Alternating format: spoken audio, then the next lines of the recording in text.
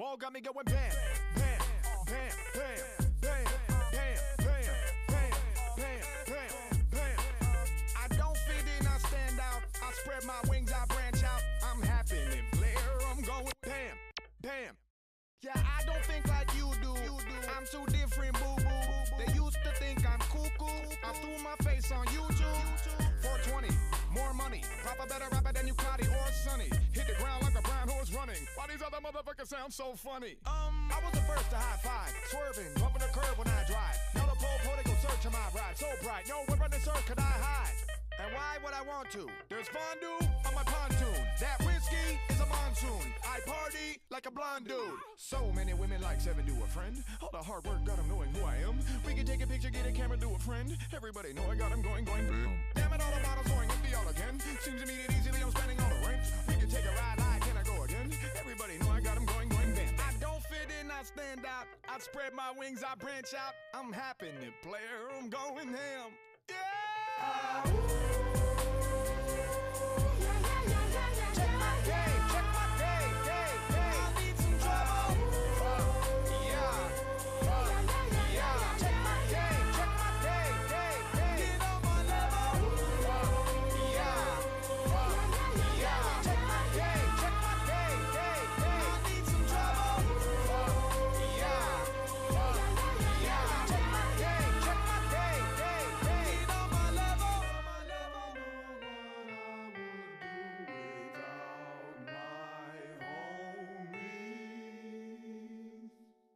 Came illin', my lane game killin'. Kang at the game, got the same dang feelin'. Pain pillin', chain chillin'. Came with a Jameson, ain't it a given? Ooh, I'm colossal.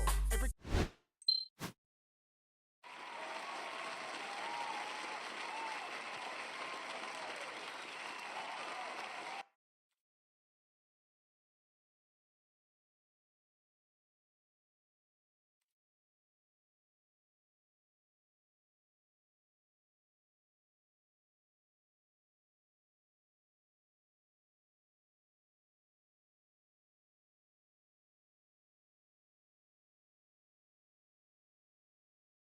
Test. Okay, there we go. Sorry about that. Yeah, I was muted. It was a power outage. We just had a power outage this morning. Just make sure everything else is set up properly. Yeah, we just had a power outage this morning, and I forgot. Yeah, right. It reset my little interface here, so didn't reset this little guy though. Right, bud? Oh, you had such a great run today. You ran in the park, got to play. Taram, what's up? Sorry, guys. Yeah, we had a power outage, and I guess, yeah, it shut off the little interface. So normally I don't turn the interface on every day, but when it powers itself off, yeah. Anyway, it's not the end of the world. I don't know what happened. It just, like, power went out, and then it came back on, like, 30 seconds later. I don't know if they're working on something or what. A little treat for this guy. You want that one, bud? Oh, you're watching that one. You like that? Okay. Good boy. There you go. Good boy. Anyway, so we're all good. Hopefully it doesn't happen again, but... So, let's check out... I haven't looked at Magic results from the weekend. I haven't done any of that stuff. Let's take a look here. And check out the... standard results from this past weekend. So we had regional championships in Melbourne, 222 players, Demir Aggro, Rakdos Aggro, really? Alessio laughs at fate. What are those Aussies doing down there? What is this? What is this pile? You know, on the ladder today, there's going to be a ton of people playing this because it's just something new, right? At the beginning of your end step, if you attack this turn, return target creature with mana value less than or equal to its power to the graveyard of battlefield. Coalstoke Gearhulk. Inti Mishra. They're going for the Mishra thing. I cannot believe this deck is in second place in a 200-player tournament. Did this person just have a crazy lucky day or what? Wow. Gruul aggro, Orzhov aggro, Jeskai. Yeah, Jeskai feels awesome. Ooh, 2 control decks. Are they doing anything different? No. Still the same old control deck. No, silly Chandra. Up to 27 lands. That's how bad the mana base is. Yep, trying to make sure you've got all your colors on time. This one's playing 26. Good God. Got an Omniscience combo here. Philology back in the main. Hey, somebody knows what's up. Founding Omniscience. Yeah, playing the Founding. Playing a Soul Partition in the main. Only one Riddle. It's a little weird, but 23 land version. 1 Cavern, 1 Blast Zone, just like me. Okay, so a lot very similar to me, but I'm on 24 land. I think I like 24 more. Esper Control, that's just Pixie, yeah. Bunch of blue-red. Another combo deck. Anything interesting? This person's playing 1 trainer. So every deck is different. I like the mana bases. They're exactly like mine, except I'm playing 24. Minor misstep in the main? This can't be as good as Spell Pierce, right? In the main deck. I mean, you're just hoping you're going to play against aggro all day long, right? Huh. Okay.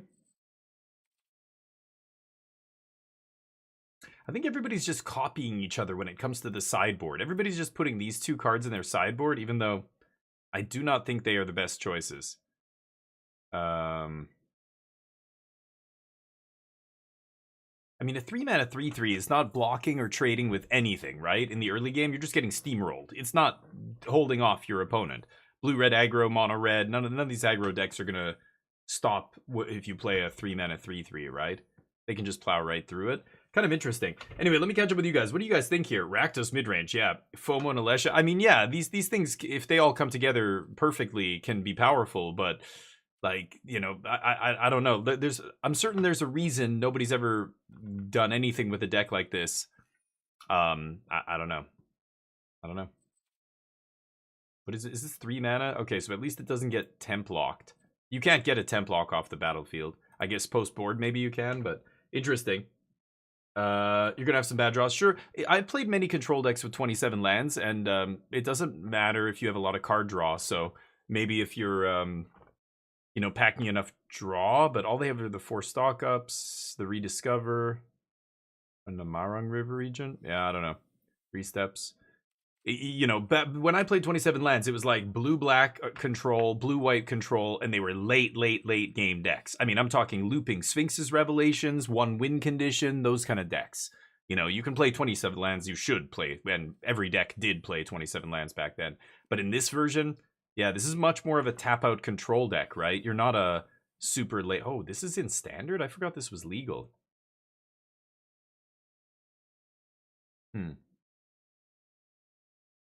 Anyway, nearly half of your deck. Oh, yeah. The Gruul list is off the wall? Oh, this stuff. Yeah. There were some Japanese players at the Japanese RC who put this deck on the map, but I played it against it a couple of times, and it does not seem amazing. Again, it's a deck where everything has to come together perfectly, except, you know, you could say that about Omniscience combo, except Omniscience has 2 pieces. You just have to put Omniscience into play with Abuelo's Awakening, and then you win. This deck has multiple things that have to overlap, right? Which, you know, sometimes you get lucky. Sometimes you go turn 1 Beastie, turn 2 Fear of Missing Out, discard exactly, you know, Wildfire Wickerfolk, turn on Delirium, turn 3, play a Haste Dude Attack, get 2 combats, you know, blah, blah, blah. But if you're discarding anything other than an artifact creature or another enchantment creature, like you're not getting to Delirium, and then you're just a slow, shitty aggro deck. You're not that aggro. You know what I mean? I don't know.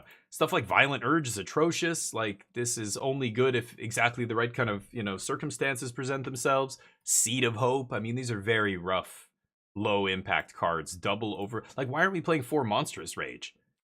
I don't know. 21 lands. Bushwhack, having to find new lands half the time. Breakout is the big powerful card. I think this is the card that the deck is kind of centered around. And, you know, I've had this cast against me a bunch of times now, and some of the times my opponents straight up missed.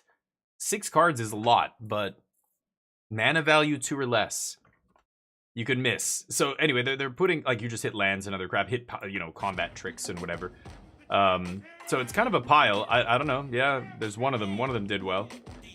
I don't think it's great. Does this sound? Okay, hold on a second. Let me do something here. Something sounds messed up right now to me.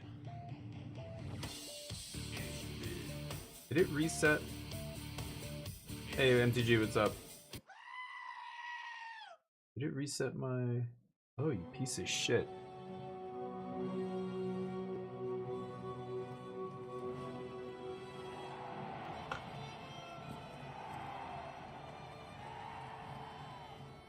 Hey, dude, Joe, what's up? Hold on. This game. Okay. I had Steel Series running earlier, and then the power went out, and I think it messed with my sound, but let me catch up with you guys. Charlie, what's up? Catching up. Manu, what's up? Clarion is just for vacuum. Yeah, like, I don't know. Why not just play Grand Abolisher? You're using 4 slots here for like, there's one card that does both of these things. Why you're playing this, and then because this is not as good as Grand Abolisher, you're playing this, when you could just be playing Grand Abolisher and shutting off Vacuum and shutting off their ability to cast spells. Like, why are we playing both? I get that this picks up your draw spell, but how often is that super relevant? I don't know. I tried it. I didn't like it. I played one match with it, and I was like, this doesn't make any sense. I like Change the Equation a lot right now. I could see that in the sideboard. I can't believe this person's playing Soul Partition in the main. It's kind of crazy. I mean, I get it. You can bounce your own, dragon. You can bounce your own Dragon Storm if you need to draw more cards, so it turns into stuff like that, but I'd rather play something that interacts. I don't know. Maybe sometimes you Soul Partition their stuff if you have to, but it's not a great removal spell, right? Against all the 1 mana and 2 mana plays, they're just going to replay their shit and get triggers and, trigger their Corey Steals and ETB effects and whatever else. There's not a lot of stuff you can bounce and feel good about bouncing it in Standard right now, right? Especially for 2 mana. I don't know. No, I haven't looked at FF cards. Yeah, I guess we should look at spoilers, right? I didn't even think about that. It's spoiler season already. Today's a Monday. Yeah, that's true. I'm doing well. Thank you, Dugio. Surviving. I went to Costco today. What a shit show. I asked the guy, I was in like the kind of chilled, giant walk-in fridge kind of thing where they have a bunch of vegetables and stuff like that. And there were baby carrots, and I was looking, and I'm like, wait a minute. I thought, and they used to have the carrots like around there. And I go to the guy like with the vest on. He works at Costco. He's doing something, and I'm like, "Excuse me, I'm sorry. Do you know where the full size carrots are? Because there's just baby carrots here." He's like, "Yeah, go look there." And he just didn't even look at me. He just like gestured behind himself without even turning around and mumbled something. And I was like, "I'm sorry, excuse me." And he goes, "They're back there. I don't know. Go look for that shit or something." Like, and I'm like, "Oh, what?" I'm like, "Are you?" I'm like, "Yeah, thanks." And I walked away, and I'm like, this fucking guy, like, I don't know. Should I say something? Like, I asked this dude for help, and he just swears at me.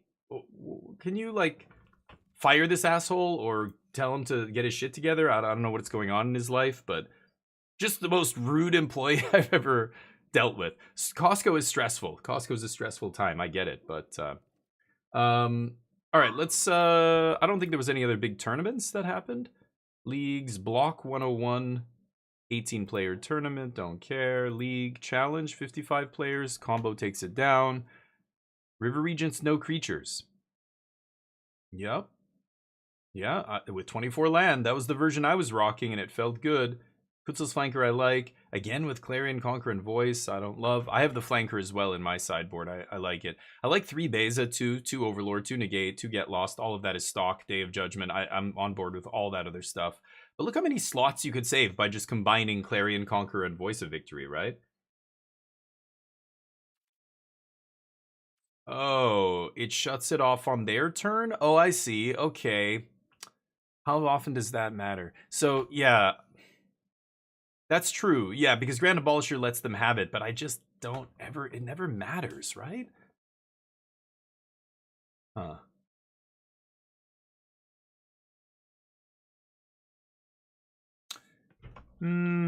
I haven't played this card against Ghost Vacuum specifically.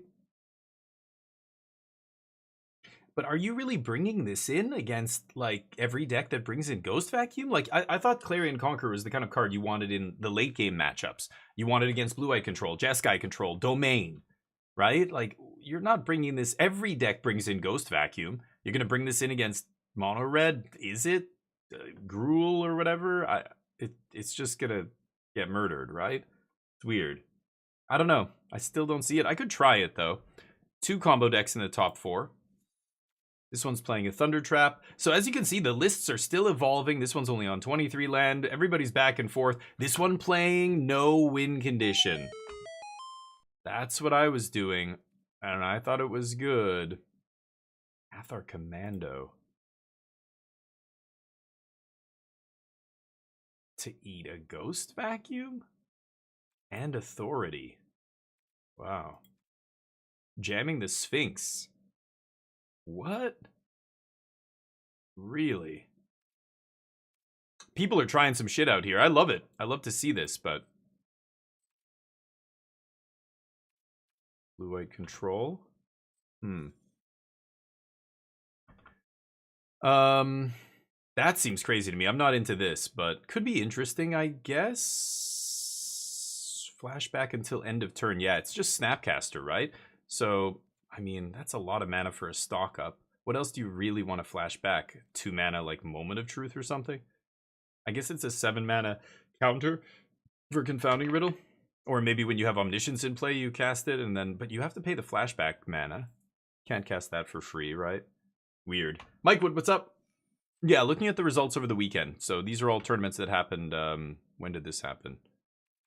It had the date on here. This was on the 5th. There was the regional championships over the weekend as well. Or sorry, not the 5th, the 11th. I'm looking at the month. Sorry, the 10th. This one was on the 10th. This challenge. This challenge was on the 9th. Bunch of aggro decks, blue-white control. Yeah, no combo here. Interesting. Yeah, I don't know. I could try the, Oh, they calling me. Great. Yeah, these are the changes I made, or changes they made. I was telling people to make sure you craft your shit before it changes, otherwise you'll have to use mythics. Seems squishy. Maybe it's matchup dependent. Yeah, I mean the Sphinx is for sure. Sure. Don't want any of this crap. Great. I was gonna look at some spoilers. We've got Final Fantasy coming out, but I don't know.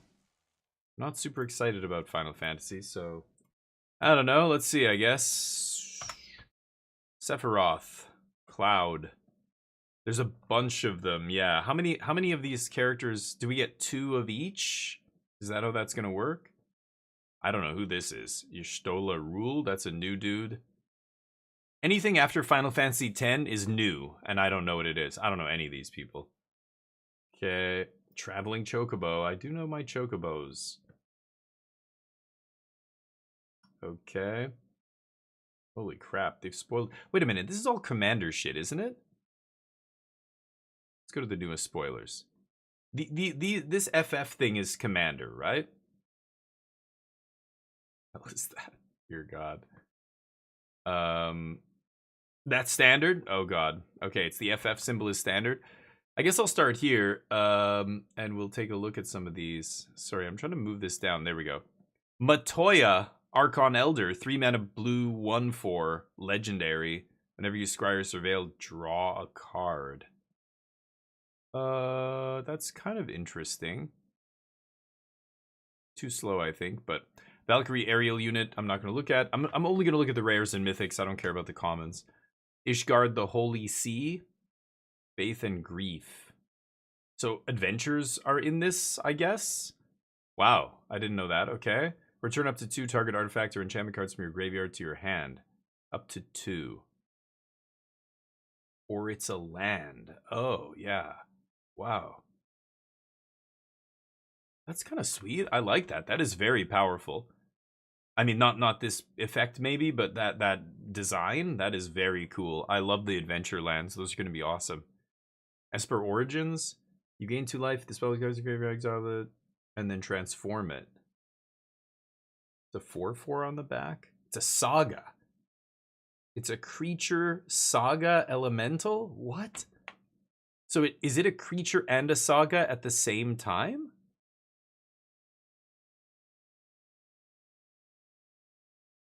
Yeah, so it functions just like a saga, but is it a creature in play as well as it ticks down? Yeah, and it'll die after the last chapter, yeah. Fill the top card of your library if it's a permanent card in your hand. Add 2 green. Other creatures, okay. Wow, That's crazy. I love it. I think this is cool. This is the kind of design boundaries I want to see them push. I think sagas are awesome. Sagas are one of my favorite permanent types, and I think they should be making more stuff like sagas or turning sagas into creatures, whatever it is, experimenting with them, you know. And it's got flashback. So only when you flash it back does it do the thing. Yeah, sorry. Okay, right. So 4 mana.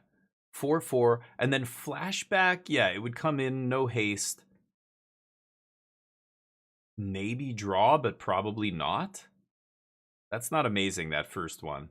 And then ramping, but by the time you're on 4 mana, this is going to be ramping you to 7 on turn 5. It's kind of cool. I definitely love the design, but I don't know if I think the card is meh. Oh, I didn't even realize they put both halves there. What does this giant dork do? Golbez, the man in black? Come on. Whenever another creature dies or a creature card is put into a graveyard from anywhere other than the battlefield. Other than the battlefield. So yeah, dies or elsewhere. Yeah, creature leaves your graveyard. It's exactly the same as the other guy, Sir whatever. The black 5-drop, 5/4 from Eldraine, right? Is this a reprint? Oh yeah, it's this guy. Okay. Oh, so they're reprinting it, but it doesn't even have both names. It's just this now? That's bizarre. Okay. Massive flavor win? Yeah, I guess so. I mean, Magic is the best template for this kind of stuff, right? You can take any IP you want and put it into Magic, and it'll be a hit flavor-wise, I think. Warhammer was a hit. Even Doctor Who and weird shit like that, like that's not even a game. Doctor Who's just a random TV show. But at least Final Fantasy's a game, so there's enemy units, there's yeah, like landscape, places for you to explore, so there's lands. Like everything fits into Magic, right? It's the best canvas to put any other IP on. So I'm not surprised that it's a hit. I wouldn't be surprised. But I have zero attachment to most of these things. I stopped playing Final Fantasy games back when FF10 was out. And so any old school, like Vivi, gets me. That brings back memories. White Mage's staff, Black Mage's rod, that I saw a spoiler for that. I'm like, oh man, that takes me back. That's what I like to see. But yeah, zero attachment to any of it. But I know there's a lot of players who are very excited about the flavor part. But yeah, it has sickness on chapter 1. Yeah, surveil, so it can be a draw. Oh yeah, it can be a draw, but it's there's a chance you whiff on chapter 1, right? Saga creatures are very cool. Yeah, Sir Conrad. Yeah. So it does have the other name? Oh, just the Japanese version doesn't. Okay, good. I hate when they put confusing shit like that in. Like, don't reprint a card and then change the name and the art, but it's exactly the same. It's a functional reprint with a different name. Like, I hope we don't ever go down that road. But for the promo stuff, sure. I don't even like looking at those. They hurt my eyes. Herald's Horn, 3, colorless. ETB, choose a creature type. Creature spells you cast of the chosen type cost 1 less. This is another reprint. Oh, these Chocobo things are commander crap, right? Yeah, we don't even need to look at that. Uncommons. This is a rare. Oh, it's just a rare. Oh, so they actually printed some that don't transform. They're just straight up. This is a card. This isn't the backside of some other card, right? So 6 mana, 6/6 ward 2. ETB, return each creature. Oh, wow. Yeah, okay. It does the thing in the ice. Until end of turn, whenever a Kraken, Leviathan, Merfolk attacks, draw a card. Meh. Jadur, I like spicy lands. Target opponent mills half their... Wow. For 6. Okay. Traumatize for 6, plus it's a basic. Interesting. Not good enough for standard, but maybe some other format. Who knows? 6 is probably still too much for any format. Marlborough. They had a whole cycle of these...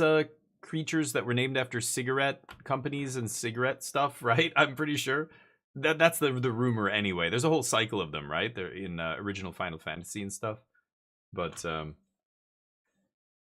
it had Sir Conrad at the bottom. It did say that. Oh, the picture at the bottom. Yeah, and those weren't standard. Yeah, World of Warcraft, I suppose. Yeah, I again, that's so adjacent to Magic that it feels dumb. Like it was like Dungeons and Dragons when they did Forgotten Realm and all that, or Adventures in the Forgotten Realms, and I was just like, it's like Magic, but it's more cheesy. It's the cheesy fantasy tropes that games like Magic were based on but evolved from. You know, we're beyond that now. We're gonna go back to that. To me that's weird, but Commander stuff, yeah. Fallout was cool, yeah. Oh, it's an ETB. This is an ETB for sure. As soon as it enters. Wait a minute. Is this the backside of a card? No. Yeah, so it's a saga. It doesn't have the reminder text, but this is a saga, so it ETBs and triggers immediately. That's an ETB. They might do a WoW set if the WoW card game patent is gone. Yeah, because they did make a WoW set way back when, right? They had the biggest professional card game tournament ever at that point. The World of Warcraft World Championships, they were a bigger prize pool than anything Magic had done to that point. But it was a Magic player who won, of course, the world champion. He ended up becoming the world champion of Magic like 2 years later, right? Torf, what's up? Sagas don't have ETBs? Sure they do. What are we talking about right now? Sagas, ETB, and Trigger. What do you mean they don't have ETBs? Oh, like, yeah, you're being literal. You're splitting hairs. You know what I mean by ETB, right? I don't mean literally the card says enters the battlefield, so okay, sure, it gets around some of the things that specifically target ETB, but it is an ETB. It comes down and immediately triggers. It just doesn't ETB, technically, so it doesn't, yeah, things like, I don't know, some panharmonicon effect wouldn't work, right? But it is an ETB. Like, this dragon comes in and does this thing immediately. That's what I meant. Let's see. Noctis, Lightning, Army of One. Jesus Christ. Do I have to read all these? God, this has got to be one of... This is going to push, what is it called? The Kamigawa Neon Dynasty. I bet you it's going to challenge it for wordiest set ever made. We'll see. Lots of double-sided cards, lots of words, like sagas on the backside. This has to be the wordiest set. I bet you this passes the Neon Dynasty set. I think that was the wordiest set to date. But if I don't think any of the sets since then have passed it. But exile him for 6 mana. Like, these guys are garbage. I'm not even gonna read that card. Jill, Jill. Okay. When Jill enters, return up to one other target non-land permanent, so it's a mana war, 5 mana to flip her, only as a sorcery. And then she dies after? It's so weird. Oh, then return it to the battlefield. Oh, okay, so it does come back. This guy does the same thing? Sure. Huh. Ifrit, it's a 9/9? So these used to be the summons, right? Shiva, Ifrit, so that... I don't know Final Fantasy lore. I assume the summons that I used to use materia to summon, now they're attached to random dudes in the universe, I guess. It's interesting. Yeah, the first chapter triggers, so it's an ETB. Right. But, like, you know what I'm saying, right? When I say it's an ETB, it's an ETB for all intents and purposes. It's not literally an ETB, but you can put quotes around it. It's an ETB. For, I'm trying to process the card. The best way to process it is to think about it as an ETB. That's what it is, right? Does it get around stuff that cares about ETBs? Sure, but that's irrelevant. For shortcut purposes, for my brain and all of your brains to make Magic cards easier to understand and parse, think of it as a 6 mana 6/6 that ETBs and does this. That's what it does. Whether or not the ETB can be stifled or blah, blah, blah, doubled, irrelevant. Sure, those corner cases might matter 1% of the time, but for all intents and purposes, it's the 6/6 that ETBs and does the thing. That's how sagas work. Noctis, Prince of Lucius. Lucas? Lifelink, artifact cards. Finality counter. Primal Odin. Oh, I remember this summon was awesome. 6 mana, destroy target creature. Why does it have a casting cost? I don't understand that. It's so weird. This changes into this. Normally when something transforms, it doesn't have a casting cost on the back. All of these have a casting cost that are... Oh, this one doesn't. This one doesn't. Why the fuck does this have a casting? And this one had a casting cost. This is not the back of a card though, right? So... But this is the back of this guy's card? No. Oh, this is... Okay, I thought these two, because they're next to each other, I thought that was the back of this. Okay, this is its own thing. Wow, this is so fucking confusing. So there are summons that are standalone. They are just creature. They just come down and do the thing and then die. And then there are summons that are on the back of other random creatures. Okay. Okay. Why? Why two different? Like, that's bizarre. Okay, they couldn't find somebody to staple this to the back to, so they made it its own thing. Bizarre. That, yeah, it makes. But that's that. You can see how I could be confused, right? I'm looking at all these cards that flip, and then like I saw this one, and I'm like, oh, it's just a random. Yeah, Leviathan. It's one of the. They're all the summons. Why do some summons have dudes stapled to them? It's lore reasons, but for design purposes, it's very confusing and unnecessary. Like, that was just dumb. Why not staple this to the back of this idiot or whatever? Pick a black creature. I don't know. Too hard to design. I don't know what's going on. That's confusing though. Okay. Zodiark. I don't know what the fuck this is. These are the stuff from Final Fantasy I don't recognize. I recognize all these old summons though. They've been around since Final Fantasy 7 days and even before. Half the non-god creatures they control. That's terrible. This attacks another creature. Yawn. Ultimecia, Time Sorceress. Sounds powerful. 5 mana, 4/5 is underwhelming. Legendary. Whenever she ETBs or attacks, surveil 2. Meh. At the beginning of your end step, pay 7 and exile 8 cards. And then she turns into this. Dear God. 7/7 menace, time compression when this creature transforms. Oh, I like that. Oh, you time walk. Well, she's never doing it the turn you play her, so she just dies immediately. Like, no opponent. Oh, it's an uncommon too. I don't even know why I'm looking at it, but Kuja. The beginning of a 4 mana 3/4 very underwhelming legendary. At the beginning of your end step, create a tapped 0/1 black wizard. Oh, cool. Whenever you cast a non-creature spell. Oh, that's pretty cool. I like that. I just want to see these 0/1 black wizard tokens. That sounds awesome. I want to get a collection of those. Transkuja, Fate Defiled. If a wizard you control would deal damage to a permanent or player, it deals double that damage if a wizard you control. Okay. Nope. Yuna. 5 mana 3/5 during your turn. Yuna and enchantment creatures have trample, lifelink, and war 2. Whoa. That's pretty good. During your turn.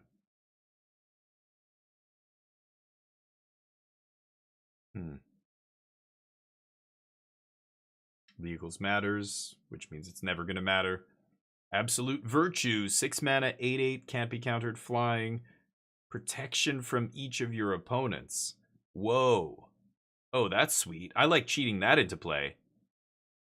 What if I jam one of those in the Omniscience sideboard? It's pretty nice. Or main deck? Cheat this bad boy into play. I mean, I can't reanimate it with an Awakening, but Bahamut. Classic. Is this... Oh, and this is a standalone saga as well. Yeah. Disrupt 1 non-land permanent, draw 2 cards. Wow. For 9 mana, I mean... Oof, that's not good enough. Vivi Ornitier or Ornitier? Is that Vivi's last name? I've never heard the name, the full name. 3 mana 0/3. 0 activated cost. That is something you do not see on a modern Magic card very often. Add X mana in any combination of blue or red where X is Vivi's power. Activate only once. And only during your turn. Yeah.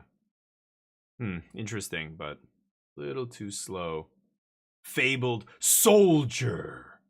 It's weird. They put that all caps, but I get it. It's the name of the organization. How many Sephiroths are there? 3? 4? It makes sense if you know FF. Yeah, no clue. Snively, yep. Set looks cool. Yeah, I mean, there's so many legends. It's crazy. It's crazy. Like, you can tell they're just juicing it up for Commander and casual players, right? I wonder what the limited format's going to be like. We've got legends all throughout the uncommon slot. Tons, almost every rare or mythic's a legend. It's crazy. I'm looking at these. I keep thinking, surely these are Commander cards. No, this is the set. Dear God. Bunch of different chocobos. They're all green. I wonder, I'd like to see a black chocobo or a red chocobo or something would be cool. Tifa, sure. Sephiroth. Another Sephiroth? Or is that the back of this? Yeah, okay, that's the back of this guy. That was the end boss in FF7.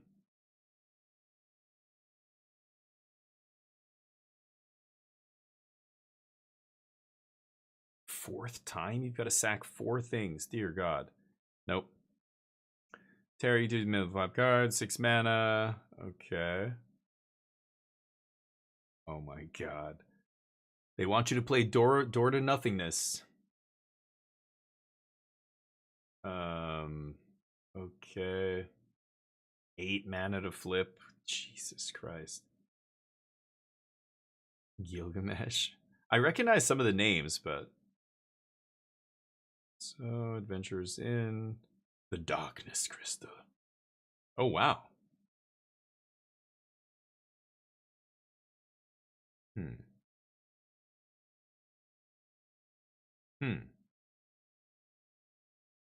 Too expensive, but... Dark Confidant, is it good enough for standard? Maybe. In a really cheap low-to-the-ground deck, this card is good. Like Esper Pixies out of the sideboard or something, this would be great, right?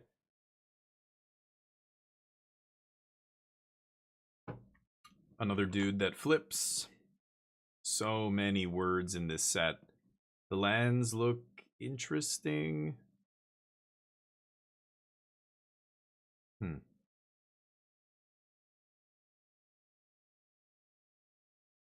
Yeah, they look really nice. The lands are always beautiful. It's rare that they're ugly, but...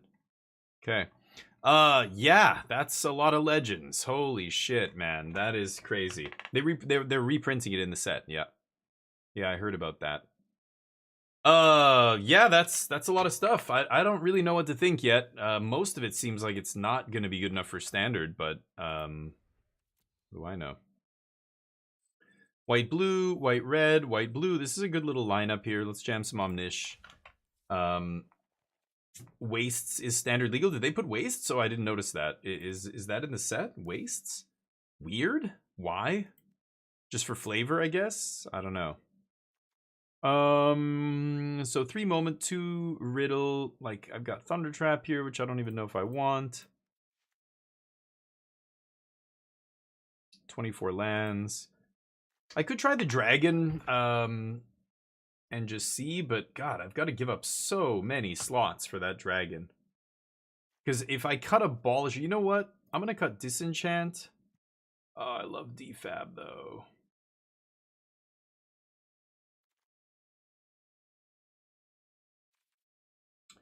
I could put 2 dragons in the sideboard. Why is it... Oh, why does it... Oh, they changed the way it looks.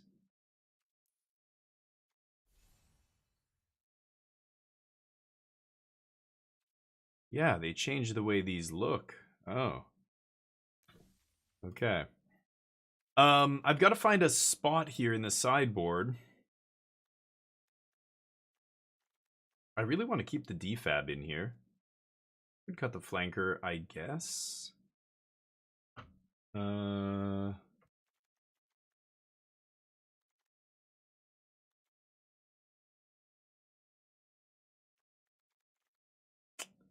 don't know. I don't know what you're supposed to bring this in against. Fine. Take out defab. Let's try that. It was broken back in the day, yeah.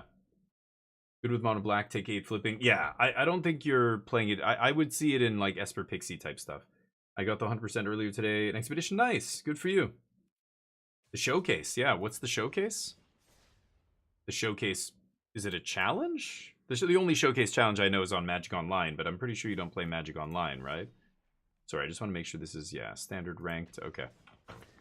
3 full art lands of each color, and they need 16 to cover 1 land for each Final Fantasy. Oh.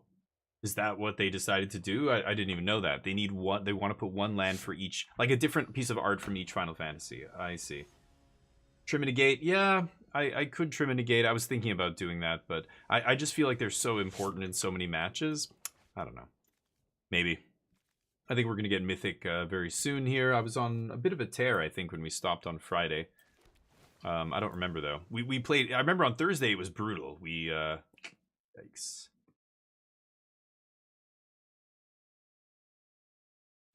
Alright. Thursday we got wrecked. Just so many rough matches of mulling to 4 and mana screw and, like, just weird shit happening. But then Friday was good. Pass? Probably not going to disperse this, but let's see what they do. Oh, the Pioneer event on here, yeah. Is it called Showcase? Weird. Thought they would call it something else, but Showcase is Magic Online, so they're just using the same name. That's not confusing at all. Okay.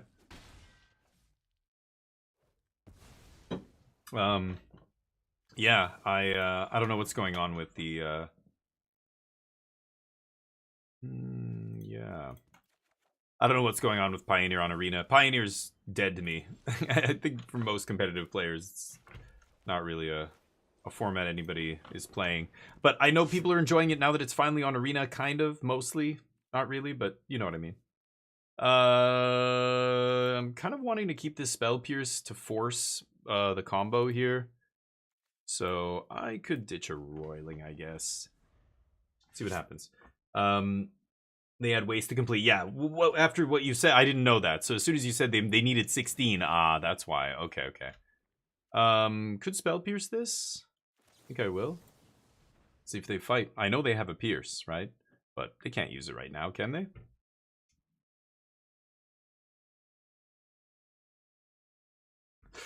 My opponent doesn't know I have a Whale's Awakening, so I'm letting them make a mistake here. They know I could go off next turn. They see the Omniscience in the yard. They know I have 3 lands in play. I can go land, win the game. Do they say, I have to take the chance here, they don't have it, and I've got to pierce this, get in the damage? Or do they play it safe and leave up the pierce and then stop me? Well, my opponent decides to not give me credit for it. Plus, they put the Spell Pierce on the stack with Corey Steel before it came into play, so it doesn't trigger. And now they're going to lose the game because of it. Or at least they should, unless I brick. You never know. Nope, we win.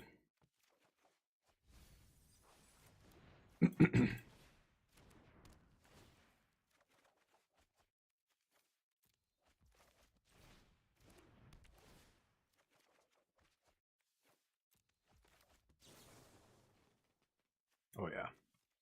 Oh yeah. The Papa.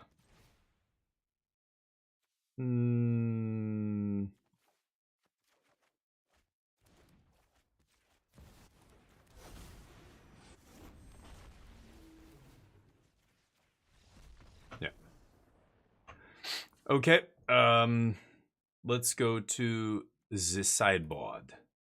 So that comes in. I know they're going to be bringing in Ghost Vac, activated abilities of artifacts. I mean, I could shut off the Corey Steel equip. It can still equip on the trigger, but it can't just be equipped, which is something they'll, oftentimes in the end of the game when they have the Corey Steel sitting there, but no creatures in play. Play a haste creature, equip, or, give it trample, or play a creature with no haste, equip it, give it haste. But again, I don't want it. I think I'd rather have Abolisher here. Taking out this, taking out a Moment. I can take out the Founding, I don't need it, and I'll cut 1 Spell Pierce. I could bring in Get Lost, but I don't really like Get Lost against all the tokens and stuff. The Get Lost is better against mono red and other creature-based decks. This deck goes so wide with tokens, it's not really... Get Lost is doing more harm than good, giving them maps. I think I'm going to run it like this. The Dragon's Narrow, I know. I don't like it, but I'm trying it here. I'm going to bring it in against... Do I bring it in this matchup? I don't think so. Right? A 3-drop? Like, they're just going to give prowess and go right over top of this guy if I try and block. It does shut off Ghost Vacuum. That's all it's got going for it. I think it's for the control matchup. To me, it's something that you bring in when you're trying to threaten their life total because it starts punching for 3 in the air. And then, but the fact that it, Manu brought up a good point. This shuts off the Ghost Vacuum even on their turn, whereas Grand Abolisher only shuts it off on my turn, right? So there are those games where, you know, I have the Omniscience in hand, but I have to wait till I have like 8 mana because I've got to go Grand Abolisher into Roiling Dragonstorm, discard, and now reanimate. Like, I have to do it all on my turn. If I play Grand Abolisher a turn early to set up, they can kill it. If I play the Roiling and put the thing in the yard, they can Ghost Vac it on their turn, right? If I play Ghost Vacuum, or sorry, if I play Grand Abolisher and then Roiling Dragonstorm and put Omniscience in the yard, if I pass the turn and they have a Ghost Vacuum, they can then eat my thing before it comes back to me, right? So you're in this weird position. This is going to be painful. You're in this weird spot where you have to try and last until you can get 8 mana into play or something, and then maybe you can do all those things. You can play, you know, Abolisher into Roiling into Abuelo's Awakening. But that's a lot of mana. You're dead long before you get to 8 here, right? So it's kind of like... So I could see the Clarion, you know, you go turn 3 Clarion, and then, you know, it's got 3 toughness. 3 toughness is the key part in the early game, right? Because, yeah, if I bounce this, they're just going to get another trigger here, so I'm not going to do that. Okay, let's just... Maybe I should moment, look at 3. The land drop for next turn. Yeah, let's pass. Anyway, so yeah, the point with hey, Steak and Jake, thank you for the raid, buddy. It's a raid. Thank you, dude. Appreciate it. Welcome everybody from Steak and Jake's channel. Steak dinner. What are we talking here? Prime rib? We're talking New York strip. We're talking T-bone. What do we like? Filet mignon. Fancy. That's my favorite. Filet mignon. I mean, anything wrapped in bacon just is better. Everybody knows that. Okay, let me think about this. Okay, I was gonna Moment of Truth here, but I think I'm actually just gonna wipe the token. See if I can find...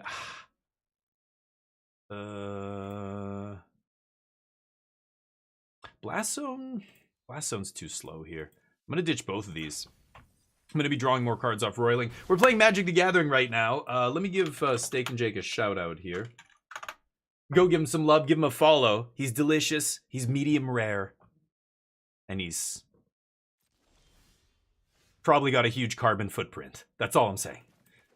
How you doing, Steak, by the way? Sirloin, delicious. Soptrop, what's up? Did it go to the Canadian? No, it's at the end of this month, Soptrop. It's going to be on May... The weekend of the 22nd is when I fly there. I think the tournament's the 23rd, 24th. Something like that. So, soon. Wish me luck, buddy. And I'll give you guys a big shout out if I'm ever, you know, on the feature match or feature table or whatever.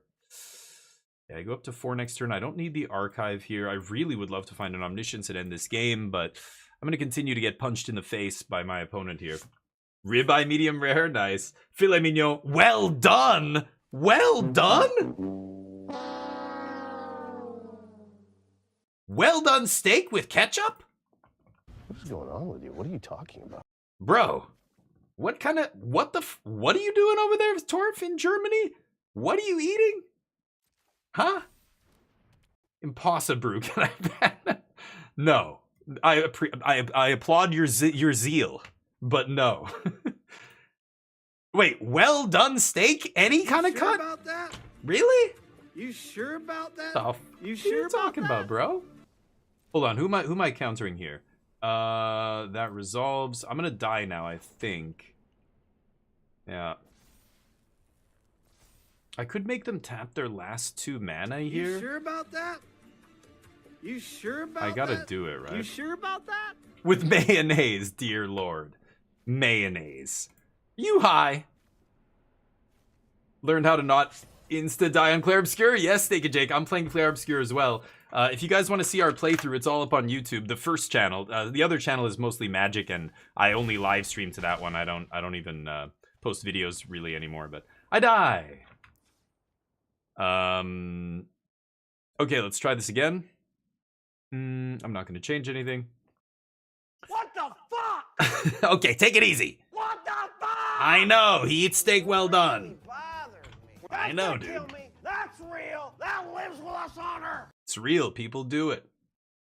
I love steak, but I don't have it very much anymore. When I lived in Korea, I was eating like Korean barbecue all the time, which is basically like chopped up steak and pork and whatever. Meat. I don't like vegetables, all right? Vegetables. That's the food my food eats. I eat meat. But these days, trying to eat...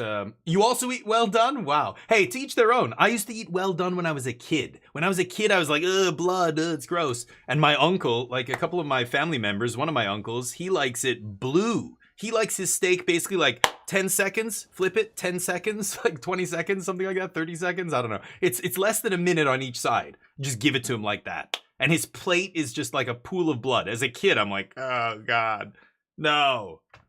So I used to eat well done, but then I grew up. So, you know, just, yes, bloody as shit. Absolutely. Now, raw. Raw, I've had raw, all kinds of stuff. In Japan, you can get raw horse. You can get raw chicken. I'm not kidding. In Germany, you can have raw pork, right? What is it called? One of my old business partner, he used to talk about it all the time. Raw, like ground pork, kind of, right? But no wonder he only types, never joins Discord. He's chickens dinner the night before. Very nice, Charlie. Charlie Zorus Rex, everybody. Put your hands together. He's here all the way from Connecticut. He's here all week. Try the buffet. All right. Let's see if we can get to the point where I can temp lock my opponent's board here. I need to find a way to discard Omni, and then we win the game. Oh, really, Jub? Wow. Stopped altogether. Okay, for health reasons, sure. Yeah, absolutely. You know, when I eat clean, I have less and less and less desire to eat garbage. Like I was listening to a podcast. I was listening to a Magic the Gathering podcast. And the kind of intro, they were talking about fast food. And one guy was like, seriously, how many times do you like Taco Bell? Taco Bell's pretty good. It's like A tier fast food. And another guy's like, no, it's probably like A-, like B+. And I'm thinking, fuck, for me, it's like F tier. Isn't it like grade F meat? Literally? And they started talking about how many times a week they eat it. And it was like two times, once every couple of weeks. One guy was like, I eat it 3 times a week. One guy was like, oh, at least once a month, but that's it. And I don't eat it that much anymore. I'm like, that's not that much once a month. Fast food is garbage. Once I stopped eating fast food, I just stopped craving fast food. Whereas before, hey, Mino, what's up? You know, I would smell French fries. You're driving past the McDonald's. You smell that oil fry smell. And it would make my mouth water. Like, I immediately was like, oh, even now, like, it smells okay. But a part of my brain just smells it and goes, oh, God, that's that, like, greasy oil fat crap that they make all the food in. And, you know, I don't know. I look at a burger now and I'm just like, that looks fucking gross. The only burgers I'll really have are, like, you know, at a better kind of, in Korea, they would call it slow food, which is like, it's not fast food, but it's still like going out to eat while not sitting down at a restaurant, like ordering from a waiter, waitress, whatever. Okay, we're definitely going to see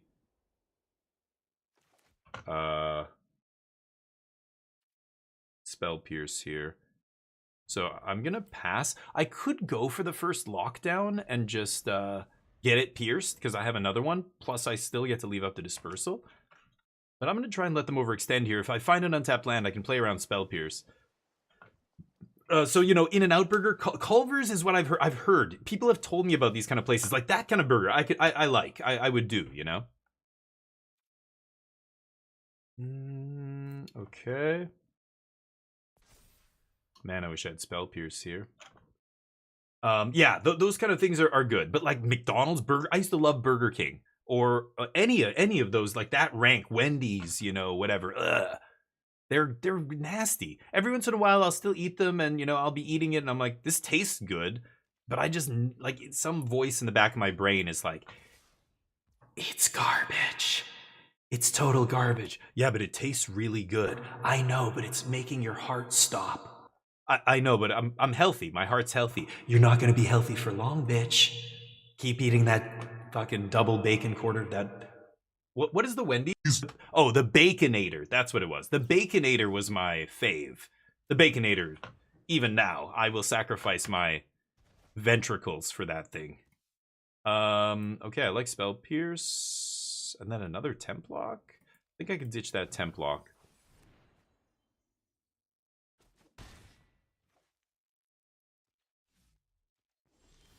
Am I really going to play Grand Abolisher here?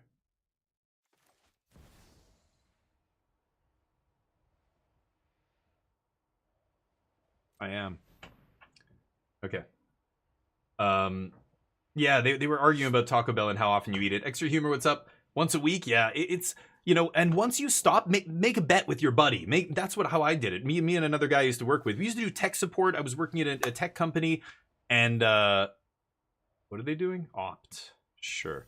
The only thing to eat, you know, late at night or when you're working graveyard shift or whatever was fast food. But also even just during the day, like everybody in the office, somebody would walk by me with food and I would just smell it and be like, oh man, I can't wait 2 hours till my lunch break or whatever. I'm gonna go to Wendy's. But once you stopped, me and this other guy were like, okay, whoever eats fast food first has to pay the other guy $20 basically. There was 4 of us who started, and then 2 people dropped out within like a month. They broke down and got fast food. They were, you know, they used whatever excuse. I didn't have time to cook, or I didn't have time to go grocery shopping, or I didn't have, you know. Okay. And then it was me and this other buddy of mine, Keith, and we went like 8 or 9 months. And after that, I was just like, I could do this forever. He's like, so could I. I'm like, okay, well, let's just say it was a tie then. We'll take their money, and that's it. And we stopped. Okay. I know I'm going to lock down my own abolisher here, but I don't think I mind. Sure.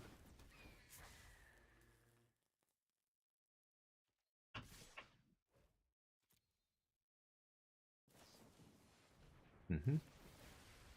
Okay. You're good. Take some damage here. I guess I'm dead. I don't know. I played this one kind of dumb, but would have been nice to draw some land this game, give me options, but could try and draw an untapped land. I die if I don't find one now, but I'm gonna do it. I'm dead anyway, I think, so might as well go for it. There's untapped land. Okay. So I don't care about attacking with Abolisher. Let's just play this, and I think I'm gonna die to a hasty creature here. Colin, what's up? Running a little late? Why? You're never late. A Colinda arrives precisely when he means to. Chicken nuggets? Oh, really? Crystals? I don't know what that is. White Castle. Crystals? Is that a... Oh, interesting.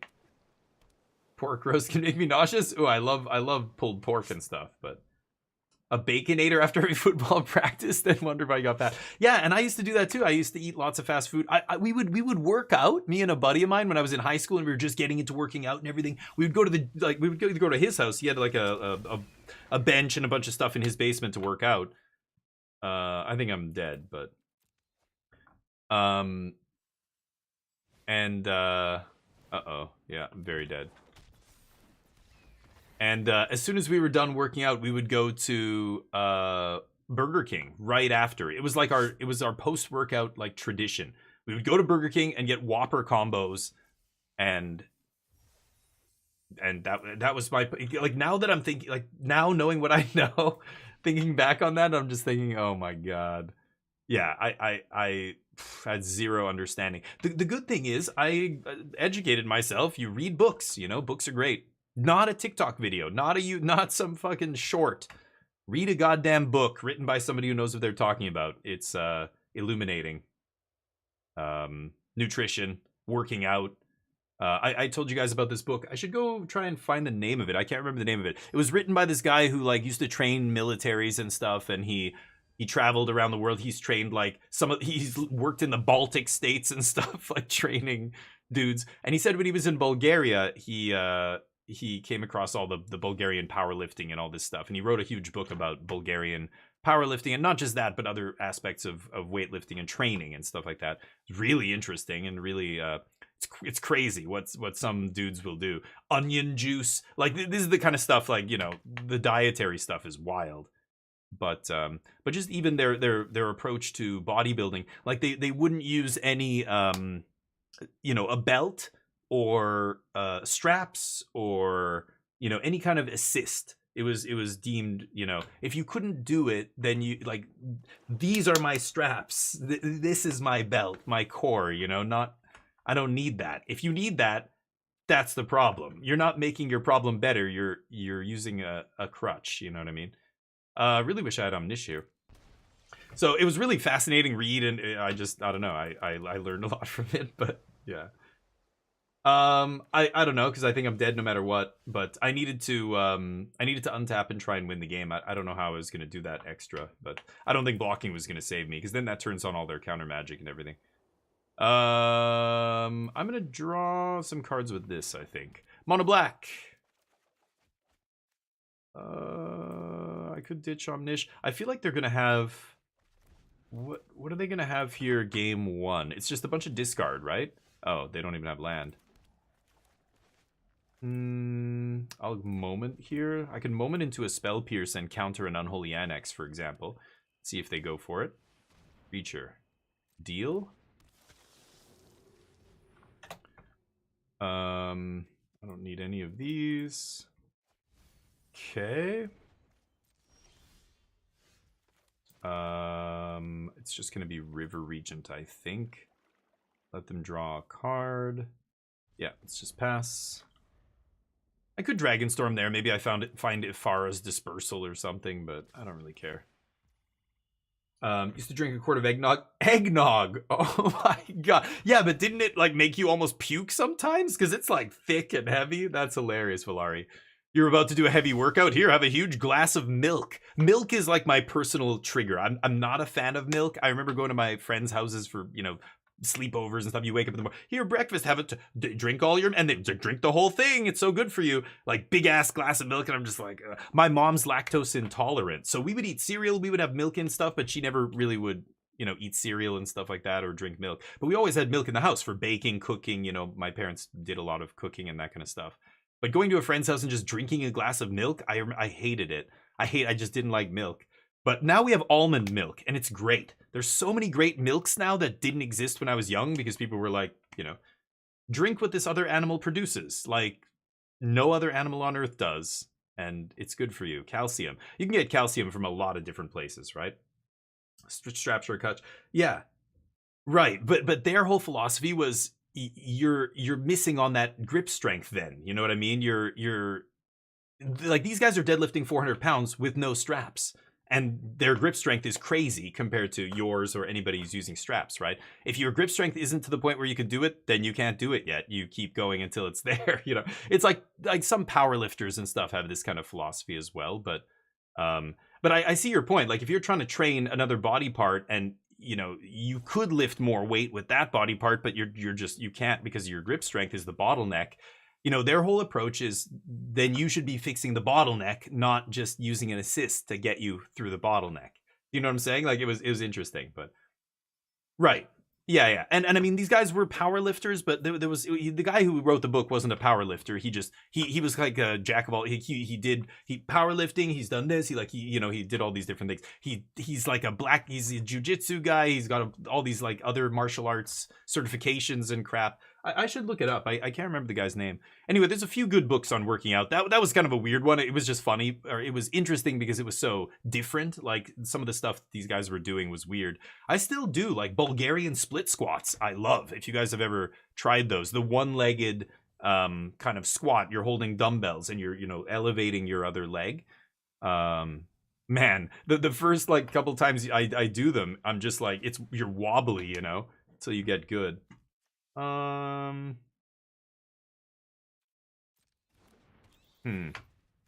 guess I'm gonna region in response here.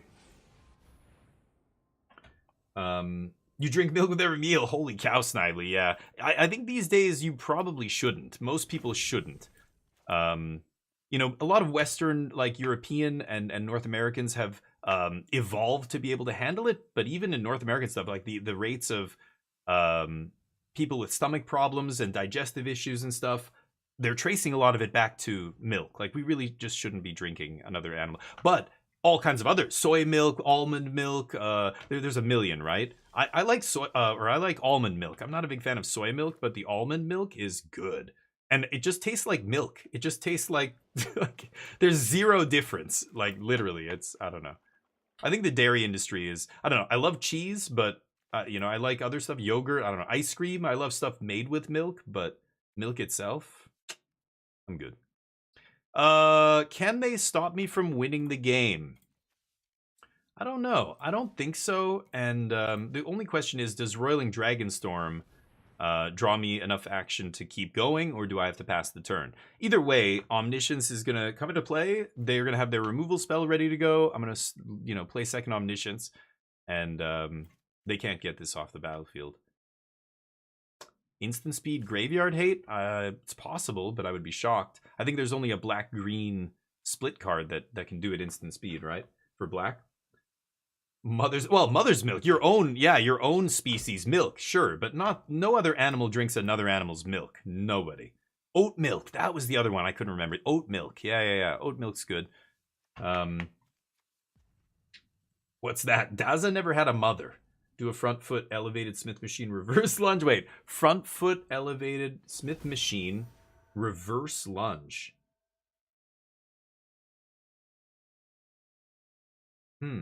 So you're leaning down? You've got your front foot elevated on like a bench or something? Top of the back. The top of the back foot to the floor.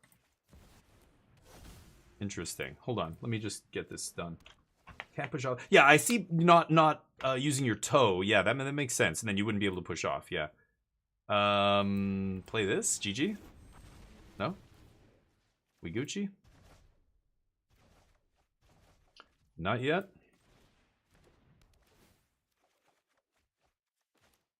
Oh, that's my whole deck I'm going to draw now. They'll have removal, but it doesn't matter. As long as you have second Omniscience, it doesn't matter. You can just drop the second Omniscience. They're not the kind of deck who will be able to get an enchantment off the battlefield, so they're just cold to it. Omnish. 3 Omnisciences. 3 Omnisciences. Ha ha ha ha ha. 4 Omnisciences. Ha ha ha. Zoomers have no clue. Zoomers have no clue what I just said. Just need to find... I do have the Founding in the main deck again. I don't know. I don't know if you need Founding. Irrelevant what I take here. Sure. Meringue. Lemon meringue.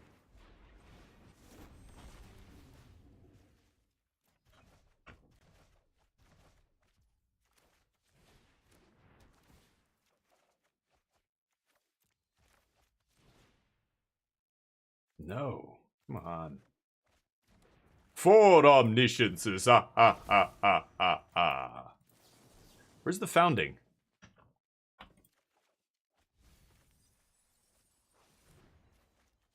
I kept it in, I'm pretty sure.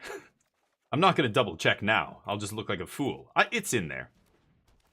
We're just going to less than 15 cards. Okay. Huh. Weird. Is it in the bottom like 2 cards? What the shit is going on? Thank you. Goddamn. Trying to make it all dramatic. Just let me draw you, you idiot. Stop being coy. I don't like it when they play hard to get. Just tell me straight. Okay. Let's kill him. You can scoop now. No? I'm showing you the win condition. You can scoop. I have it. I have one in my main deck. No, they're gonna make me look at their whole deck. Okay. This is only game 1, dude. Let's just go to the next game. Goodness. Okay.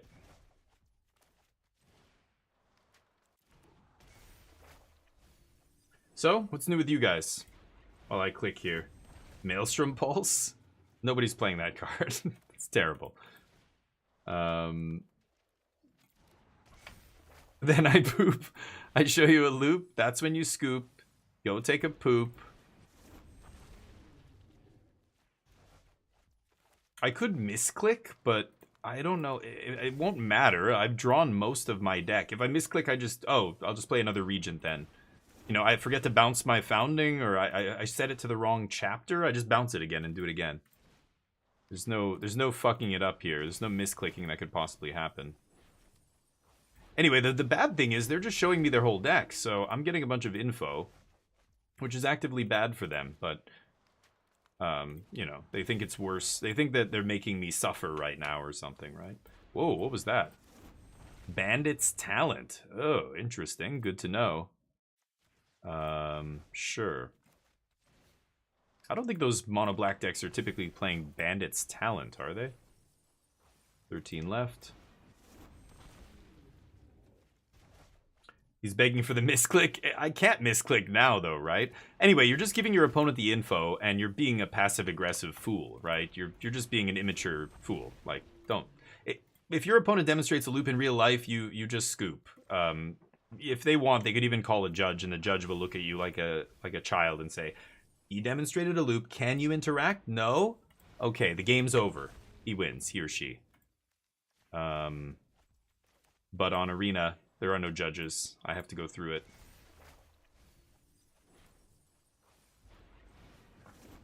I will play a Regent.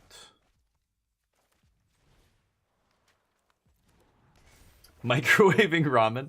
He's making dinner. Taking a poop. No, what have you. Sure. Pass. How many goddamn cards do I have to discard by? Okay. I hope they enjoyed it as much as I did. Hold on. Whew. Oh.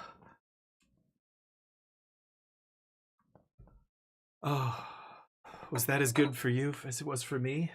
Ramirez? Nilo? Oh. You lasted so long that time, Ramirez. Such a big man. Let's see here. Bebe. What am I playing? Mono black? Mono black pile. How many cards are in this person's deck? Okay, good. I thought I was playing against the 70 card special here. So Bandit's Talent. Interesting. Templock's just gonna eat all this. They've got the usuals. Unstoppable Slasher. Goodness. Turns out that card is very badly named. It's a very, very stoppable slasher, I mean. Sholdred, Archfiend, some bats. Are they playing the full 4 Unstoppables? 2, 3 Nightmare, Talent. A lot of 3-drops. Bet you they're gonna have Stone Brain, stuff like that. So I'm gonna bring in Overlord. I think Get Lost is smart. This shuts off Stone Brain. That is one thing. If I do play this, they're gonna have instant speed removal though, right? Aren't they just gonna keep in Get Lost or Go for the Throat against me?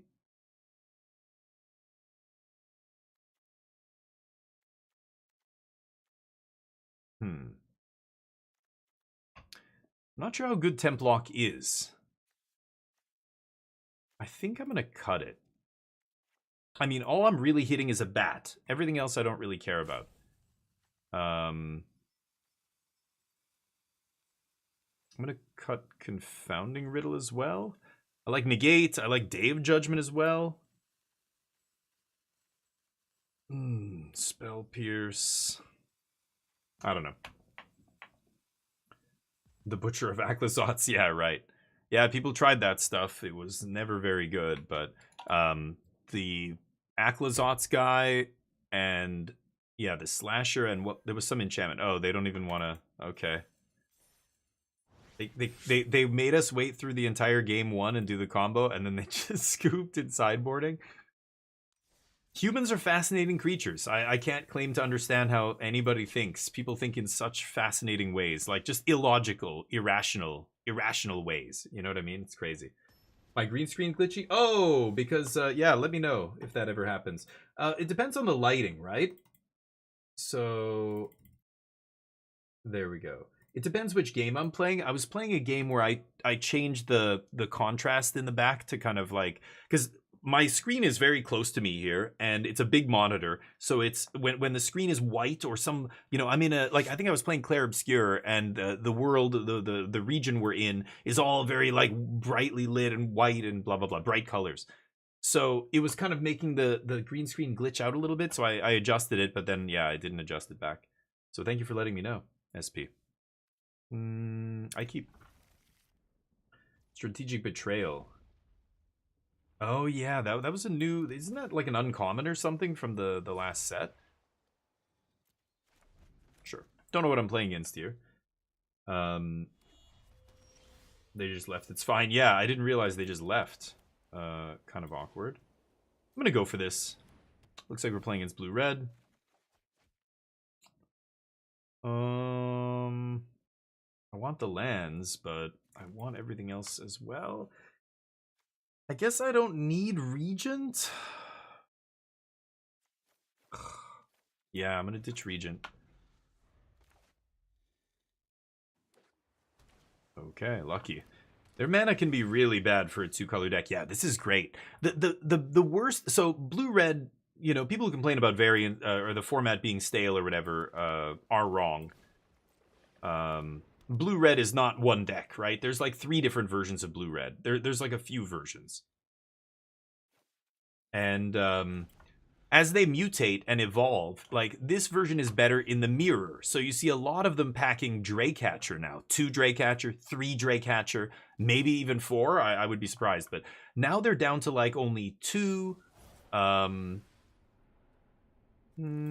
Sure. They're down to only 2. What's it called? Sure shot. Slick shot, show off. The slick shot. Which is great, because that card's actually scary. This card is not. This card's nothing for us, right? We just cast Templock and it doesn't matter. Move on with our lives, right? So, the scariest versions for Omniscience are the versions that are packing 4 Monstrous Rage, 4 Slick Shot Show Off, 4 Monastery Swift Spear, like super aggressive, low to the ground version. But those versions are seeing less and less and less play as the deck becomes inbred to beat itself, right? And people are starting to try and find ways to beat the mirror. It's slowing the deck down. I mean, there were versions that didn't even run stock up before. Now everyone's running stock up. Great for us. I don't have an Omnish yet. I could moment main phase, just see what we find here. I think I will. I'm not going to go Dragonstorm, even though that's the sorcery speed card, just because. Ouch. Okay.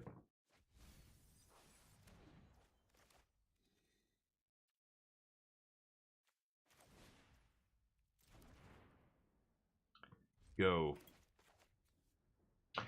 We'll do that next turn. Yeah, so as the deck gets slower, it gets better for us, right? Because the only thing they can do to beat us is race. They've got to race us, and we are fast. They know how fast we are. They can't just sit back on counter magic with only 3 lands up, because I'll eventually find lands to play around their Spell Pierce and I'll win the game. They have to kill me very quickly. So no slick shot or less slick shots, good for us. Draycatcher doesn't matter, right? If they bounce this Templock, we get back double Dragonstorm as well, which is quite nice. I'm actually at the point now where I can just hardcast the dragon itself. Sure. Regent's the only win con you need, then I'm gonna ditch the Regent. Well, I mean, every game is different. I don't need a Regent on turn 3 in my hand here. But yeah, I do need the Regents to win the game. I just I don't need all of them. I can win the game with 2 Regents. That's it. Half. So that one bites the dust. It's definitely the card I think I should discard there. No Omnisciences yet, so I can't awaken. I guess I'm gonna do this. I've got Blast Zone. I want to get Blast Zone to 2. Although, I don't know, I feel like they could be sitting on Ghost Vac or something here. Fuck, man. Drawing way too many lands here. Okay. Still no Omnisciences, and discarded a bunch of lands already, made all my land drops, and I still have 2 lands in hand. It's a little bit too much, yeah. That's the card I don't like to see. So I'm going to tick up Blast Zone here. At least they don't have Quarry Steel, but I want to get Blast Zone to 2 because it hits Slick Shot and Quarry Steel here. They could go for Monstrous Rage here. I think I actually have to pop this Blast Zone now. Okay, that stops that. Do I win the game? If I find Omniscience, I need a draw spell as well. Oh, god damn it. Okay. So, fucking hell. I'm at 11. I want to stock up here, but I just can't. I've got to pass. I've got to leave up Epharas plus Spell Pierce plus pay for their Spell Pierce, right? So, they have something to pump. Oof. Okay, not bad. Okay. Let's see. They're running out of resources here.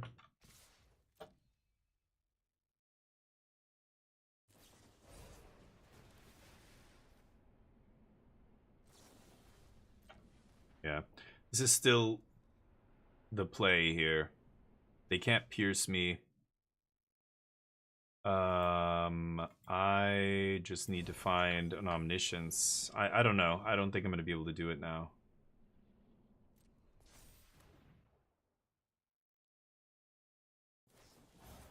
Nice. Wow, lucky. Very lucky. They top decked some Omnisciences. I go to 1. Or some Monstrous Rages. I'm looking for Omniscience still here. We're almost halfway through our deck, too. Sure. Let's see. Could still do it, but I don't think I have enough mana now. I need to... Oh my god. Yeah, all my Dragon Storms are underneath the... Hold on. Do I have a Templock in the... I don't have a Templock. I didn't even find more than one, right? This game? So yeah, I'm trying to think.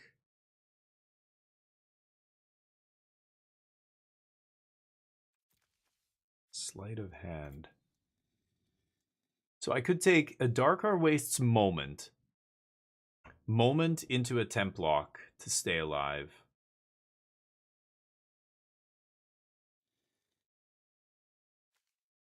And then, yeah, untap land, play Templock.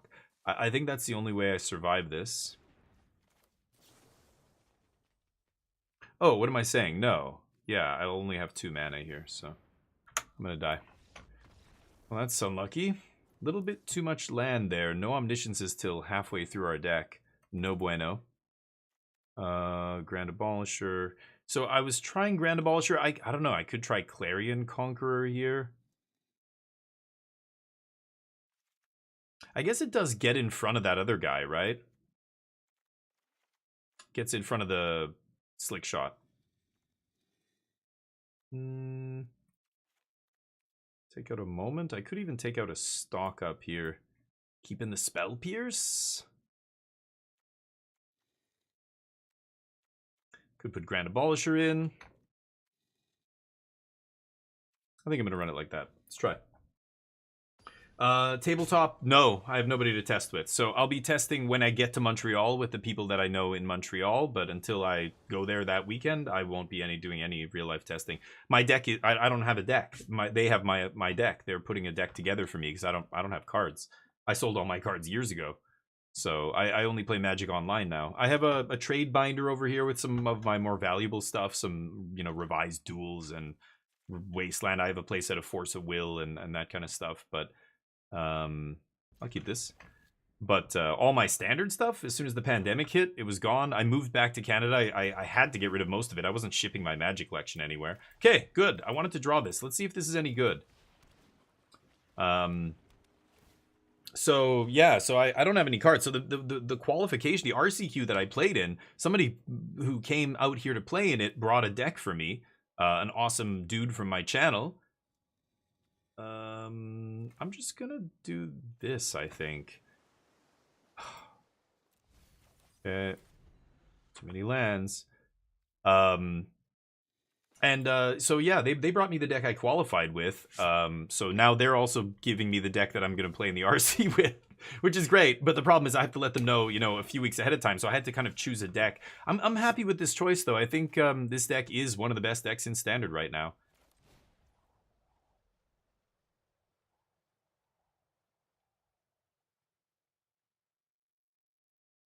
Yeah, I don't know. I'm gonna try this. It's so weird. I don't think it actually does anything. It's just gonna die.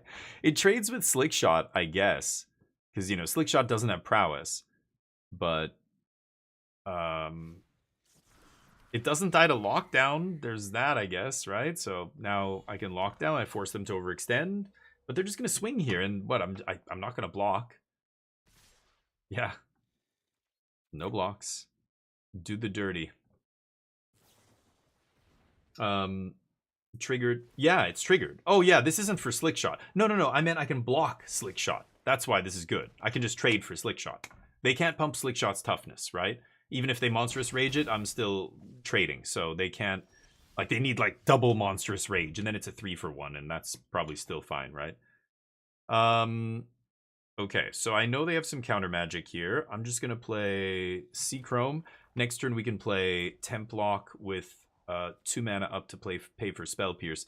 This turn I get to go Dispersal with Spell Pierce up. They can't activate Storm Chaser's talent for whatever that's worth, but... Okay, so what am I doing here?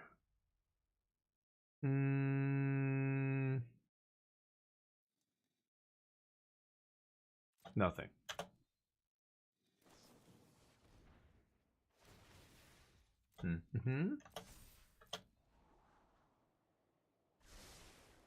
Top. Lucky. Could bounce the token. Because then the Templock eats the other guy. Yeah. Sure. I'm sure they've got more spells here, but that's fine. I'll take some more damage. Goodness. What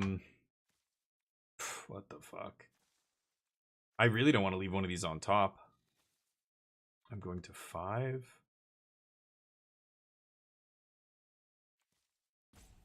Two River Regents. Yeah, I don't need them. Okay. I only need 2. Let's see if they have negate. It's got to be negate. Can't be D-stroke or spell pierce here. Okay. Go.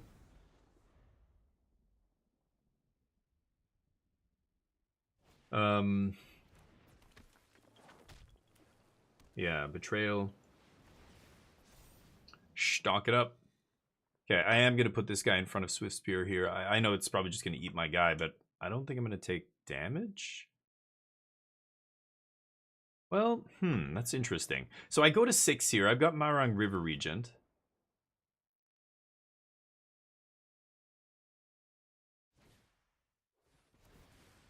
Yeah. I think I'm going to take it here. No blocks. Okay.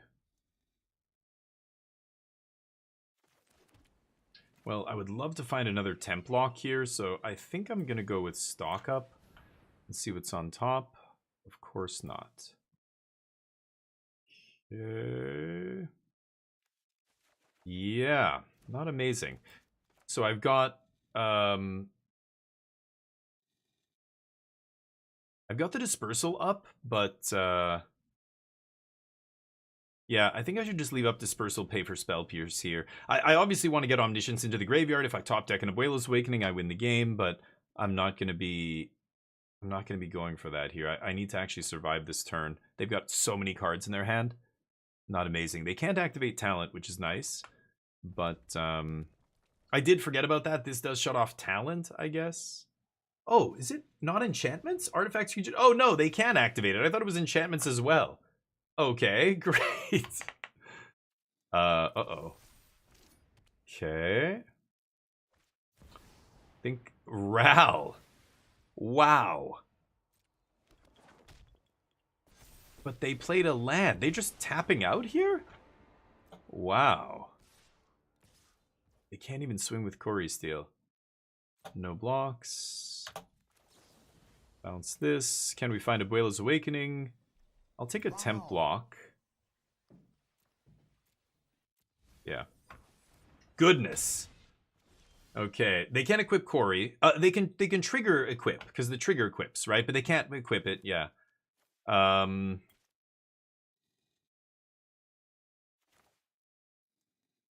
cards left. I'm at 5. I should just slam River Regent here, honestly.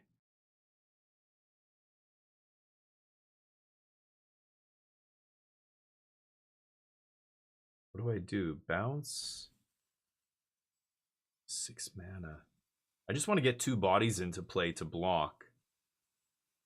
I could go for the win. I could go Roiling Dragonstorm. If I draw Abuelos, I basically win the game. I don't know. I'm gonna look on the top first. I think that's the best course of action here. And there's a Dispersal. Okay. So Omnish goes to the yard. I can go Templock, leave up Dispersal is really nice here. It does eat my Dragonstorm, but should I hit Ral? I'm at 5. Should I hit Ral for 3? I'm very tempted. And then leave up Dispersal. I'm gonna go for it. Okay. Scary stuff. Yeah. Ral is a crazy sideboard card. They have nothing. Ooh. Close calls. Man, I could have just comboed off. I didn't find the Awakening that game. How many cards were left? 38. Still a decent number, 2/3 of my deck. Ral. I don't think I care about Ral. I'm just going to mostly ignore him. I'm not going to bring in counter magic. Not going to bring in anything else, really. I don't like the Overlord tokens. They don't block well with 1 toughness. They just get steamrolled. And, yeah, they're just not doing it. Clarion Conqueror, like, how good was that? It sat in play and did nothing, because I didn't block with it at all the entire game. They didn't have Ghost Vacuum, so it just did nothing that game. I would be much better off playing probably Get Lost or something, right? I don't know. Oh, it shuts down Ral. Okay, sure. That's right, I forgot. I didn't even need to attack Ral there because they just couldn't activate it. I forgot about that. Yeah. I don't know. Okay, let's try it again. I don't know. I'm still not crazy about this Clarion Conqueror. You guys are right. Yeah, I forgot. Oh, points into wings, Dugio. Thank you. I guess that's... I haven't even seen these decks sideboard in Ral at all, so... Can't keep the triple Omniscience hand, I think. Oh, man.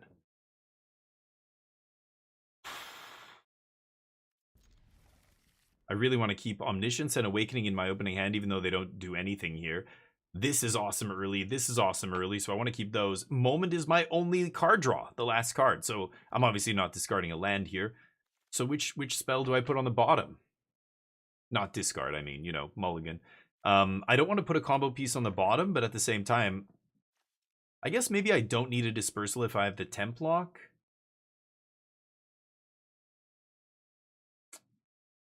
I'm gonna be risky. You'd put the Omni on the bottom? Yeah. We'll see. I think Templock buys me enough time here, but I'm on the draw. That's the thing. That was a good draw. That's a great draw too. Or a great top deck. I think Temporary Lockdown buys us enough time. But again, we just have to... Like, this could be one of those games where we don't have a chance to resolve it because they're on the play and they have Spell Pierce in their opening hand, so they just sit there. And if they get to sequence perfectly and have lands and leave up Spell Pierce every turn, still play spells, then I could be in trouble. But we'll see. Yep. Going for max damage. Makes sense.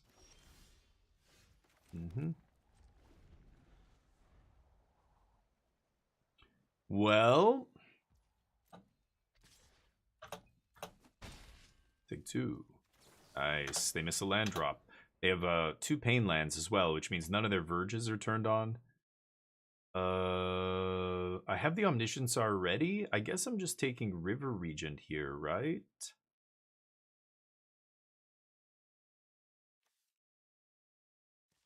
Okay. Leave the Dragonstorm in the deck. Okay. They've got to be a little bit scared right now, right? I think whatever I play here is getting Spell Pierced, because they don't have anything else going on there. They have all spells in their hand. That's the kind of hand they would keep if they had Spell Pierce, because they know. I'm going to go for Templock. I think I'm happy if they Spell Pierce this. Again, I have Awakening next turn to win the game if they... Yeah, if they don't have another counter. So I'm going to let them do this. And hope it's Hope it's their last one. We'll see. They top deck land, so I know, again, they have all spells in hand. They say, oops. Oh, yeah. Yeah. Okay, so if I go for it, they've got the Pierce up, so I think I'm just going to go... I know I'm going to be dispersing this turn, so let's go Roiling. Oh, that resolved instantly. Shit. Okay, well, they don't have it. Okay, so now I know I'm going to go for Awakening. Unless they top deck Spell Pierce here, I think we're in good shape. Nope. Yeah, they didn't have Spell Pierce last turn. I knew that, but it was too late. I spent 2 mana on my Dragonstorm to find out. I couldn't go for Awakening. This turn I'm going to go off. Oh yeah, they're tapping out. Nice. Okay, so they're going to go for the kill here, but it's not enough. I've got the Dispersal as well, of course. Yeah. You can have that back. Don't want lands. All right, we get him. Yeah, if they stumble, we kill them, right? They stumbled this game, we got them. Let's put this back into play. So, I've got multiple Omnisciences. They can't stop me. The question is...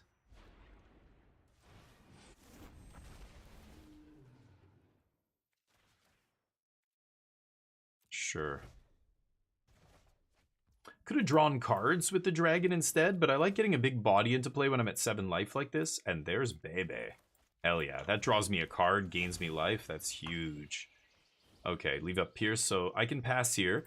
And even though I'm not winning the game this turn, I chose not to just keep drawing with Marang because, yeah, they can't beat this, right? So it doesn't matter. This is why you don't need Founding against a lot of these aggro decks. The dragon is too big for them to beat. Deal. Okay, catching up with you guys.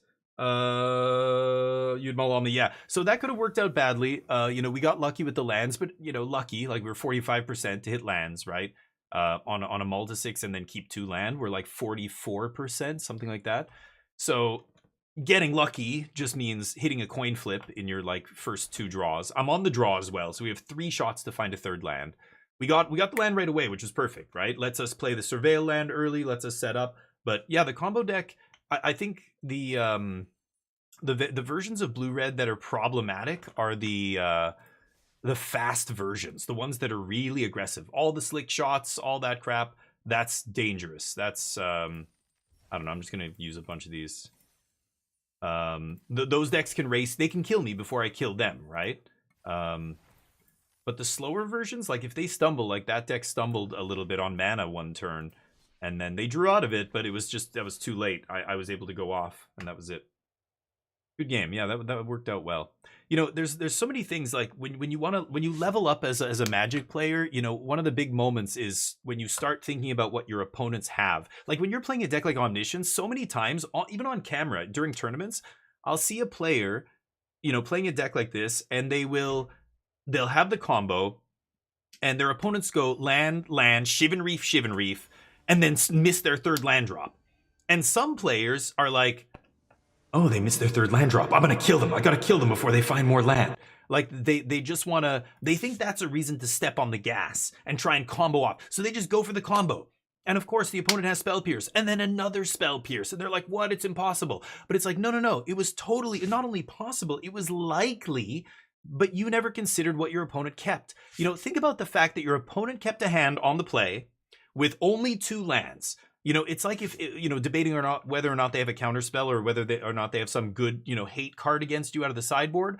If they stumble on mana, if you assume that this player is good and you know they're good, what kind of hand do you think they kept if they stumble like that? They're not stupid. They didn't just keep a shitty hand. They're not bad players. You know they're not bad. Like, you know, if you're at the RC or whatever, you know that the players are going to be good for the most part.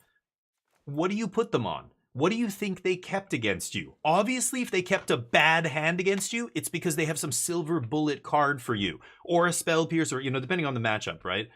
Oof, sure. You're lucky you caught something there. Mono black. Mono black. Goodness. I don't think I need another Awakening, but I'm going to keep it because I know they're going to take this one out of my hand.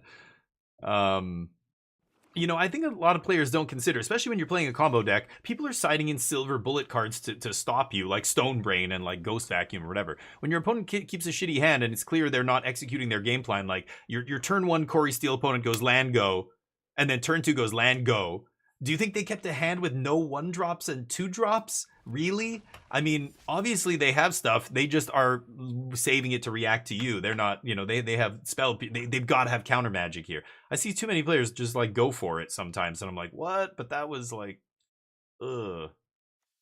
You know, or control deck. You're playing control and you know, you have to assume they have a pile of removal spells in their hand.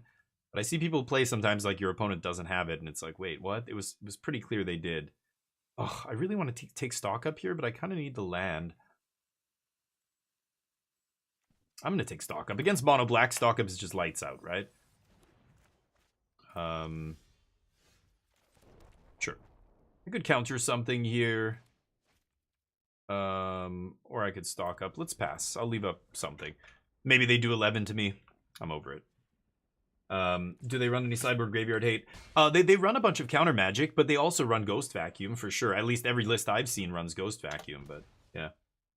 One of the best aggro decks has blue. Yeah. And there's been a few metas like that where, yeah, they can't stop me here. They can only take one of my Awakenings. That's why I kept the second one. So if I mill an Omniscience here, I probably win the game. I just need to find a land in the top 4. But yeah, like Delver. Delver was the card that transformed blue into an aggro color, and Snapcaster. Snapcaster Mage is almost like a red card. It's not really a blue card. Oh my god. Okay, not the best mills, huh? Way she goes. Way she goes. Okay, I'm gonna pass. Can take one more hit, obviously, here. I've got the Riddle. They know I have counter magic up, so they can't just go for like Bloodletter of Aklazots or something. Let's see. But yeah, I think it's a great meta right now, and I think people who look at and go, look at 30% of the metagame was blue-red aggro. It's like, yeah, that was just because it's new. It's brand new. People love new shit. They want to play with the new deck. It's not dominating the format, and you break it down. Blue-red is this big umbrella term, but really when you look at the deck, there's like 2 versions at least of blue-red, maybe 3. Like there's multiple ways to approach it. There's, you know, like many decks, right? Many decks have kind of several iterations almost.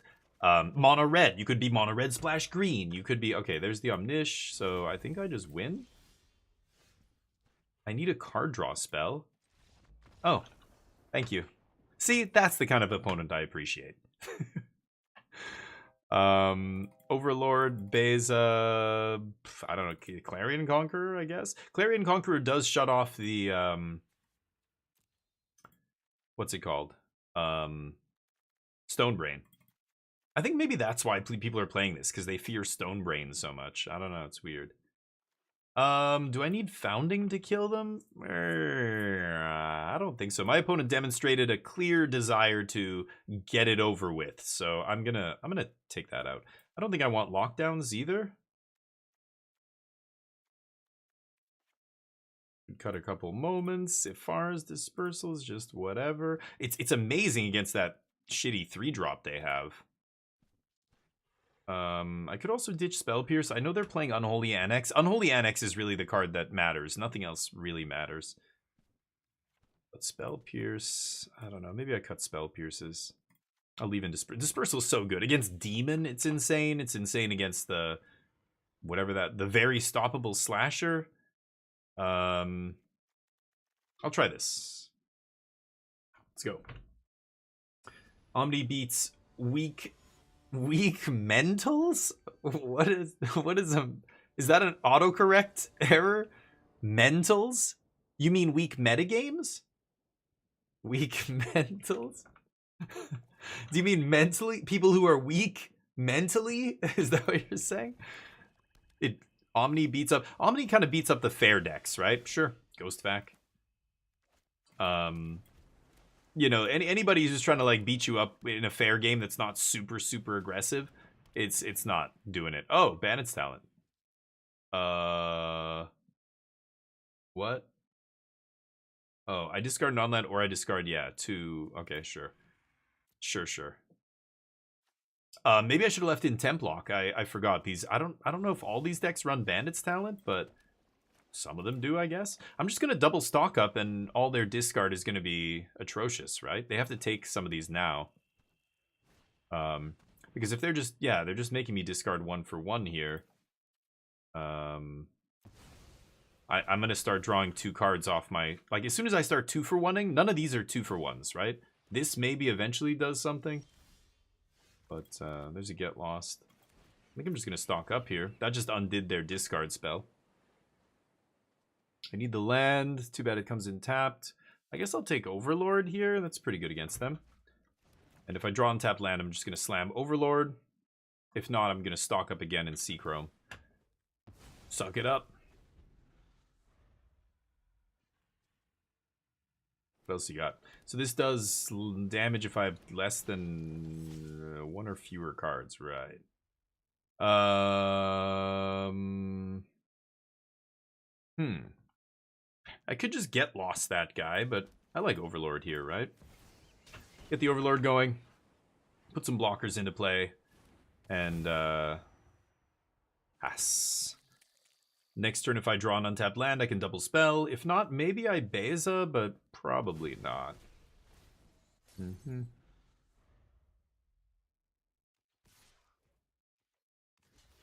Block. Could double block there, I guess, but rather just drag this out. I just want these guys to buy time, so I don't need to threaten a double block.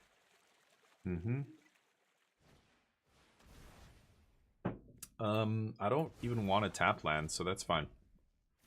Oh, they got to draw that time. And that deals with that. I don't think I want to Beza here. I think I just like another stock up. Just keep erasing their... Ooh, I should take a land here. And they have the Ghost Vac, so I'm not going to take Abuelos. We get to pass. So I could disperse this. I could Get Lost it. I might Get Lost the Bandit's Talent. Beginning of your draw step, draw an additional card. Yeah. Overlord threatening to come in and take over.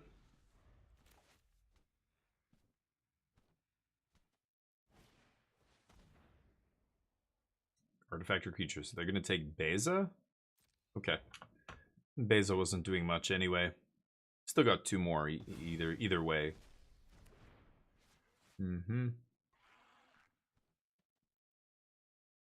But yeah, 1 for 1 cards like that, I don't think are ever going to beat like a bunch of stock ups, right?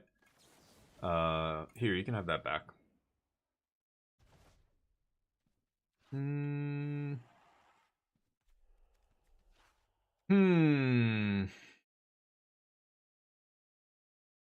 don't even know if I want Beza.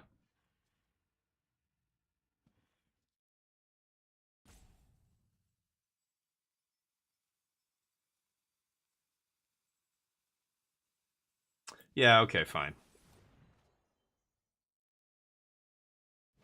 I'll keep it. Sure. I guess I lose Moment here.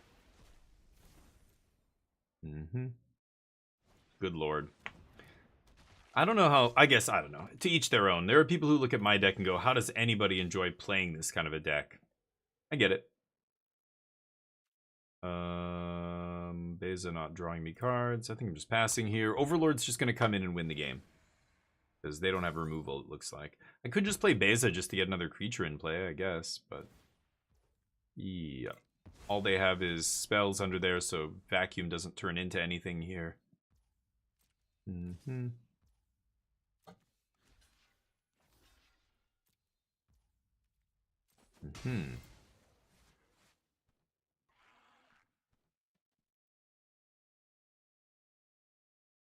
Level up the talent. Talent doesn't do anything if I play stock up, right? I could ditch the riddle. Should I use the riddle and turn it into something else here?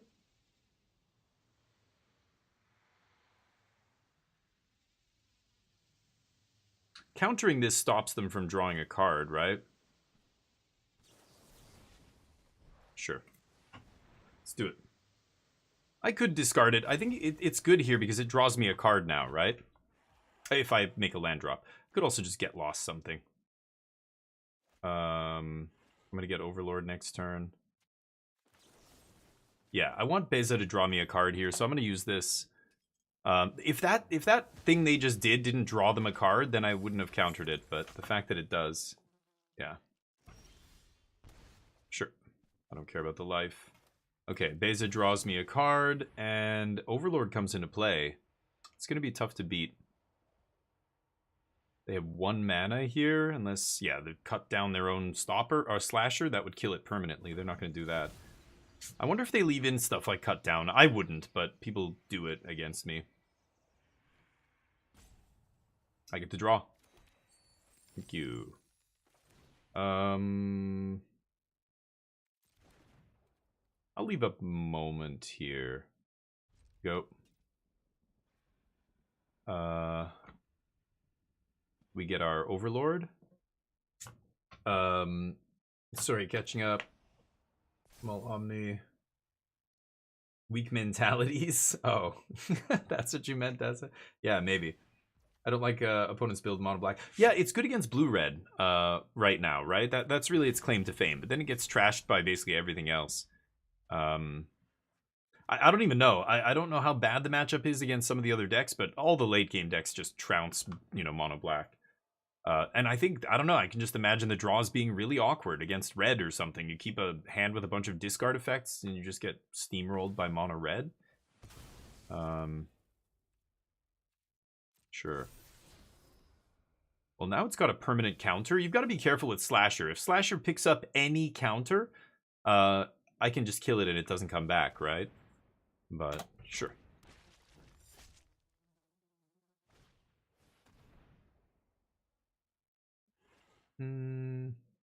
Okay. Bye, Graveyard. What are you going to do with that Ghost Vacuum now? There's nothing to do with the Ghost Vacuum. Okay, let's see if I can find a removal spell or a Forest Dispersal or whatever here. Or a River Regent. Oh, I'm missing a land? Clarion Conqueror shuts off Vacuum. I really should just take stock up here, but I kind of want to go River Regent. If I get a clean attack in with Overlord, this game's over, right? So I'll leave the dragon in the deck. We'll ditch stock up for now. Land? 41% to hit a land here. No land. Still not the worst. Should find a land off this. And then I can bounce this Slasher and get in. There's the land. That kind of sucks, though. I really don't want to discard another dragon, but I don't think I need more than one. Oh, but then they get to... Oh, I can't let them eat the dragon with Vacuum. Fuck me. I have to discard the land here. That is so brutal. Yeah, I can't do it. Okay, we get to do this, and then hopefully I find a land on top for next turn to slam Regent.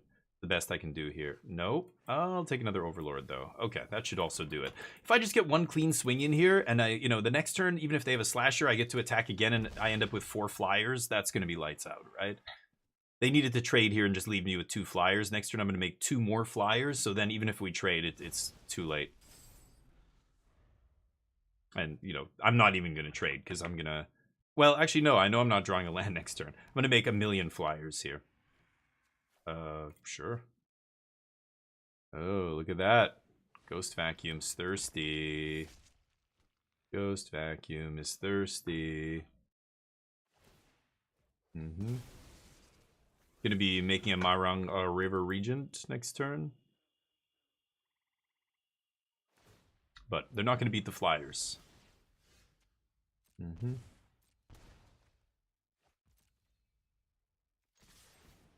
Punch.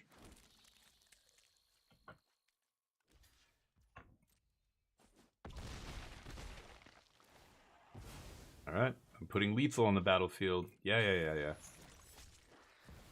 Boom. Go. I can even block with one of these guys. I just need, yeah, whiff. Discard spells are bad when you top deck them. In the late game. Talent does 4 to me. So I am going to block here. They can play Marang River Regent, bounce some stuff. I guess that's... Nope. Okay. Deal. Good versus is it? Yeah. Oh, is it good versus Orzhov Pixie? Interesting. And Jeskai control. Okay. Interesting. Not good against Oculus, not good against the aggro decks, I guess. Other than Is It, right? Demir, well, and blue-white control, but I imagine that's not a lot. I don't know what the Omni match is. I feel like Omni's pretty good for the Omni deck, but... how you doing, Rasta? How's life? Magic shenanigans? They're good. Usually having fun playing Magic. Mention this got a new PGU. No kidding. No, you didn't mention it. Wow, 5070 Ti. That's pretty nice, dude. Very impressed. Better than my 4080, maybe? Close. I think it's probably better. Oh, it's showing me a notification icon, even though I have nothing there. Nice. Oh, that's sweet. What, I don't even remember what you had. Didn't you just, like, recently upgrade? You upgrade, like, every year, basically. I upgrade every 7 years. It's good. See, now I don't believe you, okay, Scoop. Because now you just named all the decks in Tier 1, and I know that's not true. There's no way Mono Black's good against all those decks. There's no way. It's a dog. I mean, let's just look at the Matrix. Look at the win Matrix from the last RC or something. Maybe that'll tell you. I think it's got a sub 50% win rate against Omni, Jeskai, Oculus, Mono Red, stuff like that, right? I don't remember now. I don't think I paid attention. Is Mono Black even on there, actually, now that I think about it? On that win Matrix? I'm curious. 4070 around 2 years ago. Oh, okay. Nice. Hey, yeah, Mike. Doing work. 70% versus Oculus? Okay. But yeah, there's no way it's good against the entire Tier 1. That's what you just said, and that doesn't make sense. Otherwise, you'd see it a lot more. It would be doing a lot better. I think its overall win rate was sub 50%, right? The only decks that were over 50% were the big ones. You know, Blue-Red, Esper Pixie was below 50, but it was like Blue-Red, Mono-Red, Demir, Azorius, Oculus, Jeskai, or Azorius, Omniscience, Jeskai, Oculus. I think all those were above 50. Was Domain above 50? I can't remember now. But all those decks are very close to 50 though, which is great. Like no deck has like a crazy like 57% win rate and makes up, you know, is the third most played deck or something. That would be a problem. But I don't know. I didn't see Mono Black. I have to go look. I don't know if it's on that win matrix. Yeah, and I don't know how many players were playing it either. That's the other weird thing with stuff like that. You know, like the Boros Monument deck was the best performing deck in the Swiss or whatever, but well, at least on day one. Really? Yeah. I was gonna say. Okay. 40% of the players. But that's not that many wins, right? It's 15 rounds, isn't it? Something like that? Don't you have to get 12, go like 12x to get in the top 8? I don't know. Anyway, that's a bizarre statistic. I want to look at the actual win rates and the matrix, like against all the other decks. But I don't even know if enough players played it for there to be a data on that. You know, a lot of times they won't even. Yeah, it's annoying.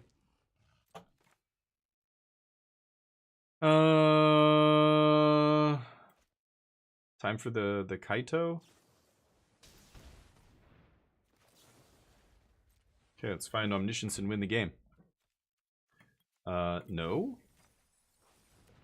And a no.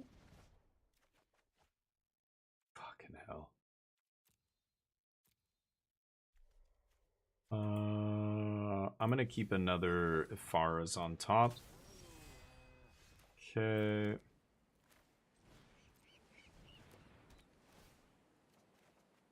God damn it, really? Shit. Go. Oh, it's awkward. Well, they're gonna bat me again, but it doesn't really matter. If I can't find Omniscience, then I don't need Awakening. We'll just bounce that bat when I need to combo off. But here we go.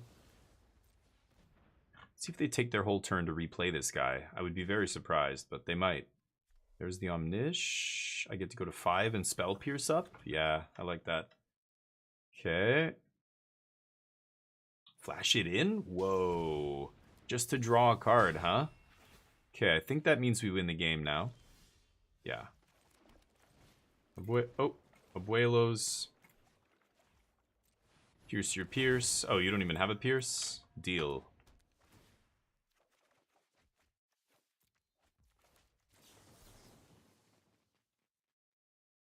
Rude. Oh, lovely. Appreciate you. A discard deck I think will lose to itself. Yeah, I don't know how it beats aggro with 12 discard spells, but yeah. 2 years? Jeez, Chubb, that's crazy. You don't need to do that, I'm pretty sure, but yeah, I was gonna say, like, nobody needs to upgrade their video card that often. Okay, what is the percent there? I don't know. I can't do that in my head. Should have batted pre-combat? Yeah, maybe. But they wanted to leave up that, yeah, like, as soon as they went for that curiosity, that was over. They just spent their whole turn doing that. I bounced it. They spent their whole turn doing it. Like, 2 turns to basically just draw 1 card, and they spent all their mana and everything, and let me go off there. What do I bring in here? This is a tricky match, Demir. I think, actually, they have the edge in this match, according to the RC data. Hey, thank you for the sub! It's Orange! Oofta! 12 months? A year? You got a new badge, dude! Orange Slice, you're a legend!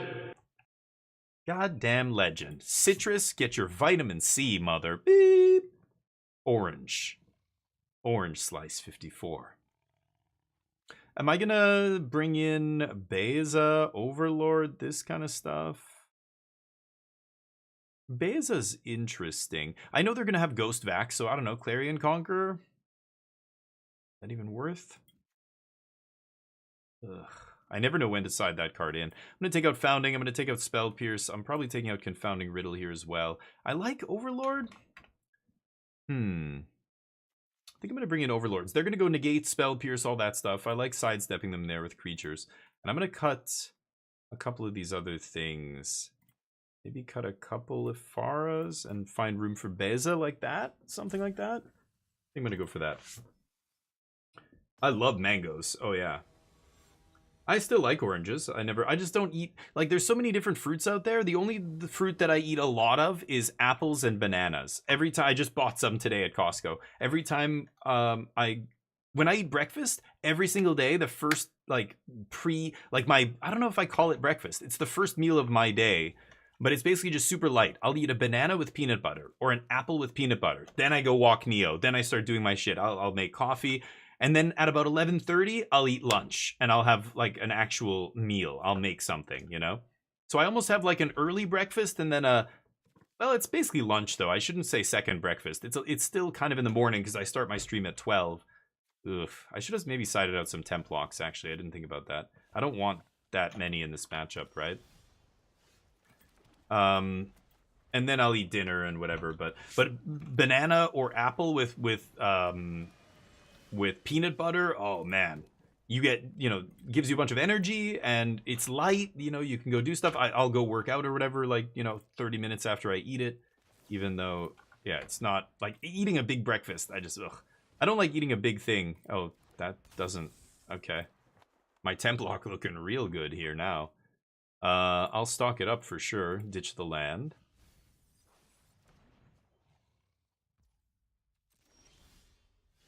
Weird that they would play that. I don't know if they thought they were going to draw a card there. That's not how that works. Okay, they're missing black mana here still. 11 Z's? Yeah, exactly. Doing it like Pippin, exactly. Second breakfast? Oh yeah, it's so good. But first breakfast has to be light, real light. I don't know, when I first wake up, I can't like eat a huge amount of food unless I'm like hungover or something. Rarely do I want to eat a big meal. I eat something small, and then as long as it's kind of high calorie, like, pea with peanut butter or something, like give you energy, then you're good, usually. I'm good. Until lunch. Okay. Let's go with Marang Omniscience. Let's see if we can set it up here. I've got the bounce spell, but I don't want to bounce this idiot. That said, if they go into a Kaito here, maybe I do want to bounce this idiot, right? Before blocks. Can't Kaito yet, homie. What? Okay. Huh. That's a weird flex. I don't... Okay. Maybe I should ditch both of those. I don't know. I feel like I'm going to need land drops at some point here. I want to resolve this River Regent.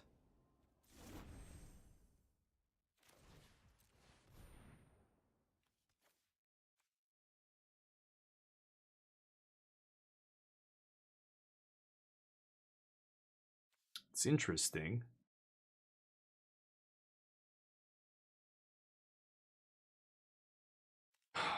Could take another Dragonstorm too. I feel like I should take Dragonstorm. I have no card draw in my hand. Like if I River Regent, discard Omniscience, I am drawing 3 there. I assume I will find card draw. I'm gonna try this guy. Let's see what happens.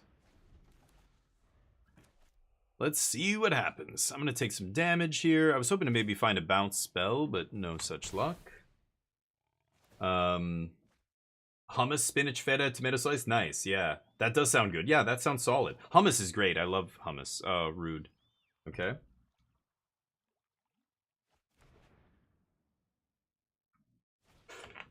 What are we talking about? Mono black?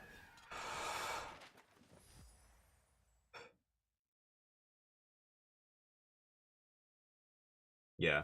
Yeah, that's probably not enough players to make that an accurate bunch of numbers, but like 54% sounds way higher than any of the decks that I remember looking at from the last RC.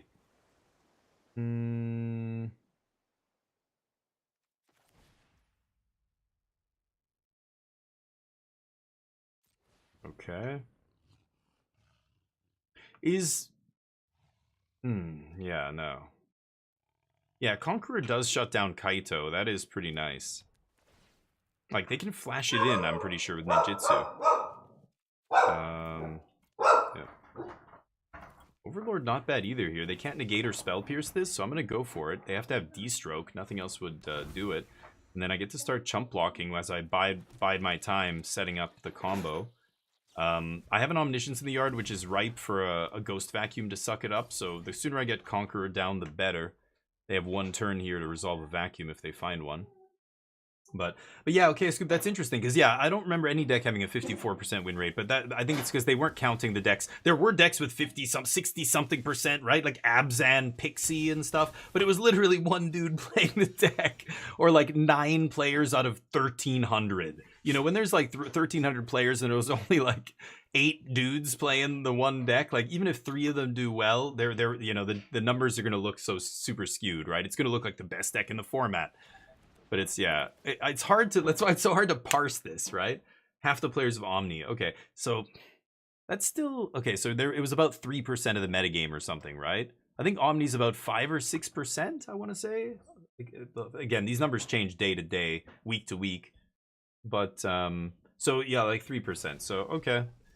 Yeah, I don't know. It just seems like, I don't know. On paper, it just looks atrocious.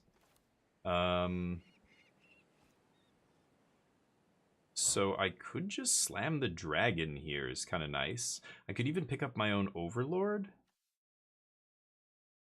I will. I will.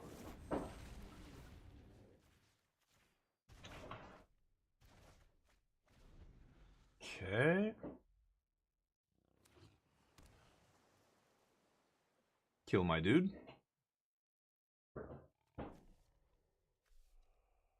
Maybe.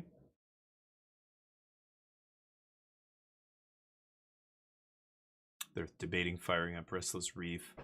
I'm at 10. It's interesting. Sure. They can't take both lockdowns. Lockdown sweeps the board. We get our Roiling Dragonstorm back. And then I've got Overlord, but yeah, the Overlord they can take. I'm just going to get it back here. They need a negate. I assume they probably have a hard counter, right? It wasn't D-stroke. I bet you it's negate. Really? Oh, this is a Kaito here, right? Oh, they just want to draw a card. Holy cow. Okay. Wow. Giving me my Roiling back to draw a card. I guess they know I'm going to lock down, right? So what are they going to do? Oh, top deck lucky. Okay. Anyway, they get to eat the one Omniscience. We'll find another one. Yep.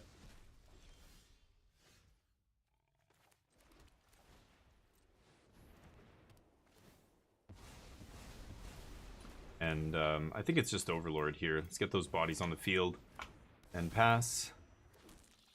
No attacks. Not yet. Soon. Soon. Yeah, they're in deep shit now. I have tokens to trade with Reefs. They can annoy... Wow, I'm kind of surprised they kept that in. That is not a good card against us. I don't think it hits anything in my deck. Omniscience is not a... You know, it's a small creature, but it's not a small casting cost creature, right? Let's get these into play, and then Clarion Conqueror does bounce them. I have 35 cards in my deck. Yeah, with this card draw, we're not going to lose this game. Omnish in the yard. Let's go for Dragonstorm number 2. They have 1 card left.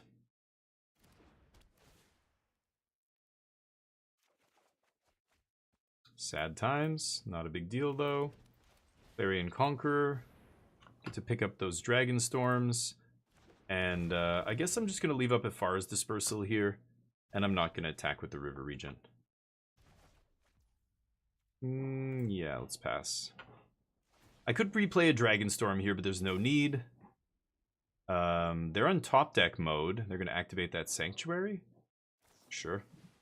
Ooh, another Curiosity. Okay. Land off the top. Firing up Reef. Okay. Might just bounce Reef? Yeah, I think I will.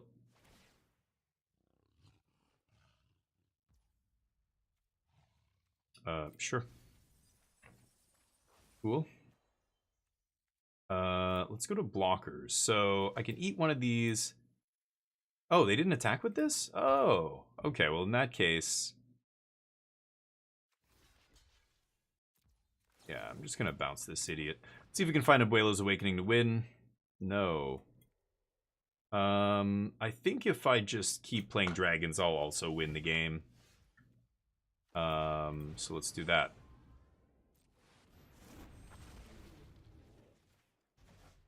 Gonna have those back.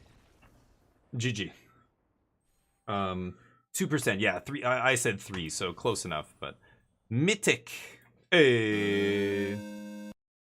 All right, let's keep jamming into the Mythic ranks here. Yeah, we could just... And this is why, like, again, the Founding debate is really interesting. I think not playing Founding of the Third Path is fine. I think it's totally fine. I don't think you need it, but there are games where you do need it. It's just they're very rare. So it's like, do you play it? Like, an extra slot is huge. I would love to have another slot. Like, I mean, that should just be the 24th land, really. But even just having another spell in the main deck would be good. But instead, I don't know. We're playing Founding. It's still somewhat useful in many of the games, but it's definitely, like, I would much rather have a Change the Equation or a Philology Archaeologist, Thundertrap Trainer, maybe a creature, put one of those back in, or a Soul Partition. I'm tempted to try one main deck Soul Partition. I can see how useful that card is against aggro and for your own, you know, it acts as a card draw spell later in the game, because you can just literally bounce Roiling Dragonstorm with no dragon, just bounce it with Soul Partition, or bounce a River Region if you don't have 2. I'll keep this. Mute your little pets. Okay.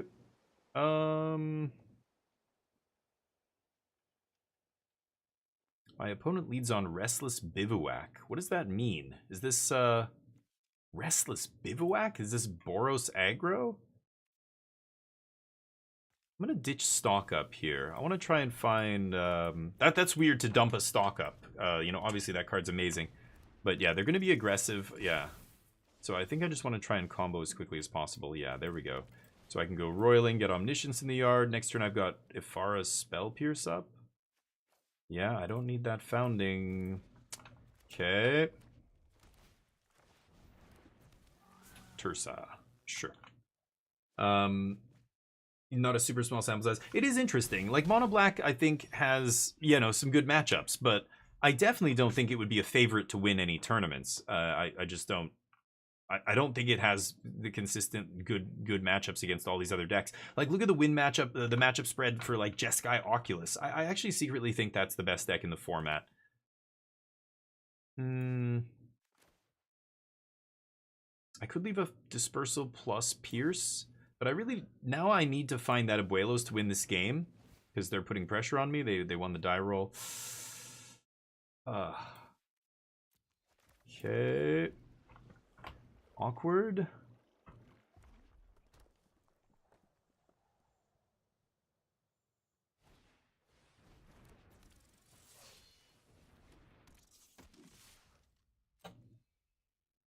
Do it. Go for it. You know, come on, we both know what's happening here. Don't play coy. Should I take it?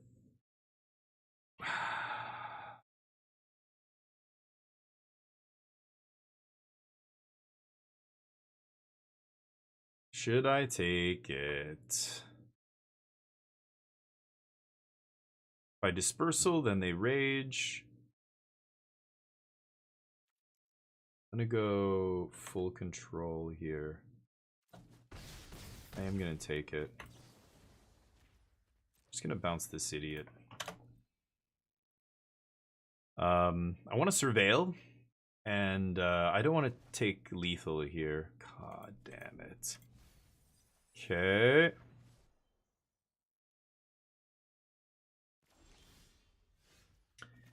By Top Deck Awakening, I might have a chance there.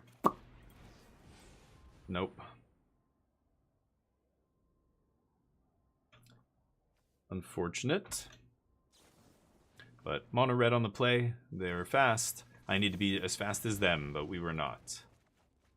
Nope. Wouldn't have found it. And there's a temp lock. I could have used that this game. That would have bought me enough time to maybe win it. Beza. I think Dave Judgment is good. Get Lost. Are they going to have Ghost Vacuum? Red, white. I don't think I want Clarion Conqueror. Spell Pierce, Confounding Riddle come out. Moments, and Stock Up gets cut. I think I'm just going to run it back. I'm just going to be faster than them, that's all. Where the decks are made up in rank doesn't matter. Yeah, I mean, well, this is actually a good matchup. I mean, Boros aggro is not the most popular aggro deck. I think it's probably the least played aggro deck. But I don't know. I'm sure you can come up with another mono black aggro or something. This is awkward though. On the play, got the Surveil. I'm gonna try this. With the Surveil, I just need to find an untapped white source, right? And then I'll be okay.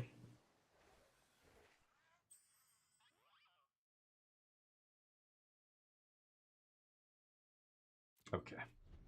I think that might kill me. I think that kills me. No plays on turn 2 is no bueno. And then stock up on 3, that's going to be too slow here. Might top deck a white source, though. That would be great if I did.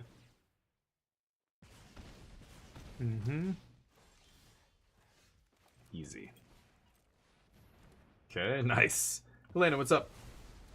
Less likely to have vacuum. Yeah, but they're going to have something. They're going to have some graveyard hate. It's not rest in peace. It would be vacuum if it was anything, right? But I don't know. I think the mono red deck is the one least likely to play vacuum, even though they do have it. Okay, let's see if we can find a... Oh, Beza's pretty good here. I guess it's Beza Templock. Yeah. Okay. Yeah, Beza's clutch. As long as they don't jam Screaming Nemesis here or something, then Beza's going to be clutch. But whose line is it anyway? Yeah, you always take it, yeah. Manifold Mouse. Okay. I might just Templock instead. Do it. Right into my bounce spell. You're lucky.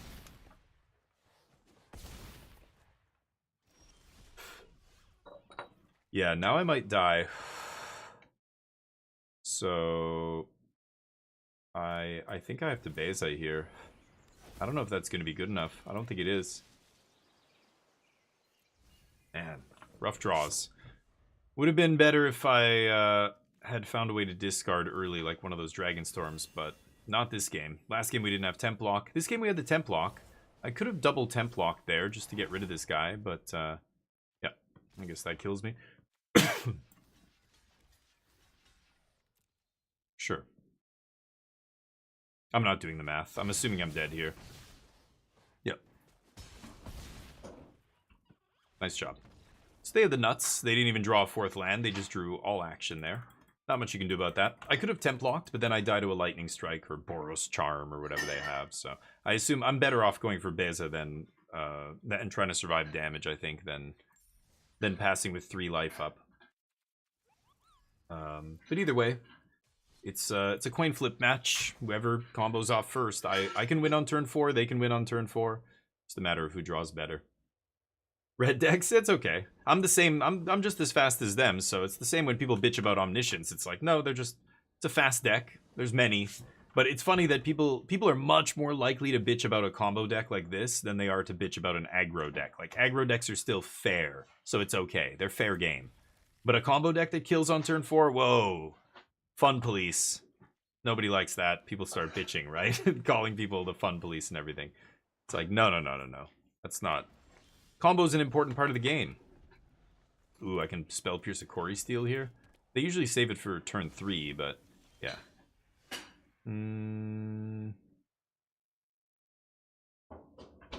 Yeah, I'm gonna try and... okay, that's a nice one. I was gonna say, I could try and leave up a Spell Pierce to mess with them here, because if I...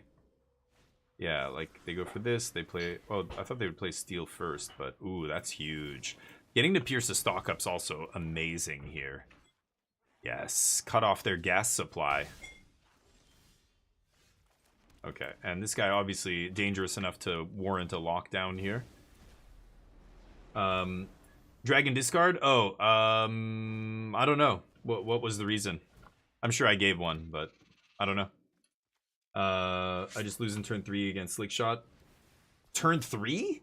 If you're losing turn 3 to any deck in Standard, you're probably not building your deck optimally. You have to have ways to interact on turn 1, 2, or 3. If you don't have anything to interact with early decks early in the game, that's just, you know, you look at all the best decks in Standard. Look at what they're playing. That's, you can't. Hold on. 5 mana. They have red up here. I think I'm stocking up, actually. I don't need to play around Spell Pierce or anything. Like, basically, people talk about this format being a turn 2 or turn 3 format or something. Somebody commented on our podcast, and I had to, like, tell them, you're totally incorrect. They were like, Standard's getting to the power level of Modern, the way Modern was a few years ago or whatever. And I was like, what? No, it is not. Absolutely not. Okay, I get to leave up Dispersal here, which is nice. And am I taking... I guess I'm taking River Region over land? Spell Pierce, I don't really want here. Spell Pierce is interesting. It lets me force through the combo, but I don't have Omniscience. We're not forcing through any combos anytime soon. So I'm going to take a card that's more useful now than in the future. Yeah. Sure.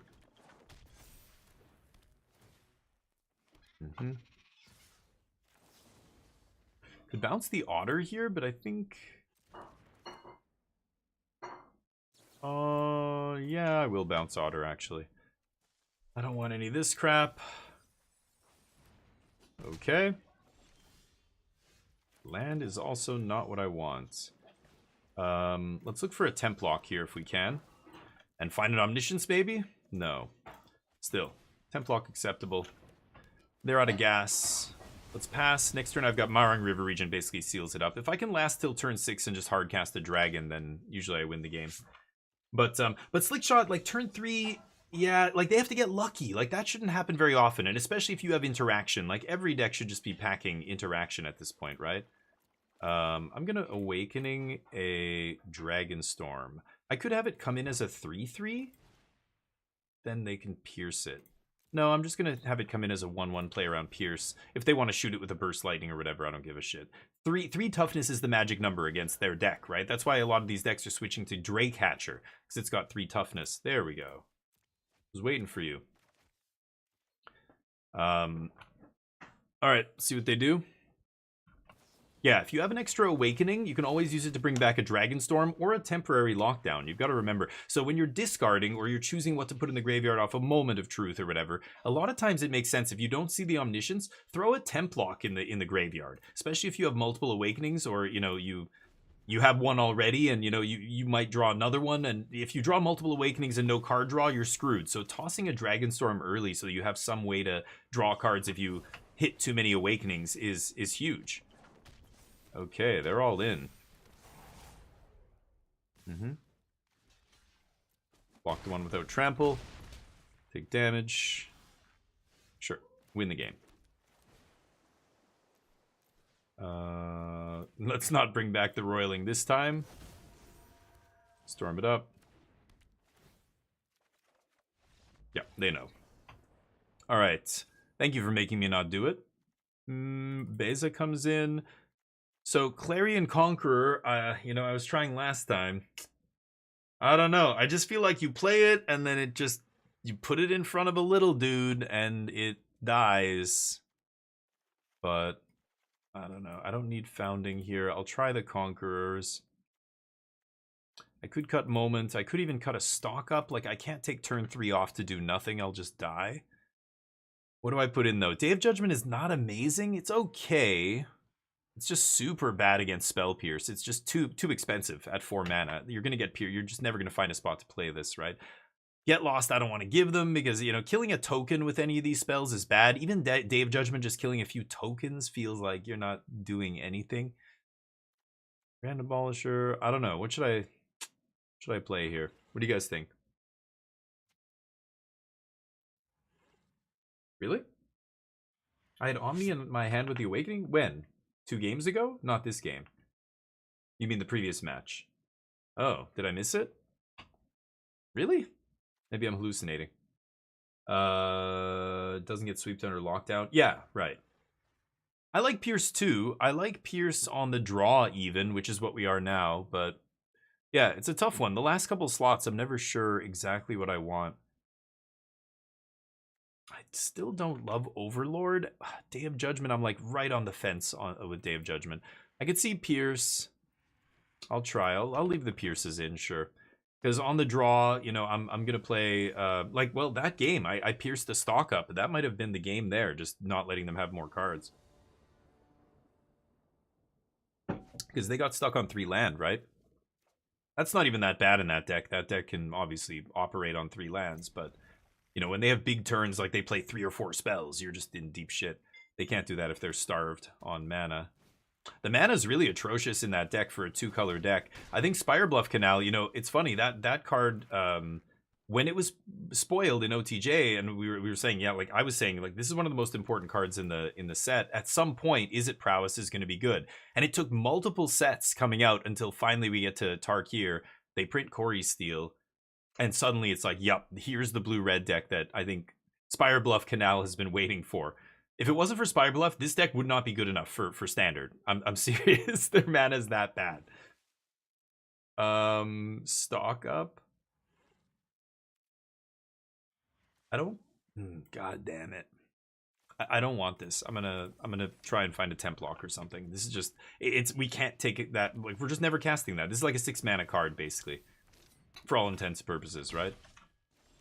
Okay. Oh, that's what I'm looking for. Go. Probably going to disperse something here. But obviously I'm untapping into...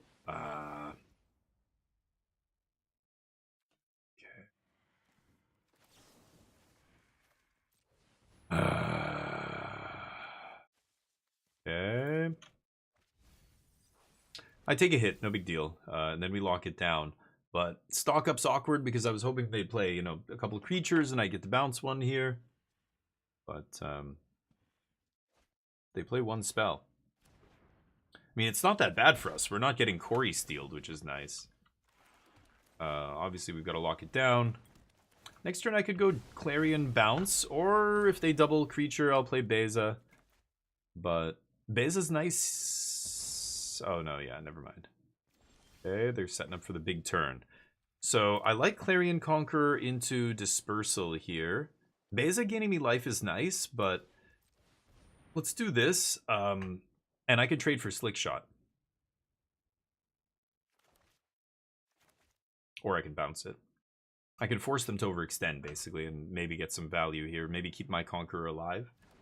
But I'm crazy, Cart. Did I literally have the combo? Sometimes that happens on Arena, because again, I'm like distracted and I'm blabbing, and I just don't notice. I know I've done it before, where I had the combo and I just clicked through the turn or played something else or whatever. Wow, all they do is play a Corey Steel here. They're calling me. Okay.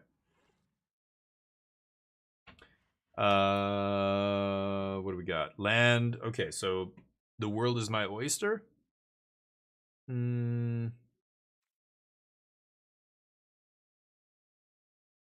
I can't draw a card here. Like, even if I play land base, I'm still gonna have 4 cards in hand.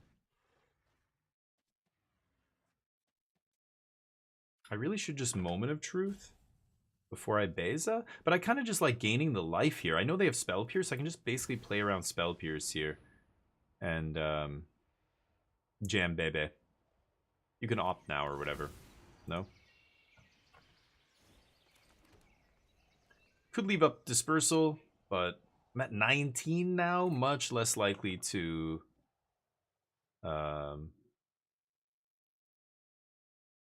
yeah, I'm much less likely to need the Dispersal this turn. I think I'm going to be safe.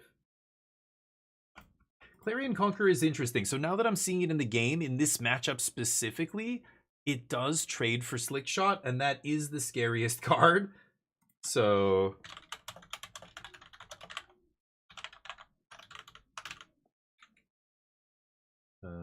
hold on a second.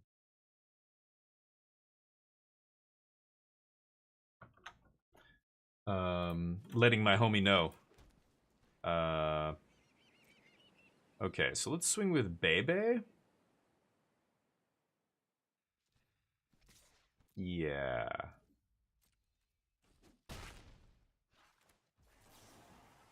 And I'm gonna Moment now. I might find Roiling Dragonstorm, and I do want to play that card. I don't fear the Ghost Vac now. But yeah, I wasn't thinking, okay, Clarion Conqueror trades for Slick Shot, and Slick Shot's the only scary, like the scariest card in their deck, right? Do I keep the Awakening here?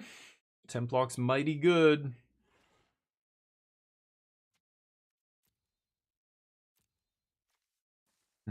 I feel like I should keep Templock there, but with Dispersal, another Beza in my hand, I think I'm safe, right? Pass. What do you think about Into the Floodmaw in the sideboard? Yeah, like it's interesting, like bouncing a Vacuum or something like that on their end step and then untapping, you know, going off. I don't know. It gives you one window, I guess. I don't know. I guess I feel like the number of situations where something like Into the Floodmaw is going to win you the game is very narrow. Like you're trying to bring in a sideboard card that requires a very specific situation before it's good. Because at any other point during the game, if you draw it, it doesn't do anything, right? Like, I mean, Temporary Lockdown at least like stops them. Like a single bounce spell is never stopping anyone. So it is it's weird. I don't know, maybe. MTG, what's up? I just messaged you on Discord. Yeah, well, I literally said I want to try 2, because now I'm seeing this is the most commonly played deck. I'm just gonna bounce the Slick Shot. This is the most commonly played deck, and if like I didn't know what I assume this is for control and the late game decks and stuff that bring in Ghost Vac, and the game's gonna go long. They're gonna find it. They're gonna have the Vacuum or whatever. But I'm starting to realize it's not for that. It's for this matchup, because it just trades with Slick Shot. That's it. That's the part I didn't see, because you have to play the game to kind of see that. On paper, you're just like, yeah, like it stops their Ghost Vacuum, I guess. Any little ground creature, I'm never blocking, because it's so easy to overwhelm this 3/3. It's not like Beza. Beza requires, you know, a monstrous rage, basically. But it is weird. Like, here I'm, you know, I don't have, what's it called? Grand Abolisher here. If I had Grand Abolisher, I could just go off right now, but I can't, because I've got Clarion Conqueror. So I'm playing both, and I don't know if that's correct, but yeah. Should have graveyarded Lockdown? Oh, instead of the land? Yeah, I kept it in my deck. Yeah, you're right. Could have graveyarded it. I ended up having multiple awakenings as well. Should I ditch a land here? I kind of want to make a land drop, but my opponent's got more cards than me, and I've got another Bebe. Should I attack? Yeah, I'm at 19. Wait.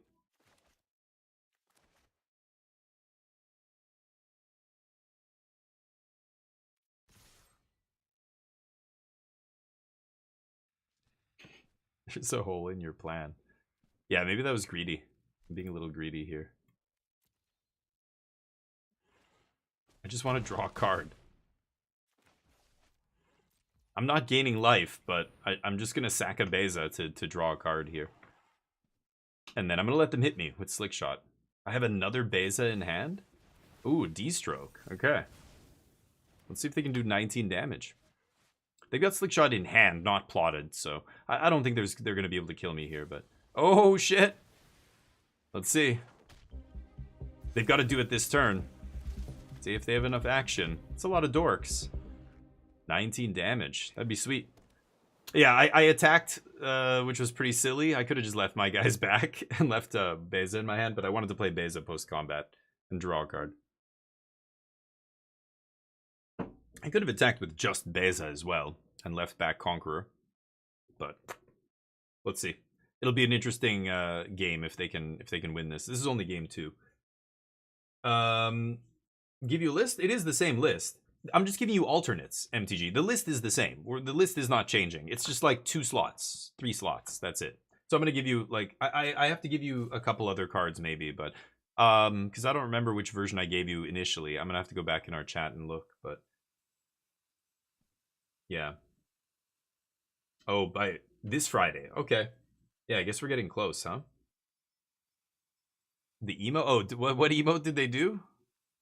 Oh, the hole in your plan one? Yeah, they're pretty silly. Always have a backup plan or something like that. Yep.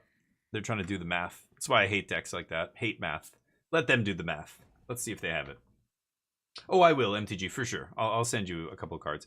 I was even going to go get some myself. I feel kind of bad, like uncommons and commons and stuff. I could probably find myself.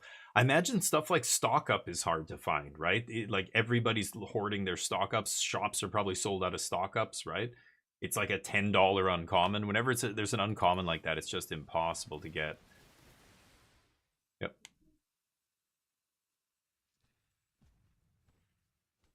Let all the triggers resolve first. See if they do it. Voice of Victory, yeah. Yeah. Yeah, you're right, Soptrup. The fact that the voice survives burst lightning and stuff is relevant, but oftentimes they side that out. Actually, my opponent has Torch in their deck here still, which is surprising. Usually this is the kind of thing they side out, because they're not often beating the... Hey, you did it! Pretty lucky. They had to have exactly enough spells in their hand. They had all spells, so GG. Let's go to the next one. I think I'm going to keep it the same. Like, Grand Abolisher, the turn I play him, he wins the game, because they can't torch him the turn you play him, and the turn you play him is when you win the game, right? So it almost doesn't matter that it has less toughness. That's the way I see it. But what does matter is it shuts off Vacuum. And that way, yeah, you can, you get to the point where you have 6 mana or 8 mana or whatever. I guess you need 8. Yeah, to go Abolisher, Dragonstorm, Awakening, right? Oh, the one land. I have a Surveil, and I have a Bounce. I'm kind of tempted to keep this.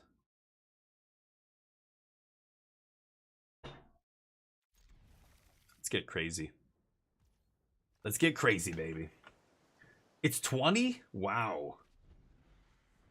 Are you serious? Oh, Canadian. Yeah. So, I was thinking US dollars because that's what I'm hearing often when I'm listening to other people talk about the market and metagames and stuff. They're using US dollar. Yeah, 20 Canadian. Okay, it's not 20 US. No.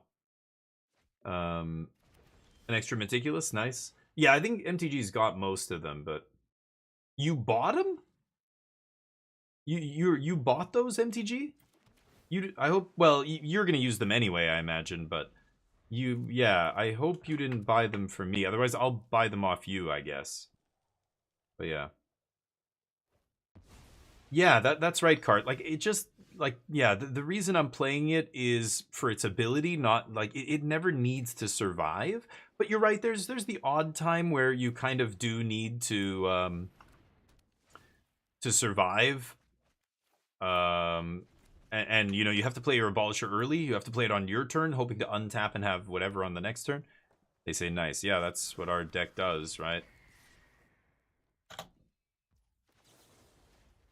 I'm assuming they have a vacuum or something. Should I keep land here? It's a tapped land. Should I just ditch both of these, look for untapped land? I don't think I'm winning the game this turn. Even if I draw an untapped land, they're going to leave up, yeah, their mana. So I'm not going for anything this turn. Let's just pass. I can go for the Awakening. They counter it. Untap Awakening. They counter it. We'll see. I think after they counter the first one, they're going to have to start playing shit. They only have one blue source here as well. And no lands this turn. Yeesh. They're going to have to discard, so they might Spell Pierce this. No, that's crazy. They know I can just win the game if they, yeah. I already have a Pierce, so I'm just going to take the land here. I think I can put... Oh, I'm going to put Pierce in the yard, and they're going to see that and think the chance of me having another Pierce has got to be 0, right? Because I even discarded a Pierce. But if I'm discarding a Pierce, that should tell them I have a Pierce, right? I don't know. I have no card draw here, but Beza draws me a card, plus getting Omniscience into play, pretty nice. Wow. I don't know. Like, all I have is Beza, but Beza draws me a card? Yeah, I'm going to go for this. Let's do it. Even if they have a torch or whatever, I don't really give a shit. Nice. Draw. They remove it. Hey. I can't pierce this. Okay. Well, so be it. I get Bebe. Maybe I should... No, I was going to pierce their Pierce, you know, to stop my Abuelos. But I guess if they have Torch as well, sure.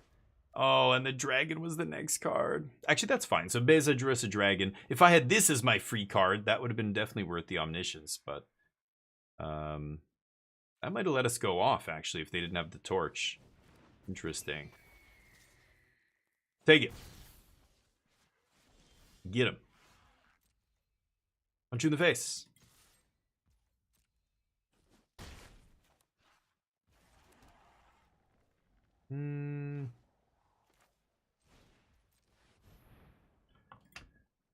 Let's do this. It's not great because I want to play Region and bounce that Dragon Storm, but I think this is fine.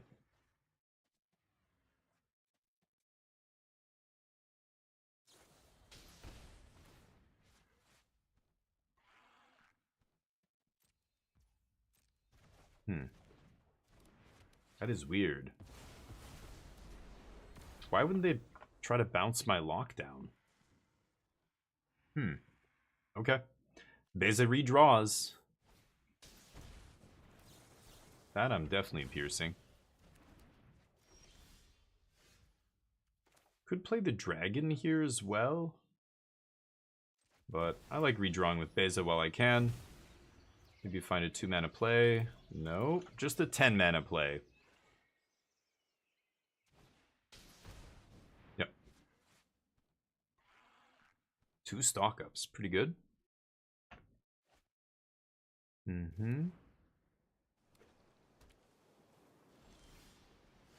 What the fuck? I just top deck 3 Omnisciences in a row. Crazy. Okay. I'm actually gonna draw cards here. Not gonna let them untap.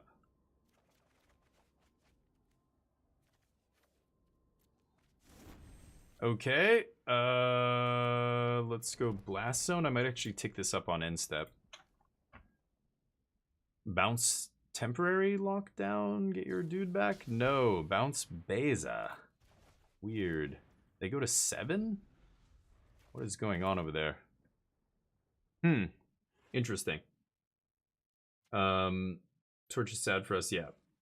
Slime Dragon. I could have, yeah, I could have Slime Dragon. They like with Into the Flood mod, it looks like it's not winning me the game, but it could have put the threat into play to force them to do that. They're gonna bounce whatever I play. Beza's drawing me cards, so I feel like that's better, but now it's not drawing me cards. I have too many cards. I guess we'll just play Beza. No value. Go. So many potential triggers, 0. Okay. I've got 10 mana to start hardcasting Omniscience if I really want.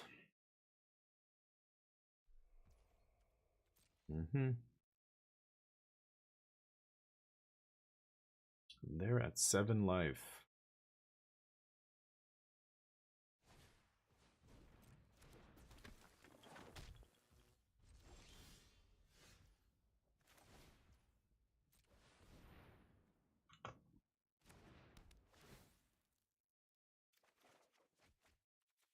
Nice. Well, let's attack with Beza first.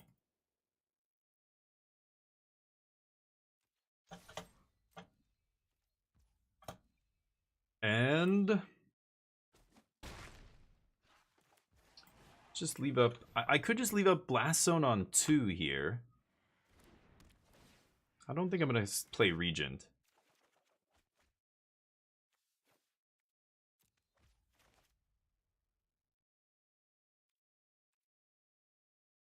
Pass. They didn't block. Interesting.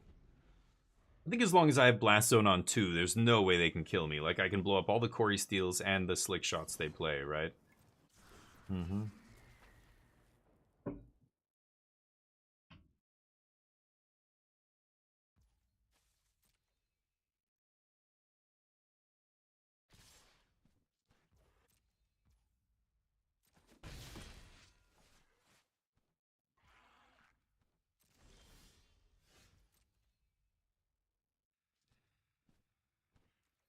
Swing. Do whatever you're gonna do.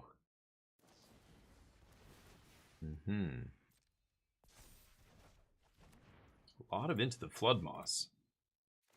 TP. I don't care about losing Dragon Storms here. My opponent's on 3 life.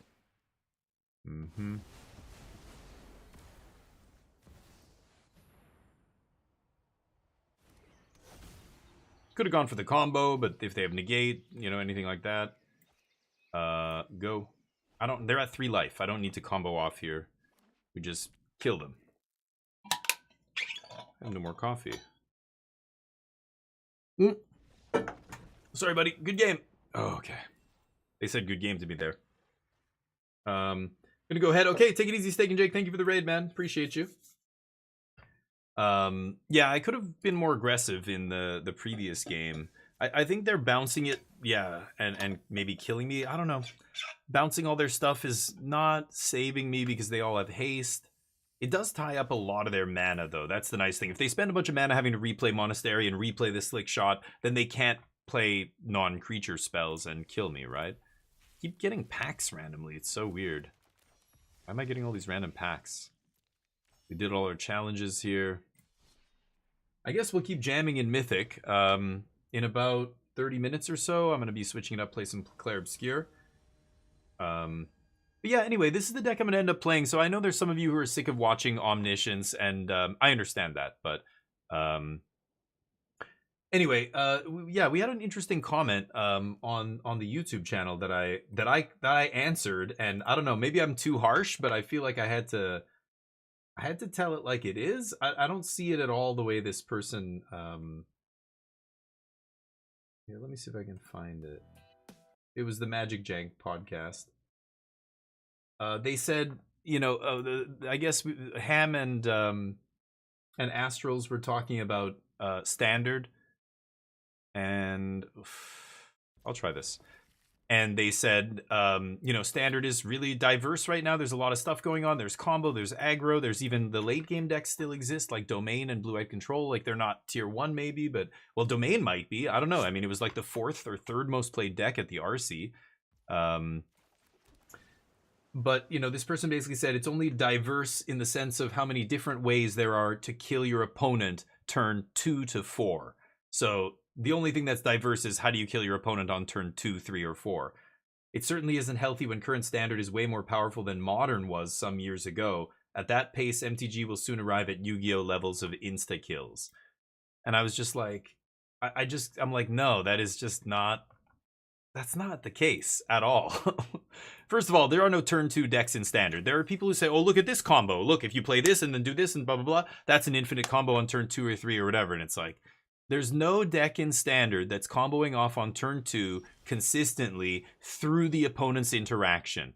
I'm not talking about gold fishing here against Sparky, you know, best of 1. And in best of 3 Magic in Standard, there are no decks that are consistently killing you on turn 2 through any interaction. It's just impossible. It's Magical Christmas Land, right? You can, on paper, you can make up a scenario where a deck can kill on turn 2. That's just, it's a useless exercise. It's never happening in real life, right? So it is a turn 4 format. Standards, which is fast. Turn 4 for Standard is pretty fast. Like, they've said other formats they want it. Like, Modern is turn 3, you know, Pioneer maybe turn 3, turn 4. Pioneer's closer to Standard than it is to Modern, I think. But Standard being turn 4, there are decks that can consistently kill you on turn 4, even through interaction. This is one of them, right? Not to mention, you know, Mono Red or whatever, Gruul. Even Izzet can kill you by turn 4. Like, the Leyline of Resurgent, the red Leyline decks, they could kill you before turn 4. But again, that's exactly the example that I'm talking about, where it's not a real deck. It's not a consistent enough deck to be considered real. The Gruul, the Leyline version of the aggro deck is just way too inconsistent to be considered a top deck. It's just not, right? The other version is the top deck. So, you know, it's just false. And then Modern, when people say Standard is approaching Modern power levels, I was just like, wait, what? Arconi knows. No way. It's a raid. How you doing, buddy? Hopefully life is good. Thank you for the raid. Welcome, everyone. Welcome to the squadron. Let's go, baby. How you doing? Go give Ark some love. Give him a shout out here. Hold up. Go give Ark some love. They're awesome. Look at that. Who doesn't want to be? Look, that's so cuddly and adorable. Go follow them now, or you're banned, all of you. Do it. Here we go. I'm going to win the game. No, I can't draw cards, right? I'm still gonna win the game? Should I put... I could put both Omnisciences into play, but then I just can't win the game. I need at least one piece of card draw here, so I have to pass. We're playing Omniscience combo here at Magic the Gathering. What were you playing, dude? You were playing Magic as well. What format? Hey, thank you for the follow, Sab Polly. Sab Polly, you're a goddamn legend. Welcome to the squadron, pal. Appreciate the follow. You guys are awesome. It's the DF16 channel. Give it a follow. Give it a little click. Wow. You will not regret it for at least another couple of hours, and then we get really drunk, and then you're gonna regret following, almost certainly. Okay, let's surveil 2 here. Let's see what I have on top. I'm stock up. That's a deal. Yes, that wins me the game. Okay, so the only way they can stop me here is if they have multiple get losts, because I get to slam Omniscience, so creature removal isn't going to do it. I could chill, bide my time. I'll just stock up first here. Let's chill. I'll look for a counter spell or something to protect us, like that one and that one. Excellent. Now we're going to go for it, and we're going to crush them like a bug. Standard ranked Taiga Monument to Endurance. Oh, nice. Yeah. Taiga Monument deck. Whoa. I at the RC in Minneapolis, there was a white-red Monument deck that did pretty well in day 1. It's apparently really bad against Jeskai Oculus, so it got trashed in day 2. But Taiga Monument? So what colors are we talking here? Blue, What? Blue-black? Okay, so now they only have one spell up here, one Get Lost, and I've got multiple counters, so now the coast is clear. I'll name Dragon, it doesn't really matter. Now we can combo off. Omniscience! Come back into the battlefield, do my bidding.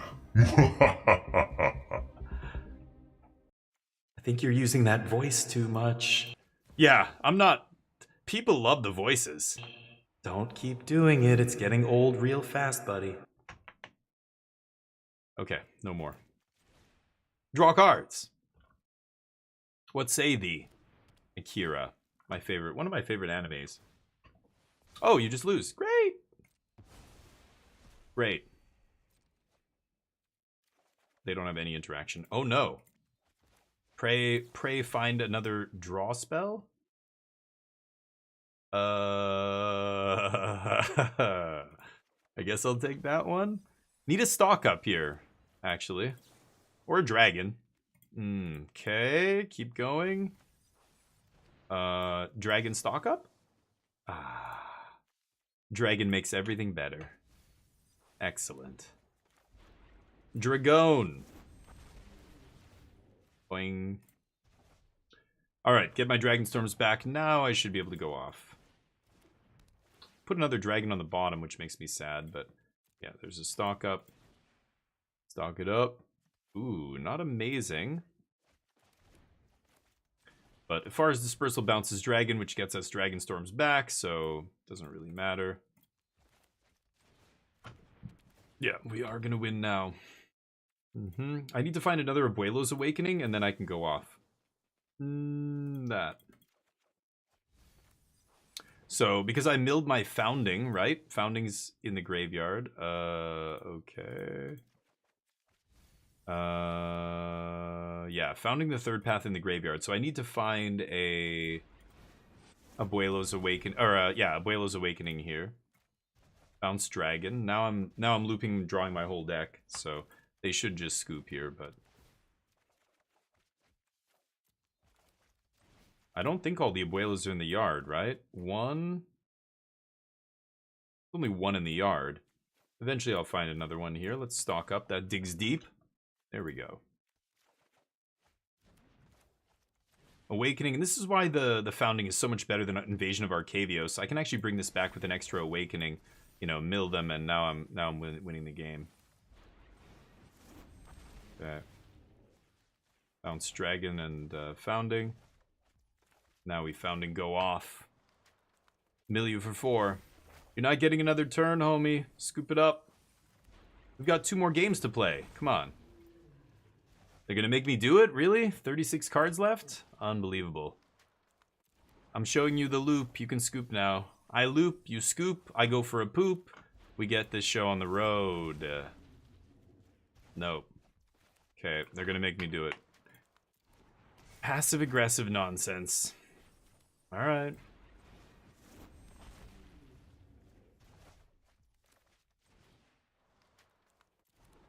Million for 4.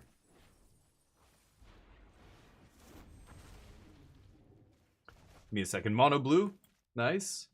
Deck's doing, yeah, a couple changes. We're trying Clarion Conqueror in the sideboard, and I think I like it. I actually think it's a good, it's better than I thought. The only reason I like it is because it has a good, it ends up being relevant in the blue-red mirror, or blue-red Corey Steele match, which, is the most played deck. I think it actually makes sense just for that. Just to play it only there. I don't know, maybe I should play voice too, but voice...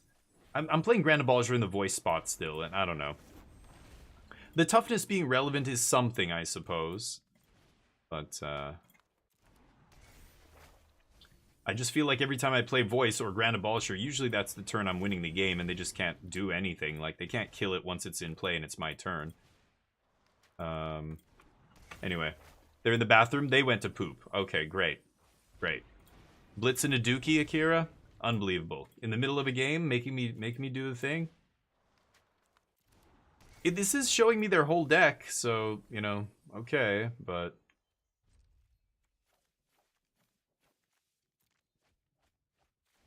Okay.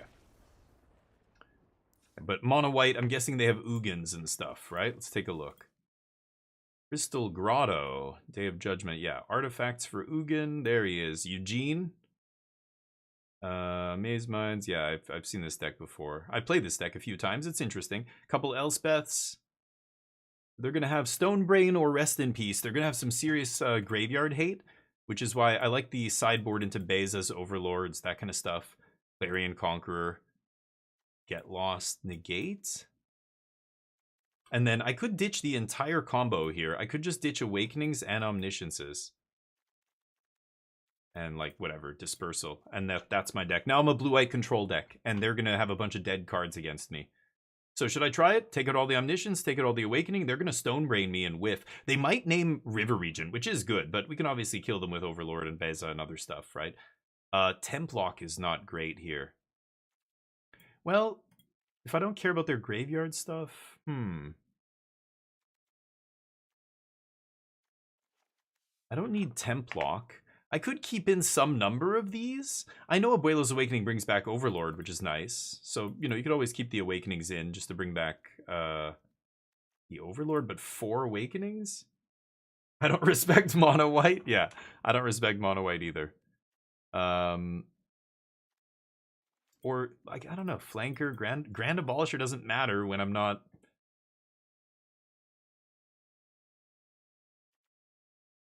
I don't know.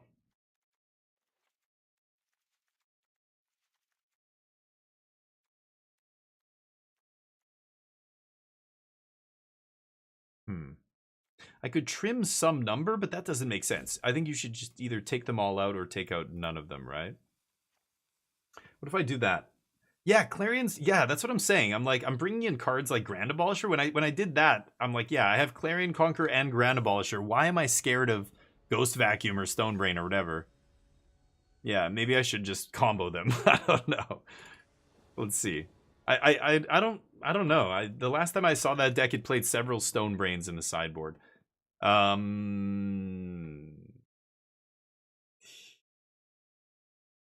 mulligan this. Right.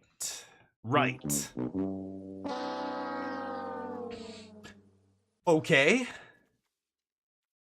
Yup. Choiceless. That's what I am. 0 choices. Lands go on the bottom. Gotta keep this. Oh boy. Voice would be better for the aggro memes. Yeah. Oh yeah, sometimes you can aggro, but again, that only works against like blue-white control. Like there is no blue-white control. You're not even gonna aggro out the Jeskai control decks because they have a big vigilant flyer. High noon, deal. Sure. Okay, we rip on. Okay.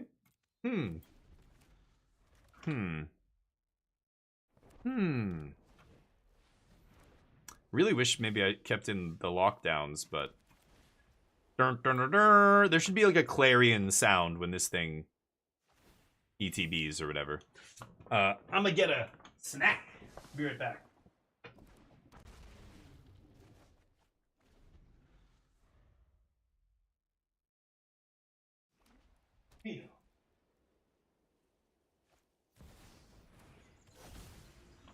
All right. Oof. Herbinder.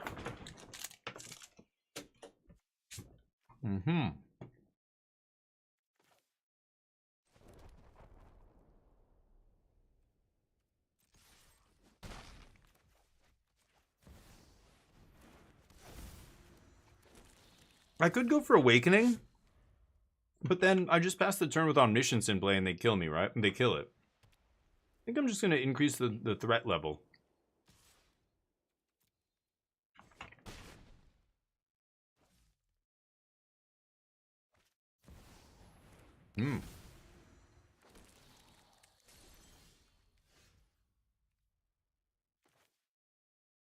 I don't know. Should I? Yeah, why not?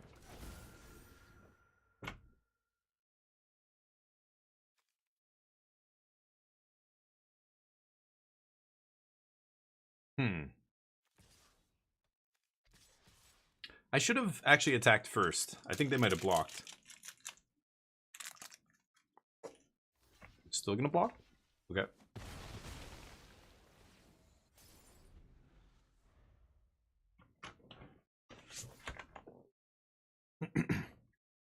Signature luck of the drop. Yeah, it is interesting to see. You're right.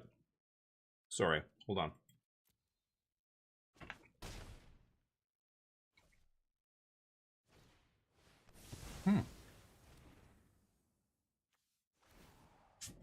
Maybe I just tick up Blast Zone and kill him that way. I think I should. Tapline means I can't activate Blast Zone and play Dragonstorm here, so I'm gonna have to not play a spell this turn, which sucks. But tick up Blast Zone, blow up their Maze Mind and their High Noon here. Is it, oh, I was gonna say, is it Ugin? Do they not realize that I'm gonna Blast Zone them? Wow, kind of surprised to see that. Okay. Didn't think they'd play another Maze Mind. That seems crazy to me.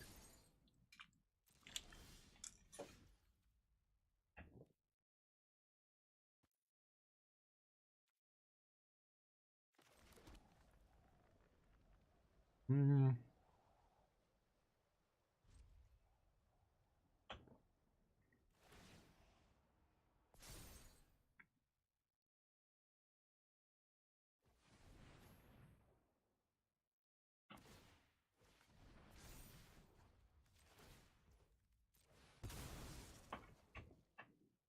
Okay.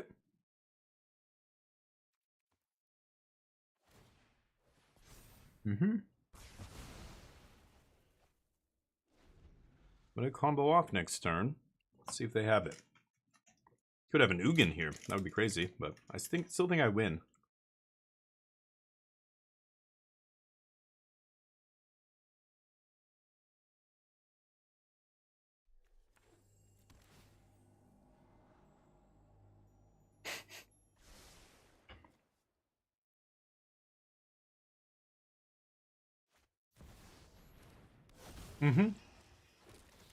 Yep, you're right. The return of Dragonstorm is huge, but I wouldn't play it just for that.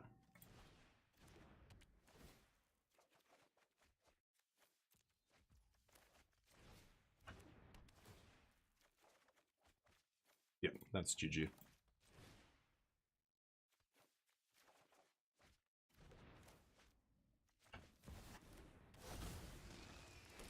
So I heard you like infinite 2/1 flyers.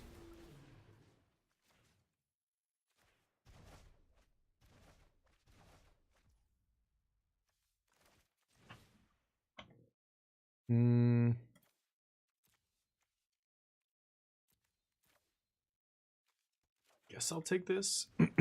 Don't love. Oops. Clicked too fast there. Yeah, there's another dragon. Overlord.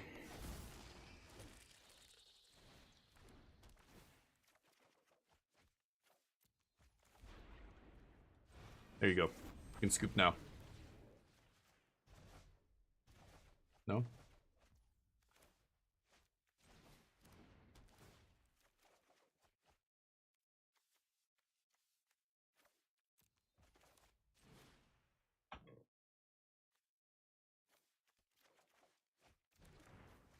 Oh, did I take out Founding? I did, right?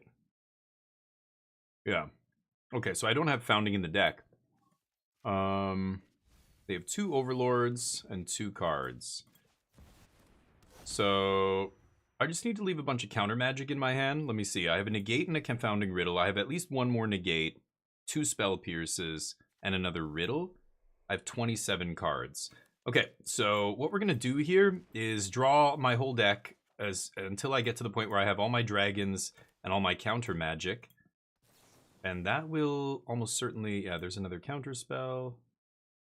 I'll ditch the Dragonstorm because I can bring it back. With a bunch of counter magic in play, there's just no way they're going to kill me here. So I'm going to play another River Regent. Let's bounce this. And this is already lethal, right? I don't have to bounce anything else. I'm going to bounce Omniscience, actually, because then I can replay it as an enchantment. That'll be harder for them to kill if they have Day of Judgment or something. I'm just going to attack here. I'm not even going to look for the rest of my counter magic. I just don't need it. Let's end the turn. I can ditch a Get Lost. Okay. And there's just nothing they could possibly play here that's going to resolve, right? So this is why I said you don't really need the Founding. Like, passing with, you know, a bunch of power in play and counter magic in hand just means they can't win, right? Even if they have Ugin or whatever the biggest, most powerful card in their deck is not good enough here. They could have killed my Blast Zone. They had Demo Field, yeah. Well, they didn't think about me taking up Blast Zone and killing their shit when they played their second Maze Mine. As soon as they did that, I was just like, oh. So they could have killed it when I activated it, you mean? Like when I ticked it up. Yeah, they could have killed it. They had the Demo Field and they didn't kill it. I don't think they realized that all of their permanents lined up there, and they were all 2 mana. As soon as we got the High Noon off the battlefield, I went off. But well, they could have killed it. Yeah, they had the Demo Field too, right? I was eating a protein bar. This is, I think these are the best ones. These are the best brand that I found. Pure Protein. I'm always available for a sponsorship. Pure Protein. I'm a whore for money. Give me money. They're really good. 21 grams of protein. This one's Chocolate Fudge Deluxe. Chocolate Deluxe. But the peanut butter ones? Mwah. Oh, peanut butter. Peanut butter anything. Really? Really? And then you're going to rope me? Come on, dude. Just scoop. Whatever. Maybe they were on mobile and they just closed their phone or whatever.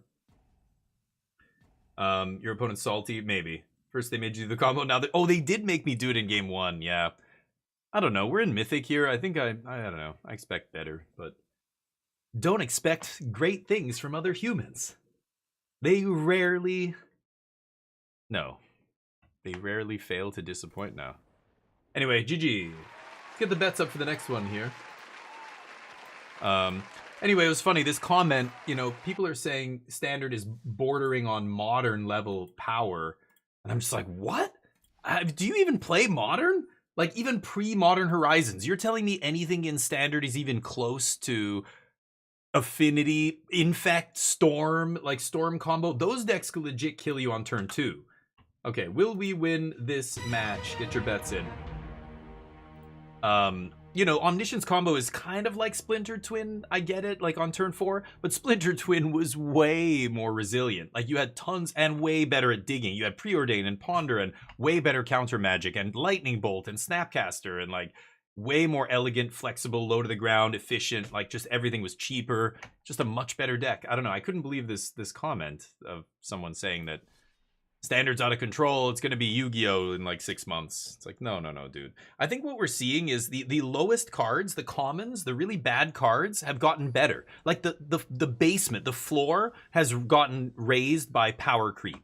Have the best cards, has the ceiling gone up? Maybe a little bit, but really what we're seeing is the biggest difference is at the floor. The shittiest cards in the game are not shitty anymore. Even the most basic commons in every set are good in limited.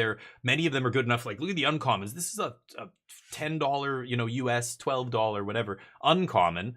You know, the floor has gotten better, but this isn't Oko. It's not like there's, you know, and if you go back far enough, there's been all kinds of power spikes that, you know, had to be banned and everything else. So saying that Magic now is more powerful than it used to be, what, because aggro's good, because cheap cards are good? I don't think that holds up. I think that's a little bit sky is falling kind of silly shit, right? I don't know, that's the way I see it. But power creep is real. I'm not saying it's not a thing. But I think the way it affects the game is not how people think. It's not the best cards getting better. It's the shittiest cards getting better. So yeah, when you pay 6 mana, you don't just get a Craw Worm anymore. Yeah, you get something much better than a Craw Worm now. That's kind of how it always should be. Like, creatures were super bad back in the day. So I don't mind that, like, the crappiest cards are getting better. Like, you know, now you're getting a lot. But look at some of the stuff. You can pay 7 mana for a Jeskai Ultimatum. Look at all the shit you get. But is anybody playing that card in Standard? No. This deck was briefly until a better, you know, setup came along, and that was it. They ditched it. So, like, you know, those cards, the problem is they're just too expensive. Big flashy dragons and all that stuff. Like, it doesn't... I'm dead.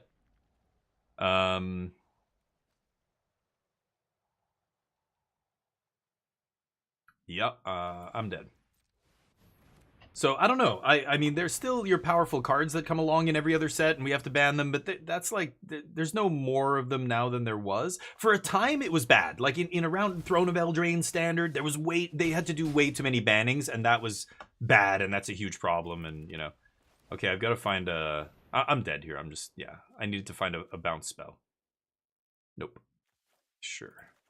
Okay, mono red wins the die roll, comes out swinging. I don't have any bounce spells. I lose. Yeah, that's what I'm afraid of, Helena. I think they will for sure. I think I talked about this way back when they first announced that Universes Beyond was coming to Standard, and I was saying basically like, look at Lord of the Rings, look at how pushed it was. Look at every time they do, like, these are like master sets. This Final Fantasy set and a bunch of the other sets like this, these Universes Beyond sets that are going to go into Standard, are going to be like master sets for Standard. They're going to be definitely pushed, right? I mean, it would make no sense for them not to be pushed, and I bet you the deals that Hasbro is making with these other IP holders like Disney and whoever else, you know, I don't know who owns, you know, some of the IP, Final Fantasy, Square, you know, Squaresoft, whatever. They are, wait, I'm not dead?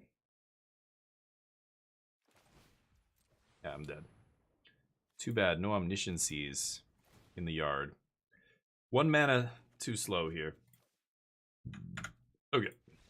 I think the deals that they're making, I bet you those IP holders are saying, okay, listen, if we let you use the Final Fantasy IP or whatever, you've got to make, okay, here's the main cast of characters. So these 5 are the main characters. Those are the ones we're choosing. You push those ones, you know? And yeah. You sure about that? Oh, yeah. You sure about that? Absolutely. It's that kind of stuff that's baked into all those contracts. Because Final Fantasy or whoever they don't want the Magic cards to be not impressive that are using their IP, right? Not for the main characters, not the main story, you know, lore characters or whatever, right? But like the uncommons and commons, the little garbage dudes, sure, that's fine. But I bet you they're telling them, look, like these things have to be pushed, and Wizards knows, like they have to push it, right? Some of these cards need to be busted. I don't know. I imagine these Universes Beyond sets are going to be more pushed than a normal set. That only makes sense, I think. But Beza comes in. Day of Judgment, Get Lost, taking out Pierce, Riddle, Founding, and 1 Moment, or Stock Up, something like that. Clarion Conqueror.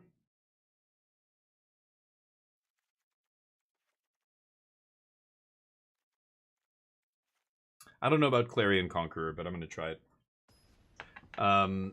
Sorry, catching up. Balance of, it was really off 7 mana cards, literally should kill your opponents. Yeah, the 1 and 2 drops. I mean, yeah, but because they're cheap, like, yeah, and cheap cards, so that's what I'm just kind of saying, like, the floor is getting better. The cheap commons and stuff, like a 1-drop these days is so much better than 1-drops have ever been. Like, only the best 1-drops, I mean, it's still not Deathrite Shaman or Ragavan or some crazy shit, but like even the Siren and stuff, just a 1-drop that makes a piece of cardboard. Like Thraben Inspector was one of the best 1-drops. You know, it was in Vintage Cube. It was just a part of tons of decks, just because, yeah, you're getting 2 pieces of cardboard for 1 mana. There's always a way to make that good, you know. I think, yeah. So I don't know. I think there's not. I think the baseline, like the baseline power level of the format has gone up, but that doesn't mean the ceiling has gone up. I think that's what people get mixed up. They think the ceiling is going up with power creep. That's not the case, but yeah. Yeah, summer sets are typically more powerful. Yep, you're absolutely right. Okay, need to find a discard effect. Yeah, and like sets at the beginning and the end of rotation are usually very powerful. I mean, like now that we have a 3-year rotation, by the time we get to the 3rd year, you're talking a standard format that is over a dozen sets, right? It'll be like 15 sets or whatever, more than that now, right? I don't even know how many sets it'll be at the end of standard. It's going to be big. The card pool is going to be huge, and that means any set coming in at the tail end of that is going to be, oh boy, I need a land here, is going to struggle to see any play unless it's really pushed, right? I mean, that only tracks, right? If your set is coming in as the 15th set of the format, to compete with that big of a card pool, like the bigger the card pool, the more powerful the decks. So if a new set comes out and it's not a banger, then it's just not going to be good enough, and it's not going to see play, and people are going to be unhappy. So it's God damn it, dude. Okay.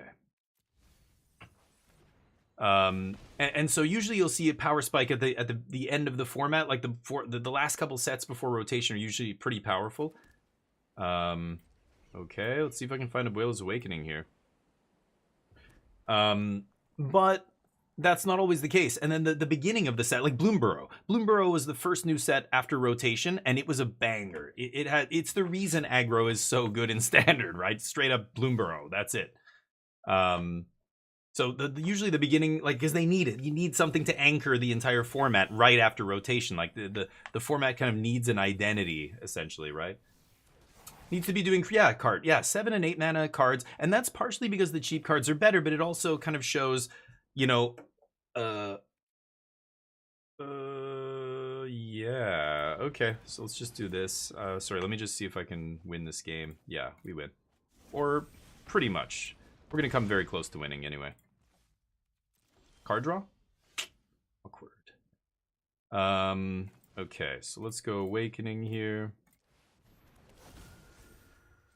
Another Omniscience to make sure. Let's lock this down now. Now, I could just slam Dragon. It's probably good enough with Get Lost in my hand, but I'm going to go for the draw here. And we fucking miss. Ouch. Ouch. What the hell? Okay, that is unfortunate. Well, I've got Get Lost, but should have just played the Dragon, I guess. The Dragon is not amazing against Screaming Nemesis, right? If they have Screaming Nemesis, then kind of shitty. Okay, I'm going to save Get Lost here. Don't want to give them maps. It's the 1 and 2 drops that are good. Yeah, that are better. But that's because they've been so bad. So you're seeing a big difference in the 1 and 2 drops, but I don't think they're like overpowered or anything. I don't think any of these mice are bannable. They're just really strong, and that's how they should be, right? And again, just this is insane. I'll pass. Oh my god.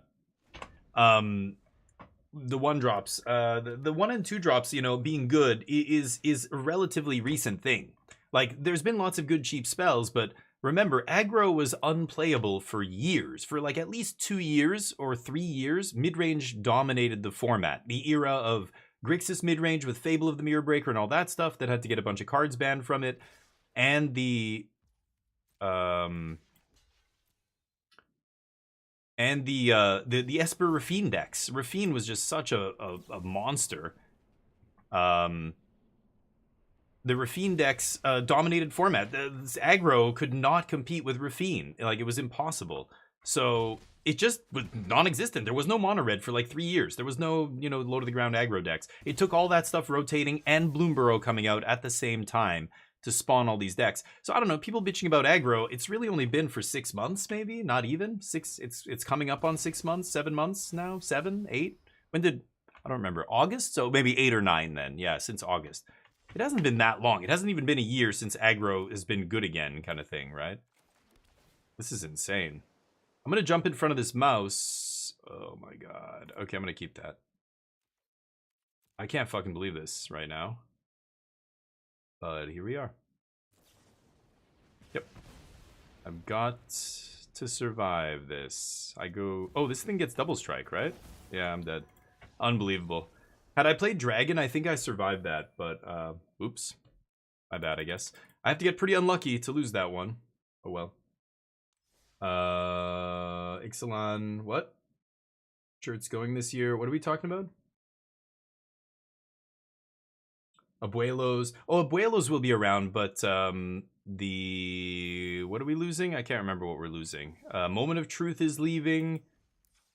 And Temporary. Temporary Lockdown is a big one. When this rotates, that's going to be rough.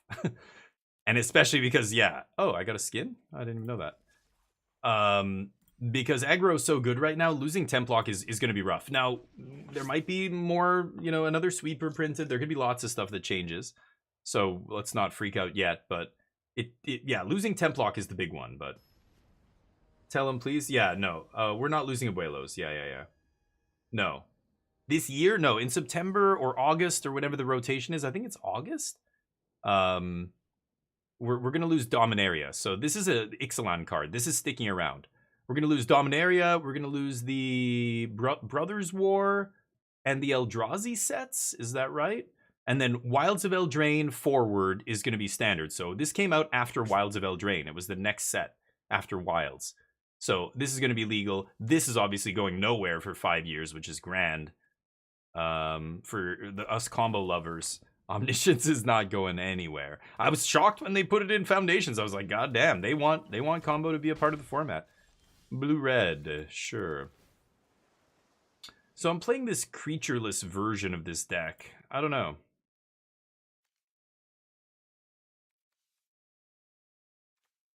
Ah, man, I don't know why. I think I should keep that. Getting to 4 to discard Omniscience is not going to happen. I need to find a Dragonstorm, so maybe like milling that is better, but I feel like I'm going to be able to use that next turn. Yeah, Arcane Bombardment. Yeah, those kind of cards are just not... They're just too expensive, right? It's like what Cart was saying before. There's no 7-mana spell that... Like, it has to just win the game. So Atraxa is the kind of card that... that is good, like is so powerful and everything, but really it's not even dominating standard. It's nowhere to be seen in standard now. I mean, it was a big part of standard for a while. People were calling for it to be banned. You know, there was a lot of people who wanted Atraxa out of the format back when Domain was jamming it.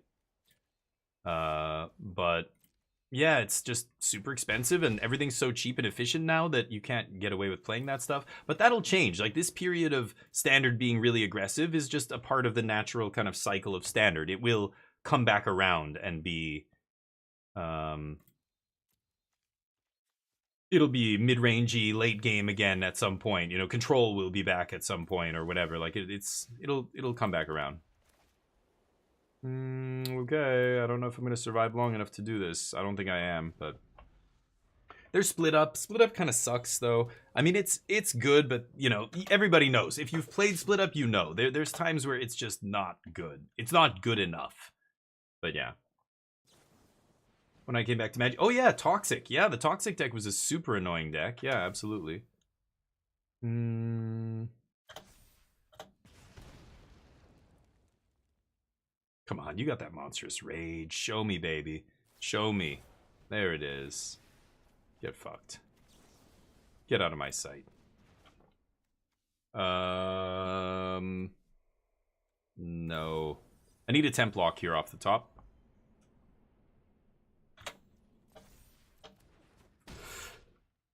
Take 4.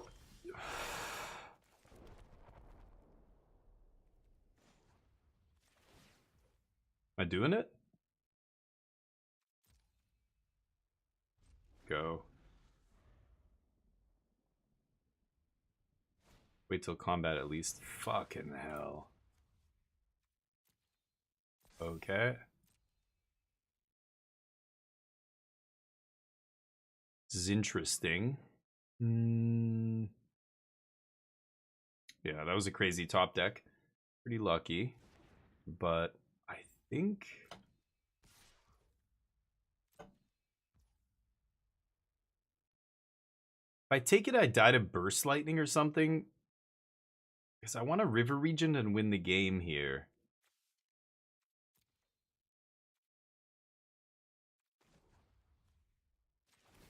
I can't take the chance, right? I just got to do this now. Okay. Blast Zone coming in clutch. Yikes. Okay, well, we get to discard Omniscience here. Oh, because no, I'm playing a land though, right? Shit. And I need an untapped blue mana there. I'm dead.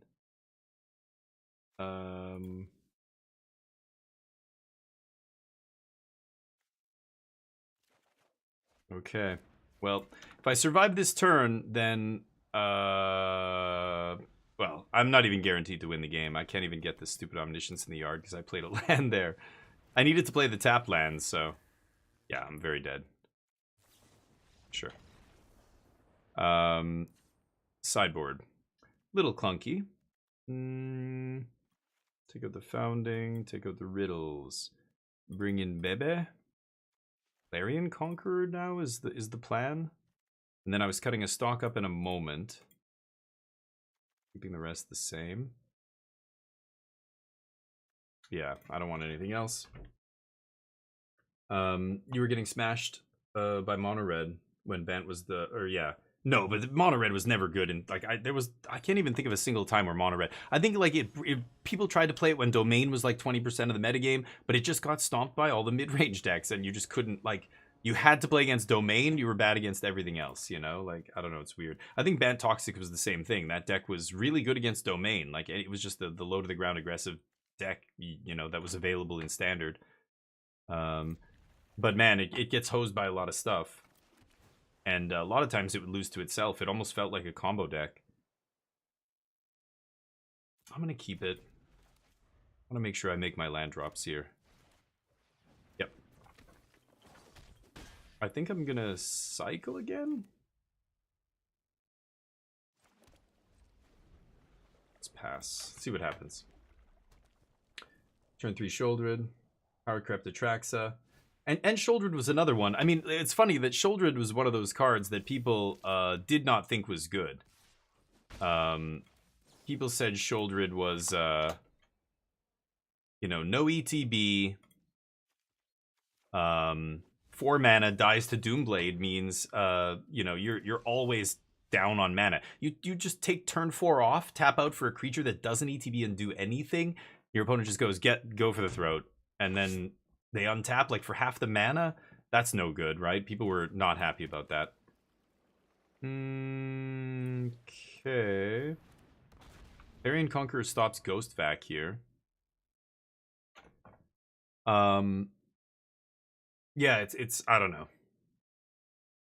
know. But then Shouldered, of course, being insane because of Rafine and everything that was happening in the format, immediately it became, you know, one of the most expensive cards in Standard.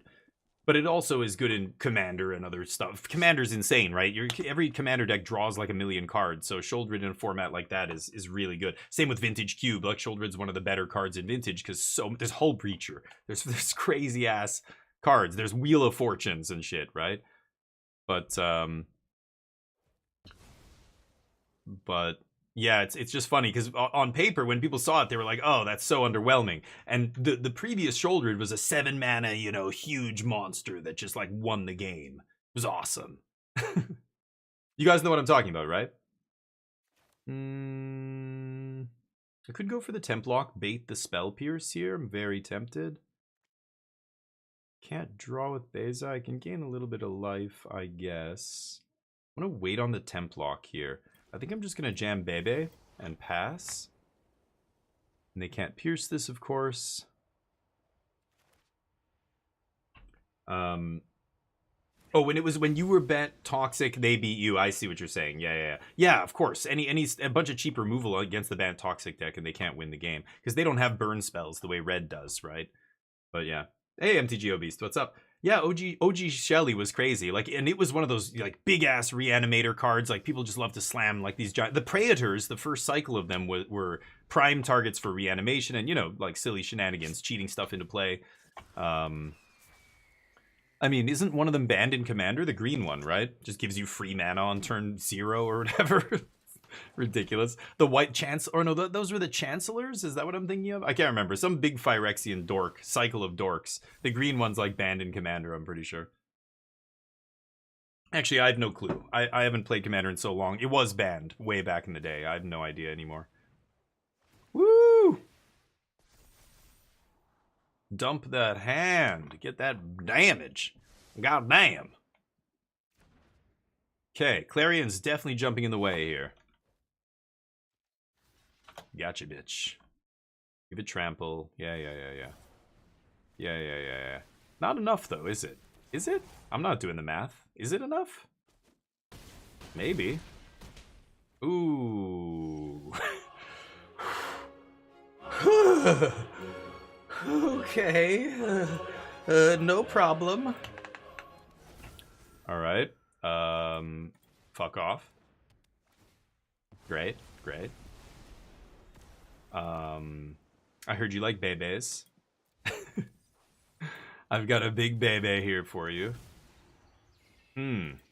What? I want to draw. No, I want more though. I want more of them. I'm just gonna play Bebe again. Trigger on the stack, bounce it? No, then I still can't draw a card, right? Okay. Ooh. All that life! Dragonstorm? Yeah, I'll keep both of those, actually. That draws me the Dragonstorm. Dragonstorm into Templock. And then I can just pass here now. 13 life. Yeah. Okay, pass. Just cast Beza 3 times. Go. Against the aggro deck. I was at 1 life. Oh, shit. No blocks. Gonna keep my 10 mana enchantment, thank you. No. That is harsh, though, losing my Dragonstorm. I'm gonna do this? I don't know. I hope I don't die out of nowhere. That would be hilarious. They go like Corey Steele into Sleight of Hand, into like, you know, or Stock Up into blah, blah, blah. I'm gonna keep it the same, I think. We'll run it back.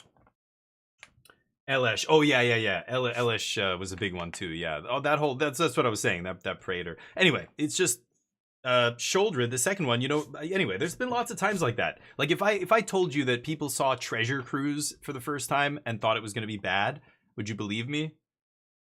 Because that happened. People definitely shat all over that card. I know this because one of my buddies posted on MTG. This is back in the day. MTG Salvation was where all the discussions about Magic spoilers and stuff were happening. They were huge forums at one point. And he posted like, "Am I crazy or is this card really good? Like, I think this card is like Ancestral Recall, you know." And people just gave him shit. Like, all the comments were just like, "You're crazy. Like, this is never going to be good enough. Like, it's 8 mana. Yeah, maybe you get it down to 3 or 4. Like, that's still not. So what? You'd pay like, you know, it's like Sift or it's like, I don't know, some other draw 3 for 4 or 5 or whatever." And, you know, obviously it was, you know, just a lack of deck building foresight, deck building vision. You know, there are probably deck builders who looked at it and went, "Oh shit, I can already envision a deck where this is a straight up Ancestral Recall, like on turn 4. You know, and I'm not that kind of person, but it's funny that people are so negative all the time. Like, it was just like this comment on YouTube was the same thing. It was like standards, you know, the 1-drops are busted and blah, blah, blah. Or Omniscience, this deck, oh, this is in standard. Can you believe it? It's like, there's been many times where we've had combo decks in standard. I played Splinter Twin in standard. I played lots of, you know, Cobblade. I don't know if you want to call that a combo deck. To me, it almost is, but it's like a combo control deck, you know? Anyway, it's just, you know, yeah, everybody knows what I'm talking about. I don't need to harp on it. You guys know what I mean. What deck were you playing just before rotation? Me? I was Blue-Eyed Control was awesome. I was playing a bunch of Blue-Eyed Control at one point. I used to play a lot of the World Souls Rage deck. That was an insane deck with the, you know, what is he called? Now I have the Analyst and Nissa. Nissa's going to rotate, right? She was part of Mom. The breakaway set from Mom, whatever that pile of crap is called. Aftermath. I have to take the land here? What am I taking? Roiling? Clarion? I have 2 Templocks. I'll just take Ifaras. My opponent's going to have a big turn this turn. I'm going to cast Templock. Plus Ifaras. Yeah, I like having Templock plus Ifaras over the Clarion. I'm going to do that. I just want to take interaction here so I don't die. Because I'm nowhere near comboing. I have no pieces. Not playing Magic for 7 years. Oh, yeah, dude. I played Magic for, like, many, many years from when the game first came out till, I don't know, like, right before Apocalypse or something. And then I missed, like, Mercadian Masks, Apocalypse. I missed Lorwyn block, Alara block, Ravnica. Original Ravnica. I came back right before Zendikar came out. Original Zendikar. Double Slick Shot. Nice. Oh, that's scary as shit. Okay, go. Yeah, that's what they have to do. That's what the blue-red deck needs to do. They need to almost play a combo game. Like, we're 2 combo decks. They need to save all these for the big combo turn and try and kill me in one shot. Because otherwise, a lot of times they tap out, they put me to 1, I win the game. That's exactly what just happened in the last game, right? Okay. I'm not going to fuck with this. Are they going to go for... Yeah, okay. Uh-huh. I'm going to go for Marang River Regent, and I don't think... Well, we'll see if they spell pierce it. I would be surprised, but they might. I think they know they have to save the Spell Pierce for a combo turn. So I think they might let this resolve, but we'll see. Because they don't have a million Spell Pierces, right? Yeah. So they need to be very picky with their Spell Pierces. We're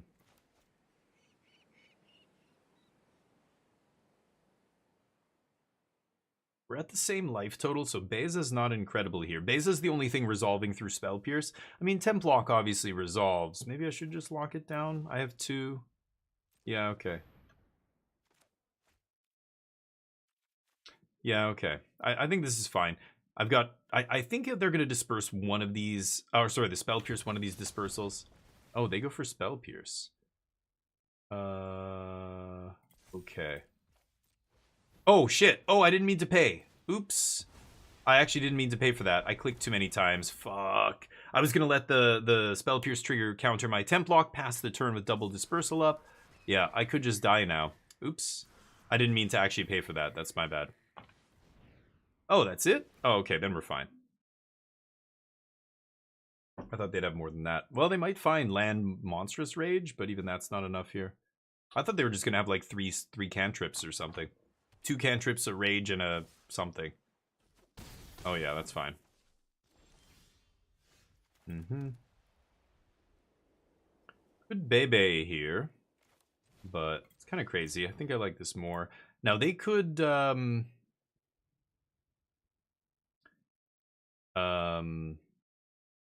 bounce one of these and get their dudes back, but obviously I'm gonna pierce that, right? So if they make me pay for pierce, yeah, it looks like they have another pierce here. Okay, and I imagine they're gonna try and bounce this on end step. I'm gonna fight over that. Nope. Good. 3 years, yeah, Manu. Yeah, it's gonna be legal for a while. Vraska combo, yeah, black-green, yeah. That's when black-green was maybe seeing the most play. Okay, that's awkward. I think I'm gonna pierce this. I'm gonna tie up their mana here, so even if they get these slick shots back, they're not gonna be able to do much with them, and I've still got double bounce spell up here, remember. Okay. I get my Templock back, so this is the thing, they get 1 turn with these guys. So they have to make it count, which means now they can't make it count, because I just tied up all their mana. They're gonna play nothing here. I'm gonna take 2. Yeah. Wow. Very tempting to Ifara's there, but then if they monstrous in response, I double Ifara. Maybe I just win the game. Maybe I should have done that. Playing a little conservative, but I know that Templock's still so good here. And I could jam Beza as well, just gain life, but I think I'm still leaving up dispersals. Let's pass. Yeah, they don't have another bounce spell, it looks like. Okay, stock up if they're lucky. Talent, okay, maybe buy back a stock up. Let's see. Suck it up. Okay. I mean, I'm at the point where I can start slamming a dragon here, right? Let's do this.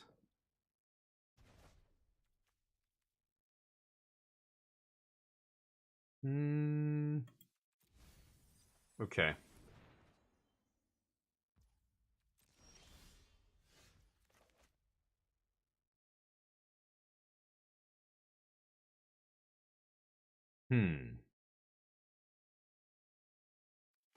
I kind of like the river region here. Let's jam it.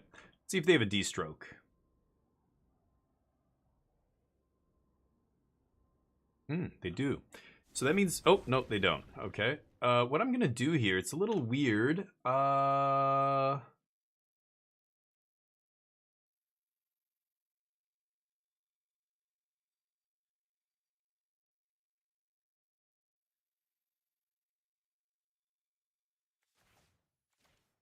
going to bounce my own lockdown here. I'm going to give them back a Swift Spear. The reason I'm bouncing Storm Chasers, I know they can play it and get an Otter, but the Otter doesn't matter anymore because now I have a huge Dragon in play. That Otter's never doing anything. Not before I can bounce and replay my own Lockdown. I can give them back the Otter and the Monastery because I know that I've got a Lockdown here to sweep everything away, and I need to lock down that Vacuum in order to try and combo off here. So I like bouncing my own Lockdown, giving them Swift Spear. Swift Spear never getting big enough to go through Marang River region. Unless they, I mean, they would have to dump their whole hand and have 2 monstrous rages out of 3 cards. That would be crazy, but possible. And then they're just trading anyway. And I've got a bounce spell. So, I mean, it's just, I don't know. We'll see. I think this puts them in a good spot. Now, if they want to, yeah. Otherwise, what they can do here, if I don't bounce Storm Chasers, they can activate Storm Chasers, get back into the Flood Maw, and then bounce the temporary lockdown, get back both their Slick Shots, and then I might be in trouble. But yeah, they do it, but now they don't have the mana to play it, and that's why I bounced Storm Chasers last turn. Okay. If I find a if I find a Dragon Storm, I might win. Okay. So we jam this. Now I get to eat Vacuum. Oh, I should. Oh yeah, I forgot they had Vacuum. I should have temp locked before I surveilled. Whoops. So now it gets interesting. Do I leave up Ifaras or do I play Beza? Beza draws me a card here, so it's got to be Beza. And gain 4 life. Yeah, okay. Go. So even if they have a bounce spell for temp lock here, again, bounce spells only buy you 1 turn, right? They have the Into the Flood Maw, so they could bounce, get 2 Slick Shots back, or bounce, get Storm Chaser, Monastery, Ghost Vacuum back. I don't have an Omniscience in the yard. Ghost Vacuum's irrelevant here. Yeah, they go for the double Slick Shots. I have the Region to block 1, so they would need another Into the Flood Maw here, plus a bunch of pump spells? I guess it's possible. They would have to have the perfect 4 cards here, but they could kill me. Otherwise, I'm temp locking again. Let's see. Yeah, they're in rotation, all of them. Sikuta, what's up? Steel Cutter isn't broken, or is it fine? I'm saying crazy. Oh, it's fine. I mean, just look at the math. The math tells all, right? The math says it's fine, so I trust the math. It's a deck that made up a huge part of the metagame and only put up a 50% win rate, so that's perfectly acceptable. That's not danger zone. And again, if you want to look at ooh, okay, and do you have a bounce spell for the Regent? Maybe they just want to trade with Regent here, so they're using all their they spell pierce their own Vacuum. They've got a bounce Regent. Yeah, crazy. Yeah. I don't know what's taking so long. It's pretty straightforward here if they have it. They needed all 4 cards to be exactly spells and have Monstrous Rage plus bounce spell in their top 4 or whatever. Let's see if they have it here. No, okay. Deal. Is that lethal? I'm absorbing 7? Yeah, no, it's not lethal. Nice. Close one. Okay. Oh, wait, it is lethal. Because the trample. What am I saying? Yeah, of course. Derp. Oh, well. Man, they had to get very lucky in multiple games to kill me there. Game 1 and 3, they basically had to draw perfect. Oh, well. But yeah, the math says otherwise, so don't worry about it. It's fine.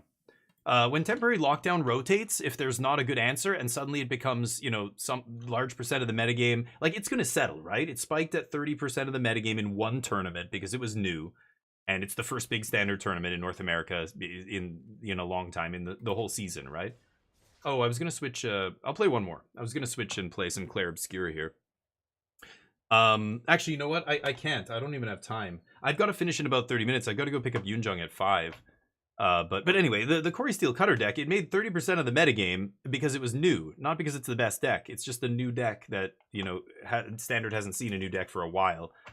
So it made a large proportion of the metagame, but you look at the matchup spread, it's totally acceptable, totally fine, just as good as any of the other decks. Sure enough, a bunch of the tournaments that have happened since then are in the same vein where blue-red's just part of the metagame like everything else. It's no better or worse than mono-red, Gruul, Esper Pixie, Dimir, mid-range, Omniscience combo. All these decks are tier 1, but I don't think they're all, yeah. I don't think they're all equally as good. Some of them are better than others. I don't think Omniscience is as good as like Jeskai Oculus. I think Jeskai Oculus is the best deck in the format, but it's a hard deck to play and it's expensive, so a lot of players don't have it in real life and other stuff. But I mean, it's I think it looks like the best deck to me in the format, not blue-red. But blue-red's the new hotness, and I think where there's new hotness, that's where people gravitate because they think they can break it, right? A lot of Magic players want to find the secret sauce, and you're not going to find the secret sauce in a very established deck like Domain or whatever, right? Or Mono Red, or, you know, like those decks are already pretty locked in. Like maybe they get a new card. Okay, we're going to play Tursa now or whatever. But for the most part, they're locked in, right? And a new deck comes along, it's like, ooh, this is untuned. Maybe we can find a list that's better than everybody else's list. You know, that kind of a thing attracts, I think, especially a lot of teams. Like, you know, competitive testing teams that are testing for RCs and stuff like that. That's where you can find an edge as a team, right? You can find a version of the best deck that's really good if the deck is new, not if it's like, look at Eldrazi Summer when Channel Fireball crushed, you know, Modern with that deck, or look at you know, certain. I'm gonna go for Moment here, or certain, you know, certain times where people knew it was a deck like Cobblade. At first, it was Brian Kibler playing Squadron Hawk with Sword of Feast and Famine, but it was like a white, some other white green, or I don't remember what colors it was. And he played it at Worlds, and that was the first time people were like, "Oh, Squadron Hawk! Oh, this is pretty powerful actually, and you can put a sword on it, and it's got flying, and you can hit people." And but it took Channel Fireball basically testing the shit out of Squadron Hawk and saying, "Wait, we can find a better version of this Squadron Hawk thing, right?" And sure enough, they find oh, beautiful. Let's get blue. I could take a land here. Yeah, I should take the land, right? Put Omniscience in the yard.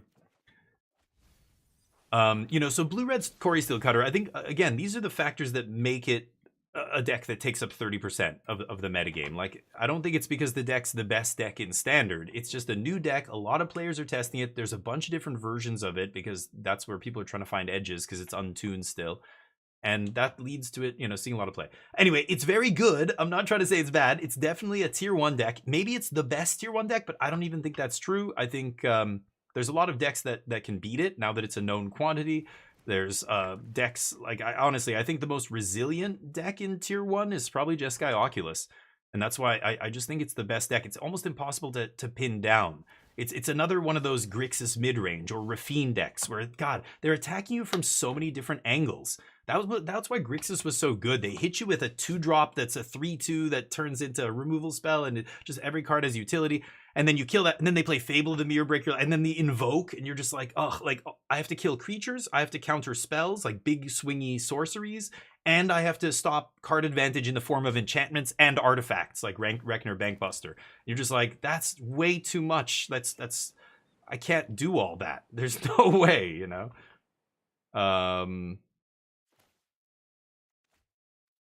Let's put pass here. So I feel like, you know, Corey Steel's good, but it's definitely got there are many ways to beat it, and there's some matchups that it's not good in. And so I think it's fine. I don't think it's miles away the best deck. I think there's people who say that it's the best deck because it fits their play style and they're doing well with it or whatever, but its win rates say that it's just another average deck. So anyway. I harp on it for a long time because I find it's interesting, these perceptions of, like, that's why the math is really important, and seeing the data from these big tournaments and making sure win rates are in check. Like when you know, Blue-Red Phoenix is the best deck in Pioneer, it's because it's like 30% of the metagame and its win rate is 56%. It's got a better win rate than every other deck in the field by like 3% or 4% or whatever. That's a problem. That's a huge problem. Standard looks good right now to me. Blossoming Tortoise. Okay. Standard's got you know, a bunch of powerful stuff going on, but all of it feels fair. There's all the right pressure valves. We've got Rest in Peace. Okay, we've got, you know, and Ghost Vacuum. We've got good counter magic. We've got sweepers. We've got we got 2 3-mana sweepers. Great. You know, all those things are necessary. And then you look at the win rates, there's a bunch of decks that are really well established that are all hovering around 50% win rate. That's kind of perfect. That's how a aged format should look, right? Seriously, that's how a format that's, you know, been around a while should look if it's balanced. So I feel like it's balanced right now. Are there some lopsided individual matchups? Yeah, maybe. God damn it. Did I put in a... I did put Omniscient in the yard, right? And they're tapped out? Fucking hell. I couldn't find an untapped land, huh?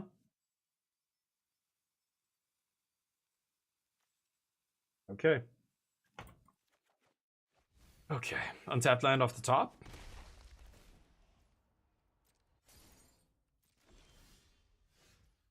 Nope. Never. A maze. I can't even temp lock here. What is this? Yeah, okay. I thought they were Insidious Roots deck, but yeah, they're Jund. Dredger's Insight. Oh, you're gonna... Okay, right. I didn't even notice. They have a Restless Cottage. Oh, they're 4-color. Okay. Okie dokie.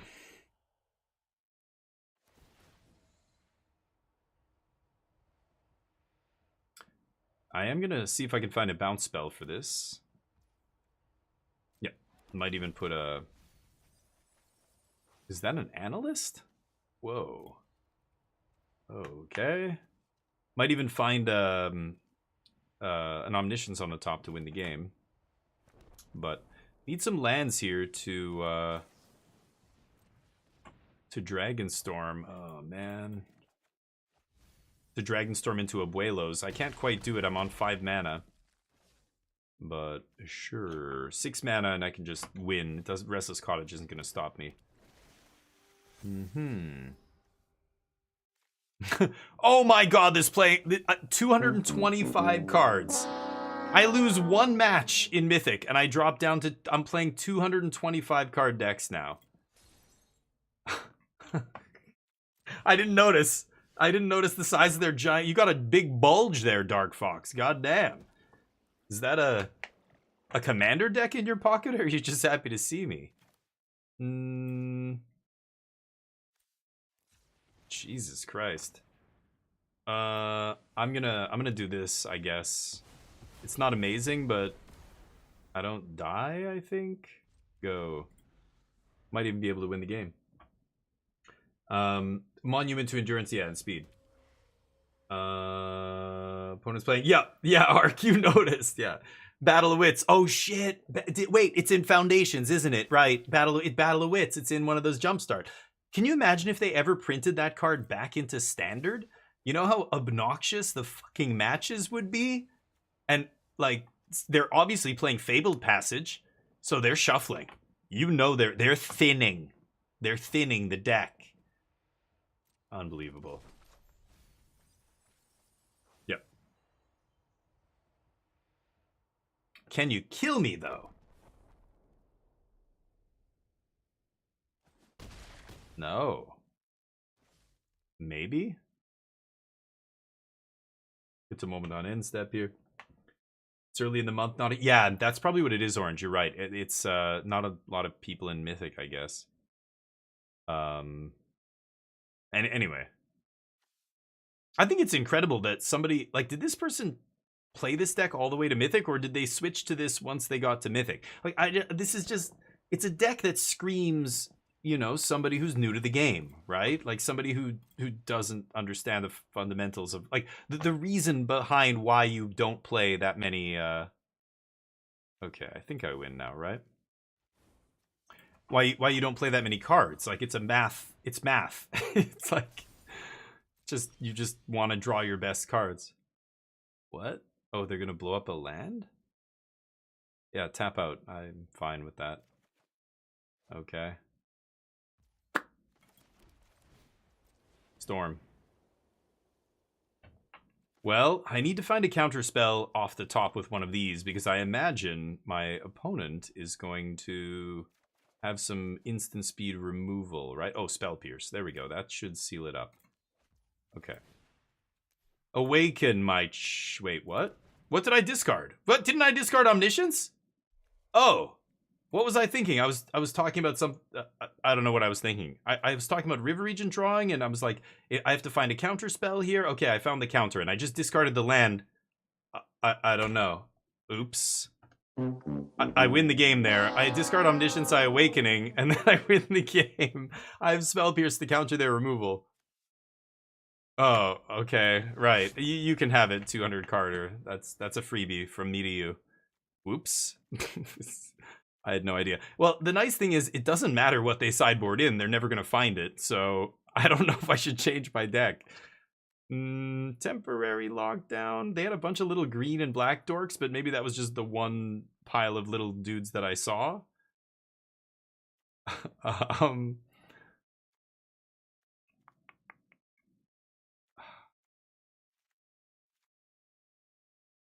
Get lost? I'm gonna take out Spell Pierce. Let's just do that. All right, my bad. I discarded the... What did I discard? For some reason, you know, I draw like Moment of Truth and Drawing to it. Like I forget which card sometimes I'm playing because I'm not focusing on the game, and then I click thinking it's like I played Moment of Truth into that roiling, and I just like I don't know. I just didn't discard Omniscience. I don't know.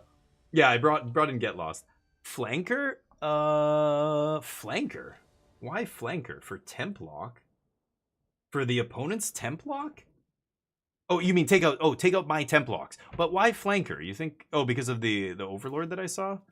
Yeah, maybe. Oops, I'm an idiot. I had the combo, I just win the game there and I just punted it. Whoops. Yeah, I mean I was staggered by the deck size. Wham! I suffered daze for 3 turns. Lower initiative, melee defense down. Idiot. It's like when I met my wife. I don't know what happened. I swear she must have cast like a high level charm spell on me, I'm pretty sure. Because something doesn't add up. Bloodghast! Yes, Kutsil's Flanker might have been a good call. You're right. Okay, let's take some stuff. Let's find an Omni, baby.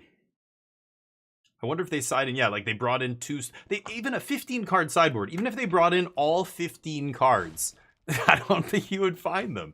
You might see 1 or 2 if you're lucky. All right, let's pass. I kind of like River Region draw an end step here.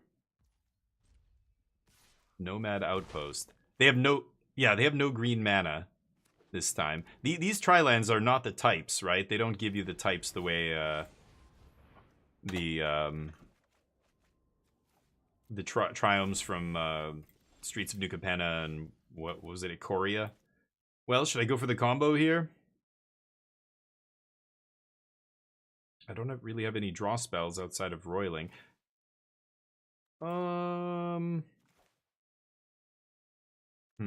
Yeah, I'm gonna go for it. Boop. Dragonstorm? Okay. Not even a removal spell, huh? Yeah, I don't know. Is Flanker worth it? Sure. I'll cut a lock. Yeah, you know what? I'm not... If it comes down to Founding of the Third Path, I'll scoop. I'm fine with it. I will scoop to Mark Zuckerberg here. With our opponent's luck, watch out, yeah. They're playing mind games. They are playing 5D chess here. I love how that expression is now used to describe people doing something completely stupid and idiotic. Like when Jackass was a TV show, we didn't say they were playing 5D chess, right? Why do people attribute that to idiots doing stupid shit? No, I'm not trying to say my opponent's an idiot or doing stupid shit here. I mean, like, yeah, I'm referring to stuff in the real world here now, but not magic. But 5D chess, I mean, the joke, of course, is this is like the opposite of what you want to do, right? You really shouldn't have that many cards. Oh, that's a pretty good one. And I cut a temporary lockdown too, didn't I? Sag. Okay.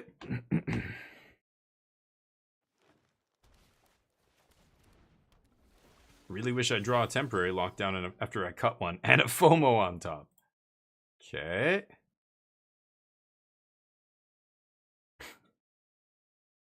Five dick chess? Oh yeah, probably. That sounds like something they would do.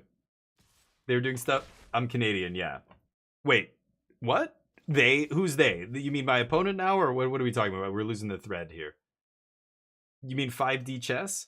Yeah, the 5D. It's like, you know, I'm attributing it to Trump and people like him, where it's like, oh yeah, he's not an idiot. He's not a corrupt like ass. He's not everything that he tells you he is. He's secretly this genius, and he's playing 5D chess, right? Like that's the whole thing, right? Like there's not take some random moron who's saying dumb shit and like attribute it to them being so smart that you just don't get it. That's what it is. Right. I don't know, the same kind of people who believe everything is God's plan, you know? It's just easier to just, yeah. What? Why does God do horrible things? Oh, it's on another level. That's why. You just don't understand his plan. He just, trust me, your kid getting cancer is part of his plan. It'll all work out. Temporary lockdown. Should I wait one turn? I mean, I get to eat Haywire Might here. It feels pretty good to me. They tapped out, so buy what might. It was 5D chess. Was that a thing? Okay, never mind.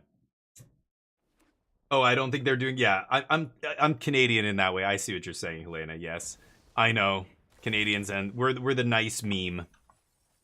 But we're not very nice if you threaten to take over our country. That's not funny anymore. You know, it's like I used to know people like that in real life, like one friend of mine who was like Mr. Quiet, like super quiet, ladies man. Girls loved one of my buddies, Mike Tan, when we were growing up. And I was jealous. I was a little bit jealous. Okay, let's pass. But he was savage. If he ever got mad, he played hockey and he would get into fights and he would just go crazy. It was like the you know, the quiet dude would just be, oh buddy, you're gonna get wrecked here. The most dangerous one is the one that, you know, doesn't go around picking fights. The big like loud idiot who always tries to like get in people's faces and pick fights. Usually those guys go down quick as soon as an actual fight starts. I'm gonna ditch all this, but it's always the quiet dude you gotta watch out for. They will murder everyone in the room. Is that Valgavoth and Itali? Big graveyard shenanigans. Let's see if they find one of their 4 zombifies in the top 200. Boy, I would love to draw Abuela's Awakening. I mean, I don't know. I guess I'll keep that on top. I don't know what I'm doing here. Alright, go ahead. Yeah, they just get to activate their stupid land again, right? I don't know. Maybe I should mill. I can't draw. I don't know. I wouldn't be able to draw the card and play it anyway, so I'm just not gonna rely on the mill plan here. Ooh. My flanker's sitting on top, huh? So they're gonna cast Kutzel's flanker off the top of my deck? I don't want that.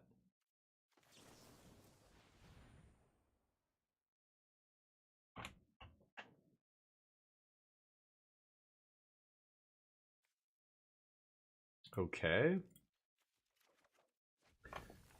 I could have just countered this Zombify, but I want to try and combo off here. Yeah, they get Afar's Dispersal, does nothing.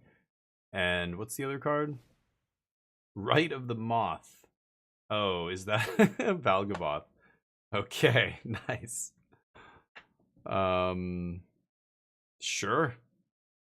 I guess I'm losing to the 200 card special here. Bounce a tally? No, don't bounce anything. Okay. I had the Kutzel's flanker on top too, but of course they found the Zombify in 200 cards. Nice. Combos. I guess they have multiple. They have Rite of the Moth too. It's just a giant Jund Reanimator. Giant Jund Reanimator deck. If I play River Region, I can't bounce Valgavoth here, so I have really no way of getting it off the battlefield. Anything I discard is going to go to exile now, so if I top deck Omniscience. Oh, Haste? Oh yeah, right, Haste. Beautiful. Woof, woof. I think that's where we stop. Perfect ending to the day, losing to 200 cards. I won game 1, I just misclicked and we lost because of my misclick. That's my bad. Anyway, the deck feels good. I kind of like the version with no creatures, honestly. I think it's actually the best version. I could even see playing a Day of Judgment in the main, or like Split Up, something like that.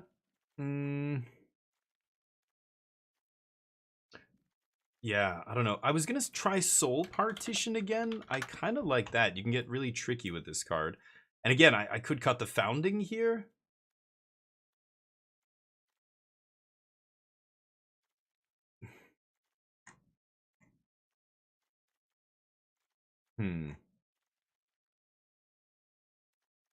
I could cut a land.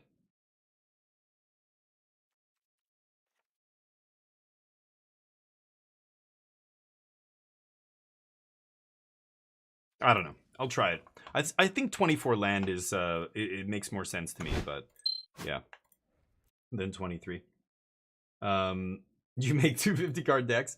Yeah, the thing is, Mill's not even a real thing. Mill isn't real. Mill can't hurt you. It's not real unless you play modern. Modern Mill is a thing, but in standard, I don't know. I don't think it ever will be a thing, but we'll see. Often when Mill is a real deck, people hate it. They hate playing. They hate losing to Mill, right? I mean, what you're saying is true. Like, people are, they'll build 250 card decks just so they don't lose to Mill. But hey, let's go give Wildman some love. I owe him. He raided me recently. Let's give him some love. He's a good dude. He knows his shit when it comes to Magic, so listen to him. Do what he says. Give him a follow. I'm gonna post a message here. We'll say DF16 squad incoming. I'm gonna be back tomorrow for more Magic. I might try a different list. I'm really tempted to play Blue-White Control. Or sorry, Jeskai Oculus. Okay, there it is. I'm gonna finish that message up with little stone brain. If you're a sub, you'll have all the emotes. Otherwise, give Wildman some love. Give him a follow, and I'll be back tomorrow for more Magic action. Maybe we'll play a new list. Maybe not.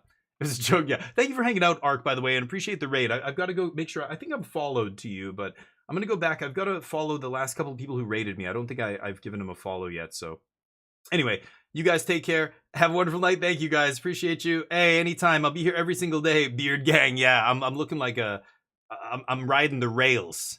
I'm a hobo. Is hobo still accepted? Yes, it's an acceptable term. I'm a hobo. Peace.